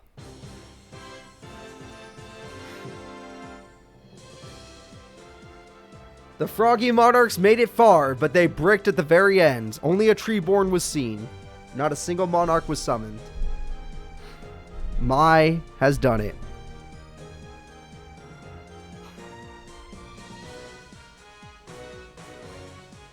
Alright, there we go. Mai shall be moving forward as your first representative. Your next representative will either be Makiko and her spellbooks or Zombie Master and his Zombie Master deck. Funny enough, Zombie Master did qualify for the World Tournament in Season 1. Will he come back in Season 3? Let's find out.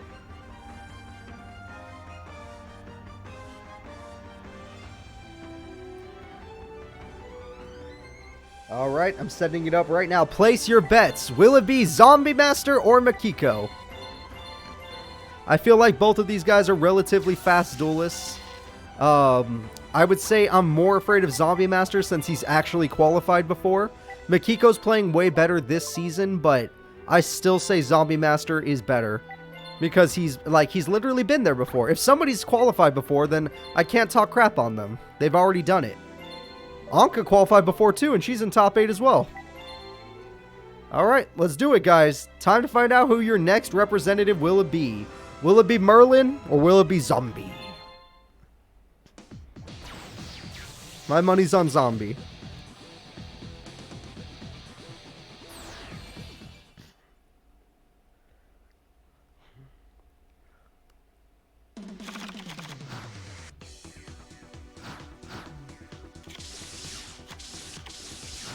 Alright, basic start from Zombie Master. Very classic, very good. Makiko starts with Bottomless, so no matter what she was going to do... Well, Quick Play Spell, hold up. Quick Play Spell will save the Well, okay, it saved the monster. And got rid of the other trap card just in case. So, Full of Prophecy shall survive thanks to some Quick Play Spells. Mizuki is dead, which honestly that's what Zombie Master wanted in the end, so... It's not even like he lost anything. Ooh, is he going to tribute her monster for Ill Bud? Tribute to the Doom. Can you... What? Why? Why do you do this game? Why is your AI so stupid? Who programmed you?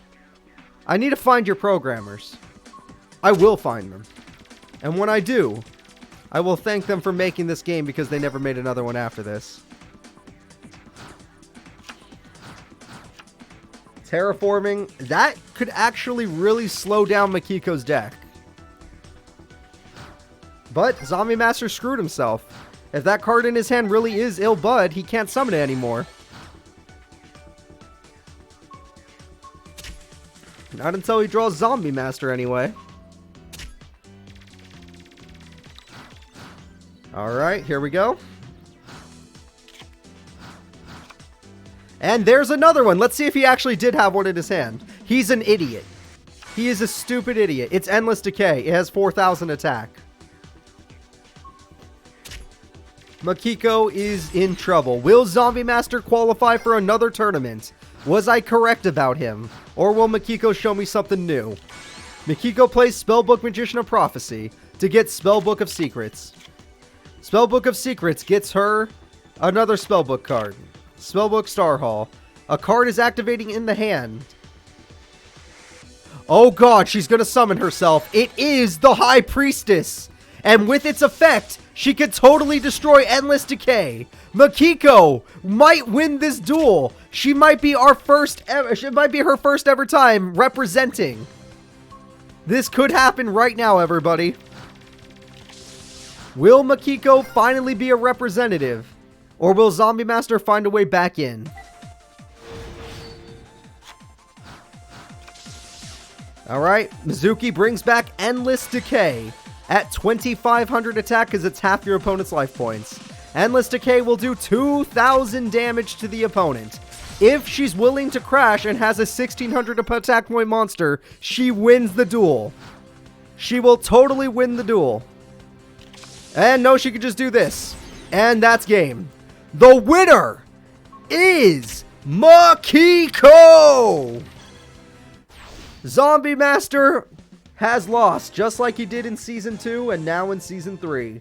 Makiko and her spellbooks will, for the first time ever, be in a world tournament. Just like Mai and her freaking, her wind-ups. Merlin! I know, I like her nickname as Merlin. That's a good nickname. Alright. Merlin, otherwise known as Makiko, otherwise known as Merlin, is now one of your reps. The next duel is Kami versus No Money Yayoi. Do you believe in the Amazonas deck or do you believe in the high power water deck?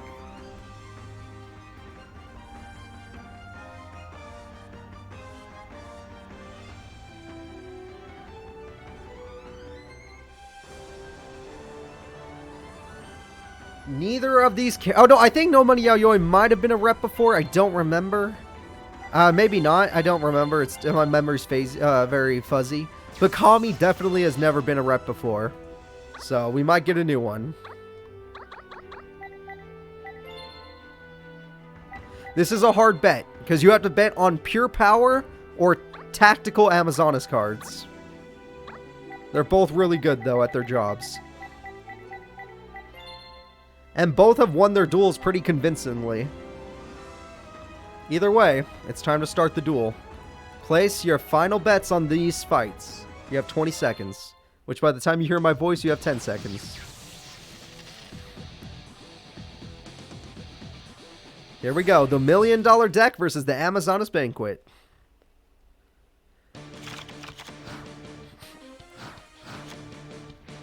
And Amazonas Village has begun. With Amazonas Paladin, the strongest Amazonas card she can have. Except Tiger, but we'll see. We have infected male, as if it matters. And we have a 7-colored fish with swords. Swords does matter. Kami is buying herself some turns, because she understands she can't do anything yet. Fish Death Charge does get rid of the Paladin and lets her draw a card, but Village will recover it. So all she did was help her opponent search through her deck. Yet, Swords will buy her some time. And we got Golden Flying Fish to attack the face down. Fighter will just allow her to search more cards thanks to Village, and Tiger's here. Now she's forced to attack Tiger if she ever attacks again.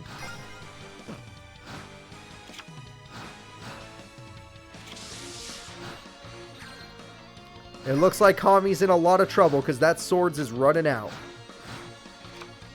Call of the Haunted brings back 7-colored fish, but that's not a lot of attack. It's not enough. I guess since it's face down, they're allowed to attack it. That's true. Either way, they're only helping their opponent by letting them build up a field. It's a field of all their best cards. Unshaven Angler. And that card has an effect, apparently. And it pops a monster. I did not know that. And it pops a monster. I do know that now. I would have hit Tiger, but whatever. What an interesting person Kami is. Okay. A tribute set. What? A tribute set. That's different than what I've expected. Alright, we got the Unshaven Angler, and with Golden Fish's effect, the queen is dead. However, the village will save the day by summoning another queen. However, Bottomless will get rid of the queen, leaving her wide open for an attack. 1,700 damage has been dealt. Kami is now in the lead, but the Swords is gone. We have a set card, but that card could easily become another monster thanks to Village. And we have Metabo Shark. Metabo Shark allows you to get 2 cards back. The Shark is going in. Blowpiper, you can special summon another Blowpiper. Blowpiper's dead. Kami is starting to build up her field. I can't believe No Money Yaoi lost her boss monster of the freaking queen. Alright. Can Kami top deck another monster so she can attack directly? She can. It's a 7-colored fish. Amazona's Sage bites the dust. Amazona's Chainmaster will not use its effect, luckily. No Money Yaoi is in a bad position right now. She's just lucky Kami hasn't drawn her United We Stand. She got rid of Village! Oh no! I would have done that during the main phase and not main phase 2, but whatever. That's why. That's why you get rid of it during main phase and not main phase 2. You're a weird person for doing what you did. Alright, here we go. You're playing into your opponent's hand right now, Kami. I'm not gonna lie. And another trainee gets summoned. You're willing to crash. The golden thing is the only thing that kept you in this duel, and you killed it. The one monster that kept you in the duel, and you killed it. She bricked! No Money Yaoi has bricked! Kami, this is your best chance to go in. She drew 7-colored fish. The damage is real. No Money Yaoi is on her last leg. Will Kami's fish deck actually be a qualifier for the World Tournament? We've never seen a pure fish deck make it to the World Tournament ever.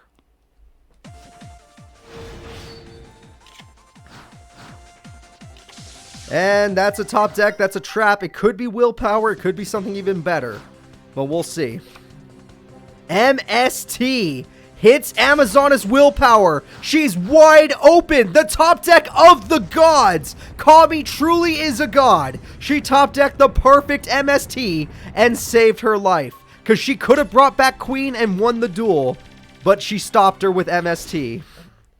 Incredible, Kami. Freaking-credible that you drew that card.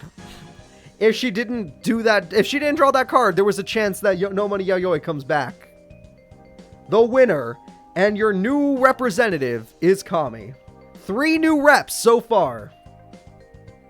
Page 3 has 3 new reps. It's time for the final representative to be decided. Will it be Nene and her Shadals, or Anka, a previous representative with her different dimension deck? We'll find out right now. The final rep is yet to be decided. Place your bets. Do you believe in a former rep like Anka, or do you believe in Nene Shadal deck?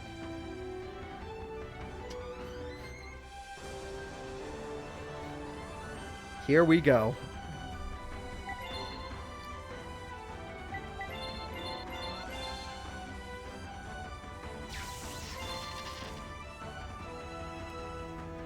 All right. Welcome, Golden Dragon. Thank you for the happy late birthday. I appreciate that. I'm so glad you're playing Digimon Survive. That makes me very happy. All right, where is Anka? I found Anka. All right, guys, let's do it. It's time for the final representative to be decided. Will it finally be Shadal's, or will Anka continue to be a rep just like she did last season? Here we go.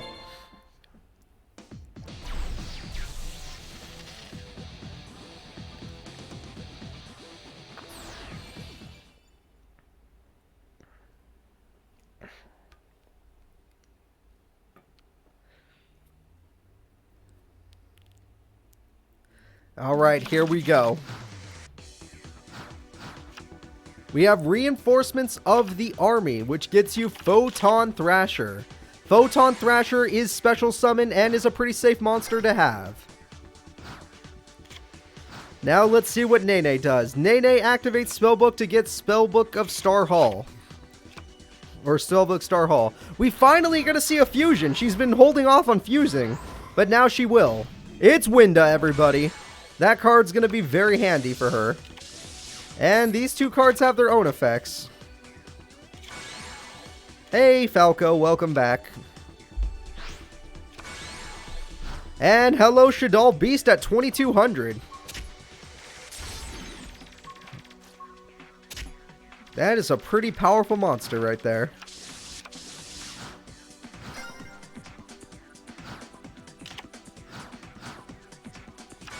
Alright, we have Photon Thrasher again, as if it matters. And we have DD Warrior Lady, which does matter. I recommend getting rid of Winda. And she's willing to crash just to or die just to make sure Winda gets removed from play. A very worth it play. However, Shadal Core is coming. Shadal Core is not a very powerful monster, but can be used for other things. That's 100 damage and 1450 on the way. Anka is already near death. Will we have a purely new team of page 3 characters? It looks like it's possible. We might have purely new page 3 characters representing in Tournament World 3. And honestly, the World Tournament, it could honestly be one of the best tournaments for page 3 characters. The fact that everyone has such weak teams, it's super doable. Alright, she got rid of the core. And she's using this card to buff Warrior Lady to 3,100 attack points. MST says no. We have the Mathematician, which could trade with DD Warrior Lady so that she doesn't have to lose a monster. Probably the smartest play. Alright, let's see if they go for the trade. Yes, she does not have to lose a different monster. Granted, Mathematician does not get its effect anymore, but still. Anka is suffering against Nene. Alright, Anka, this is probably your final draw. Make it count. She got this card to get back DD Warrior Lady. Alright. That could actually do something. But your opponent still has more cards than you. If she just plays a bunch of monsters face up in attack mode, Nene can totally win this duel. She just needs one more monster. That'll do. Oh, but she didn't flip the other one. Never mind. It's not enough. If she had flipped the other one, maybe it would have been enough. Actually, probably not. 1850 just sounds like too much for Falco. Never mind. Anka is on her last leg.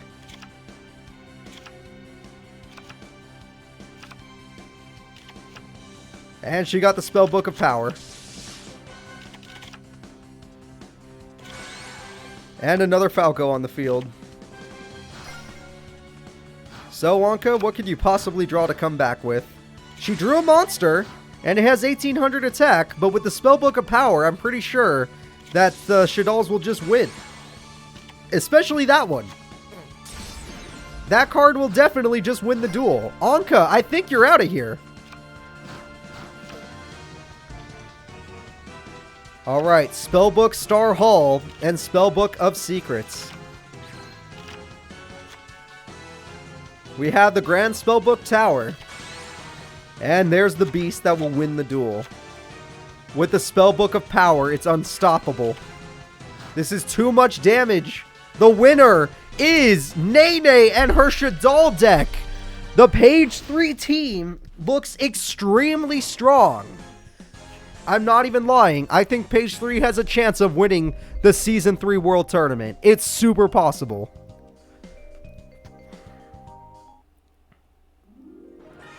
Granted, Zexel's also pretty freaking strong, but we'll see. Alright, guys. It's time for the place. Sorry, it's time to decide on the places for everybody. Who will end up where? The duels will be between Nene and Kami, Mai and Makiko. Let's get it started. Mai and her windups versus Makiko and her spellbook.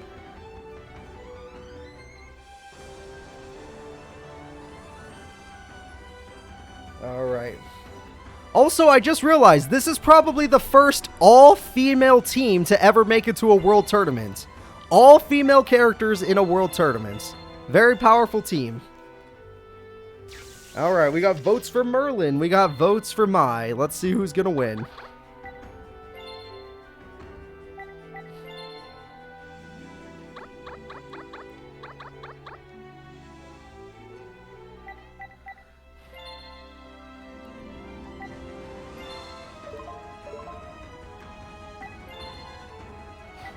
Alrighty. I hope you guys are ready. It's time for the first semi-final fight. The winner gets a good bracket and the loser gets a hard bracket. Let's see who gets what. Blue hair versus pink hair. Both of their decks were good enough to be representative decks, but who is the better representative?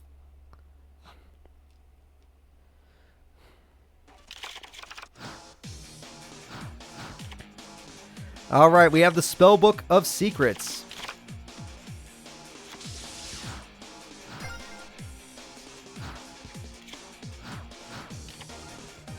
And the Wind-Up Factory. Wind-Up Kitten. Okay. And that bounces a monster. Not bad. Wind-Up Kitten lets her get a free attack off. It's not a very good one. It's like using Ukazi, but a free attack is a free attack. We take those. Alright, Spellbook Star Hall. We got the first Spellbook card. There we go. And Fool of Prophecy. Spellbook of Power versus Fool of Prophecy. There we go.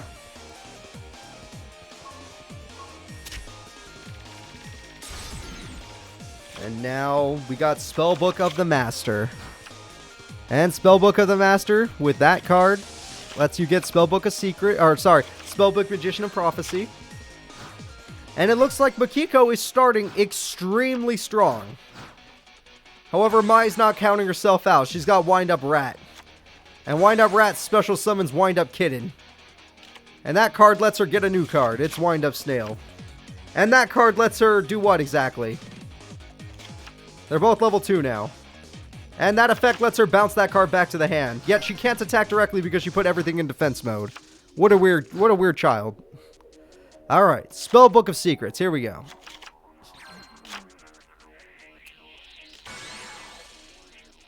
Alright, Fool of Prophecy. Let's see what you got. With a quick play spell, banish one of your opponent's cards. Alright, that's gone. And we got another card, bringing back a remove from play card.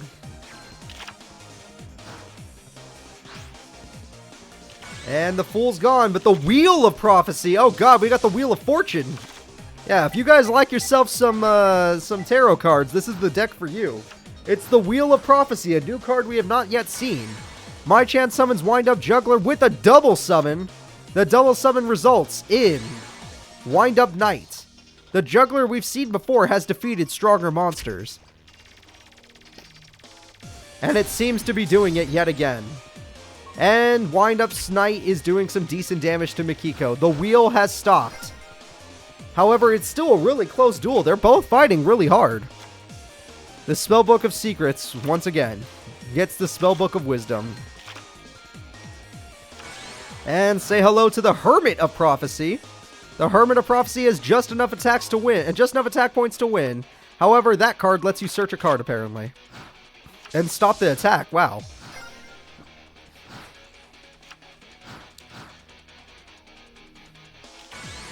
And Wind-Up Snail with that card brings back Wind-Up Juggler in defense mode, sadly. And Wind-Up Snail is going to get rid of that card, but she forced its activation. Alright, forcing its activation. I don't know if it helped or hurt. We don't know yet. We have an Exceed Summon. Wait a minute. Mai's finally going to pop off. Mai's monster. How strong is it? 25. This monster's at 15. She could beat it. That's 1,000 damage. She evened up the score life points wise, but the snail puts her in the lead. Wind-Up Snail puts her in the lead just barely. This duel has been pretty freaking back and forth and intense. And Spellbook Magician of Prophecy, what do you got? The Spellbook of the Master. There we go. However, we have to do this card first. Reaper of Prophecy, Spellbook of Fate. With only 1,400 attack, wait a minute, Spellbook of Fate. It's gonna get rid of the Exceed monster! Oh no! And she's losing a lot of life points. Mai has lost everything on the field. That mattered.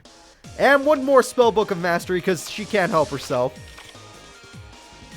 She finally has the Grand Tower Spellbook card.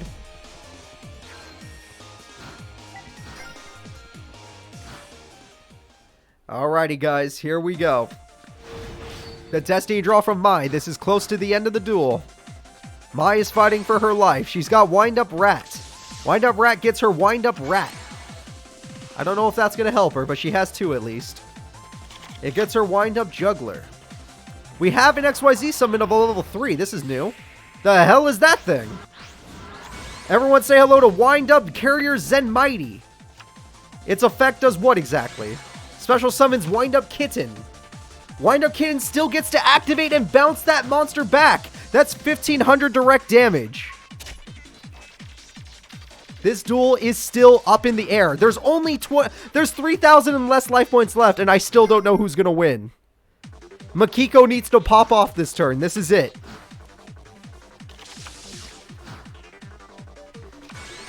Both of these people. Oh, Justice of Prophecy. Oh boy. 2,800 attack thanks to that spell card. Mai is dead. That spell card is way too strong. Mai is still fighting back. She's got Wind-Up Juggler. Why are you doing this? You don't have the life points to be doing this. I know it works technically, but it's not worth. Not for 800 damage and then a monster left. It's left open. You only have 600 life points. You're crazy. You're actually crazy. Makiko could summon anything and win the duel. Anything will win her the duel. She gets the wheel at 3,900, 4,000 attack. Hold up, it's at 5,000. Book of Moon! She stopped everything with the Book of Moon. But there's still one more monster. It's over, folks. Book of Moon can't stop everything. This is the end. Makiko pulls it off at the last second. It was a very intense, very difficult duel. I was excited to see who would win, but the stronger person is Makiko and her spellbooks. That was close. All of those spellbooks, but a Book of Moon was the one you had to be watching out for. Merlin, that's right, we got Merlin fans. Come on, Merlin. So far, your strongest opponent was King Arthur, but now Mai is probably your second strongest, or tied for strongest. God damn. Makiko has a chance of being the #1 seed, the person that everyone looks to in the Page 3 tournament. Will she get the crown? We'll see next fight. Well, actually in 3 fights. The next fight is Kami and her high-powered water deck versus Nene and her Shadal deck. They both earned their spots here, but which one is stronger?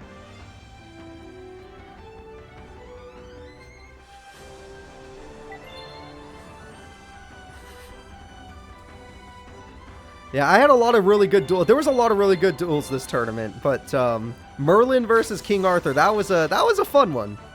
That was definitely a fun one. There were other fun ones too, though. All right, Nene.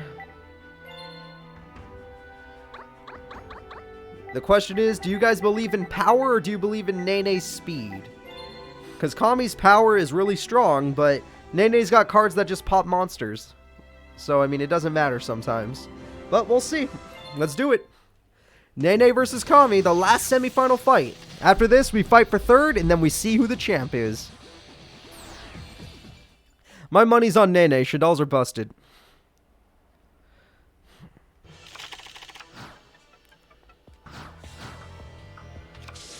Alright.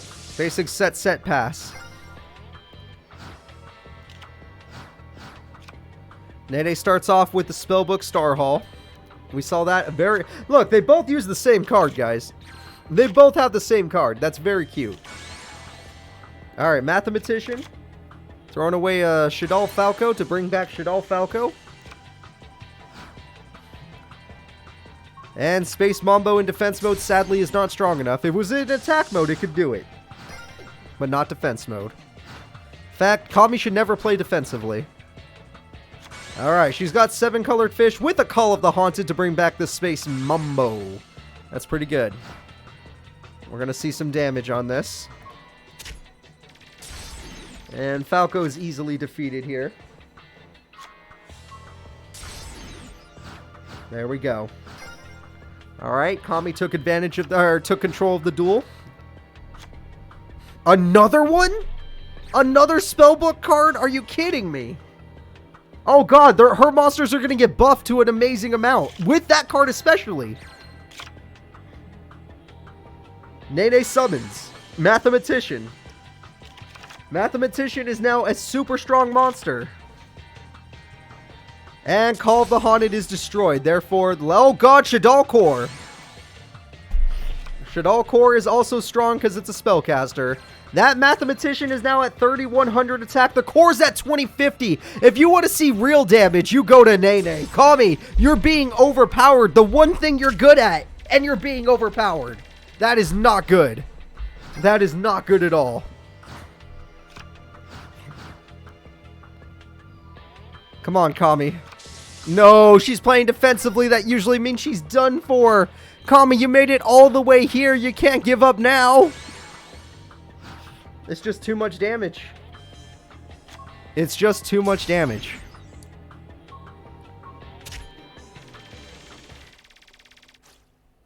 She gets one more turn. I don't know what Kami can do with one draw.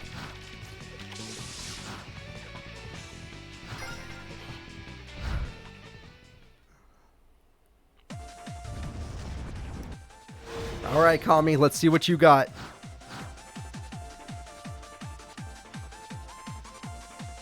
Nope. If you set a card, I assume you lost. Guys, I'm afraid this duel is most likely over. Nene is on a different level than Kami. But the question is she stronger? Well, yeah, that's not going to help you at all. That technically did nothing. The duel is over, guys.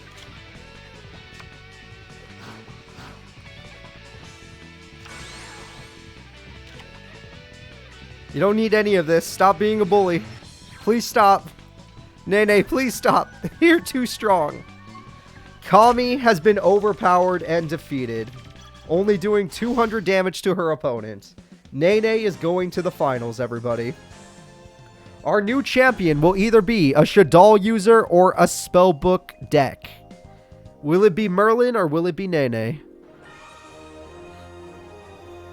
Alright, let's go over here. Nene is our victor.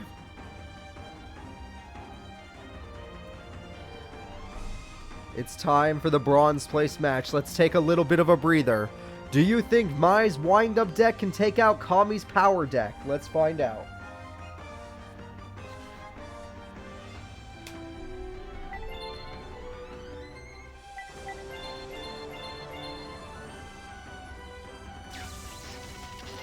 Alright, let's see here. I'm looking for Mai right now. Easy to find. Let's do it, guys. Which one of these characters will get the not worst spot? Whoever gets fourth is screwed in the tournament. Whoever gets third probably can make it out. Maybe. It's not going to be easy. It's always hard. The finals are going to be wild. I know, this finals is going to be one of the craziest ones we've ever seen. This third place match should just be a nice little breather. We need to take a break before we get to that finals. We got Merlin freaking versus freaking Nene. That's and her Shadals. That's gonna be insane. Kami doesn't need redemption. She's qualified. All right. And infected male, as if it matters. Matabo, Shark, and there's the United We Stand everybody was waiting for. And there's two United We Stands everybody was waiting for.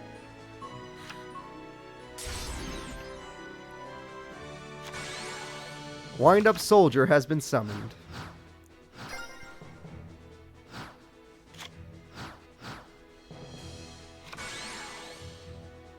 Wind-up Kitten ruined the United We Stands.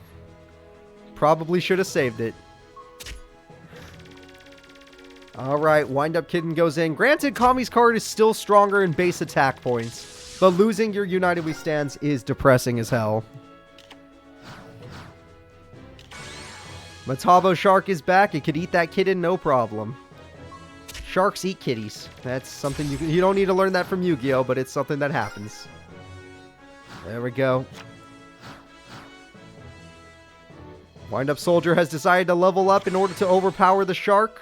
Wind-up Dog has decided to level up in order to overpower the shark. This is it. Wind-up Dog goes for 18. This is pretty scary, guys. So far, it looks like Mai is destroying Kami. Losing both these United We Stands as early as that was too bad. Kami gets 7 colored fish, but what could it possibly do? Sure, a fish could beat a dog, but like, what are you actually gonna do? Right now, even that soldier, if it levels itself up, can beat you.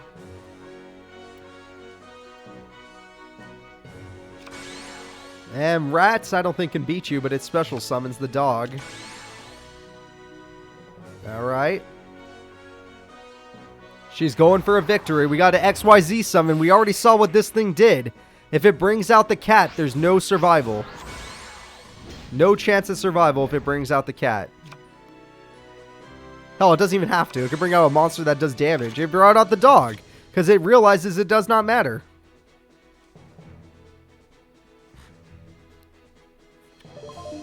Alright. And it looks like we're going to XYZ summon yet again, everybody. And there's another one. This is the end of the duel. Kami, I don't see how you survive this. So Kami made it here with just a beater deck, but sadly that's not enough to be in the top 3. Kami is still a representative, but Mai will be your third place representative.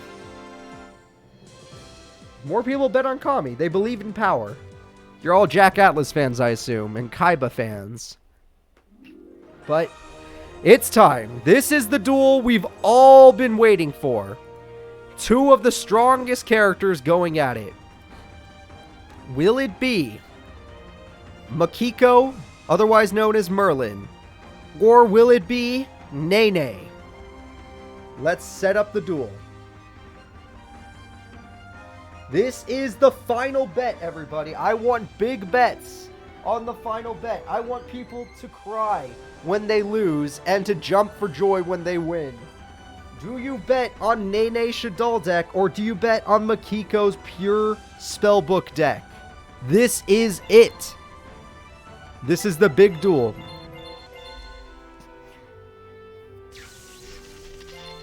A lot of people in chat starting to say Merlin versus Morgan, huh? Alright.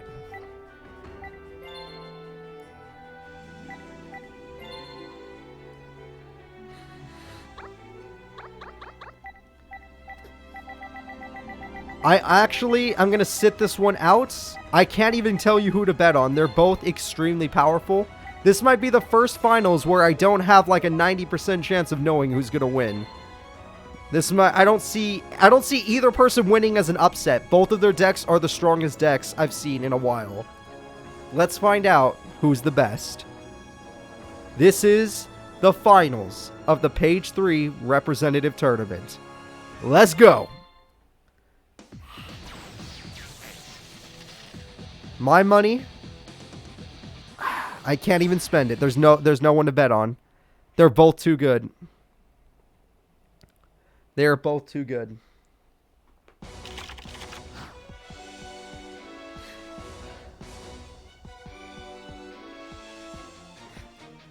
And for this prediction, everybody, we have 52% of the vote going to Nene. 48% going to Makiko. This is an extremely close bet. Extremely close. 43,000 on Nene. Almost 40,000 on Makiko. Either person can win. The people that win are winning a bunch of money. Let's see what happens. We start with High Priestess of Prophecy. Hell of a card to start with. Hell of a card.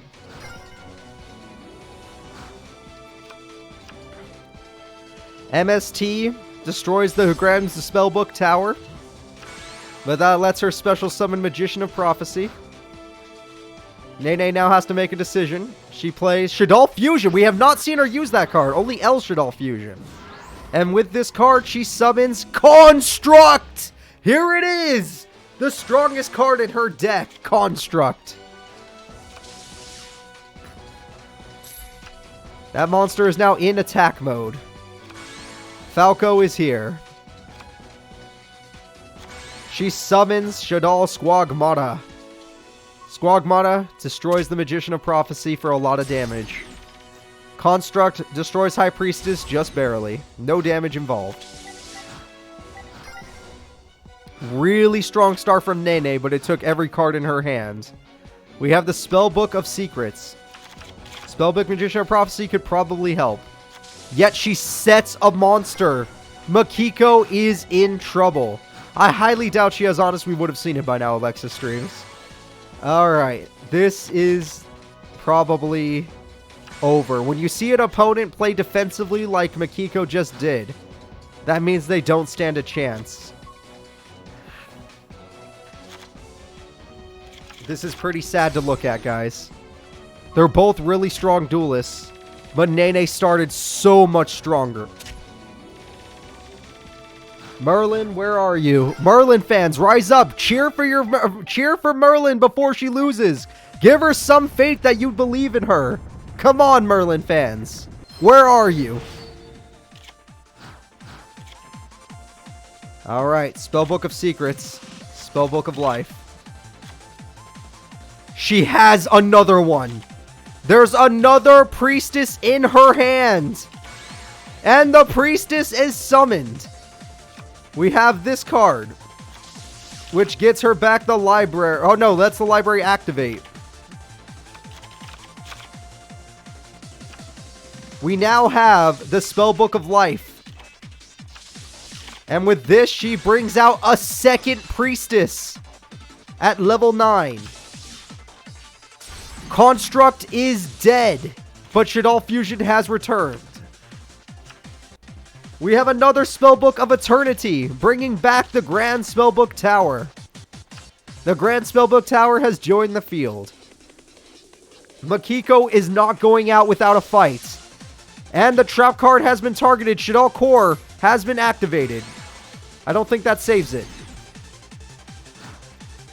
This has been an amazing comeback from Makiko. She is fighting for her life right now. Summoning 2 priestess in 1 turn is pretty damn impressive, Merlin. 2 monsters with 2500 attack. You're literally making Yugi Muto blush. In fact, they have the exact same stats and stars as Dark Magician. However, she has her own spellbook. The spellbook of secrets. You think Nene's not the only... You think you're the only one that knows spellbooks? Watch this. Alright, Nene, you're forced to play passively. Can Makiko really do this? It seems doable. Spellbook of Secrets gets back the Spellbook of the Master. Spellbook of the Master. Reveal 1 card. Reveal that card to activate it. Here we go.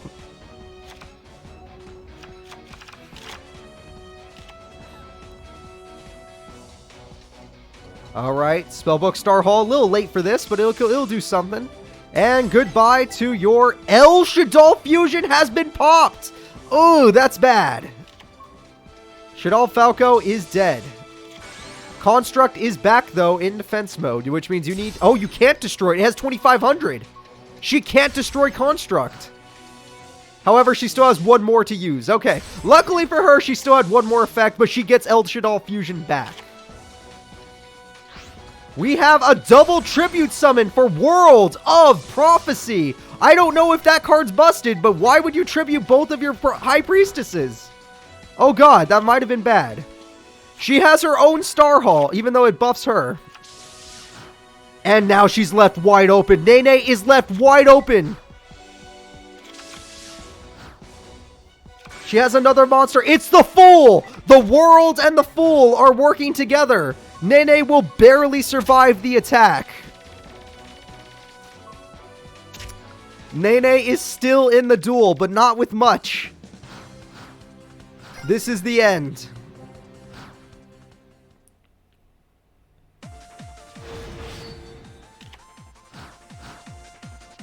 Nene summons 1 last monster. It's the Mathematician. The Mathematician throws away a card. That card pops that card. That's kind of nice, but it does not make a real difference. And that's the end. It looks like Merlin truly did it. Will Merlin be your page 3 champion?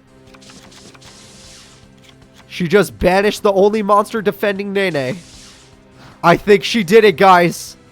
I think Makiko did it. Merlin, from the loser circle, with little life points, managed to come back and win with the World of Prophecy. Nene, who played amazing, still lost the duel. Shaddolls will take 2nd place. Your number 1 champ is Merlin with the spellbooks. Hell yeah! Merlin fans, rise up. Makiko, you are amazing. This is her first ever championship, and it is incredible how she got it. It took many, many hard battles to get here, and yet she managed to obtain the crown. That was insane. Ending the tournament. The Page 3 tournament has come to a close. Your representatives are the number 1 champ, Makiko, otherwise known as Merlin. Nene, the Shaddoll girl. Mai, the wind-up girl. And Kami, the heavy power fish deck. These are your reps. Page 3 looks really strong this season. Honestly, they might be world tournament contenders compared to every other place. And now it's time to talk about what everybody's been waiting for. Next week is the Redemption Tournament. The Redemption Tournament will have characters from Duel Monsters, GX, 5Ds, Zexal, and Arc 5 all put into one tournament, and the winners will be working on the same team. In fact, in Season 2 of the World Tournament, Dog-chan won the tournament for Team Redemption. Team Redemption actually has won a World Tournament. The first season was won by Team Arc 5 and Shingo. So, no, Page 3 characters don't get Redemption. They're lucky they get a tournament. So, I really, really, really hope you enjoyed today's tournaments. And next week is going to probably be the best tournament we've seen in a while, because it's got everybody, and it's going to be all your favorite characters, except with one little thing I'm gonna make happen that all of you will hate. There's going to be one little thing that all of you will hate when it gets revealed during the week. Either way, I really want to thank you all for being here. I hope you all had fun today, and I will see you all next time. Goodbye, everybody.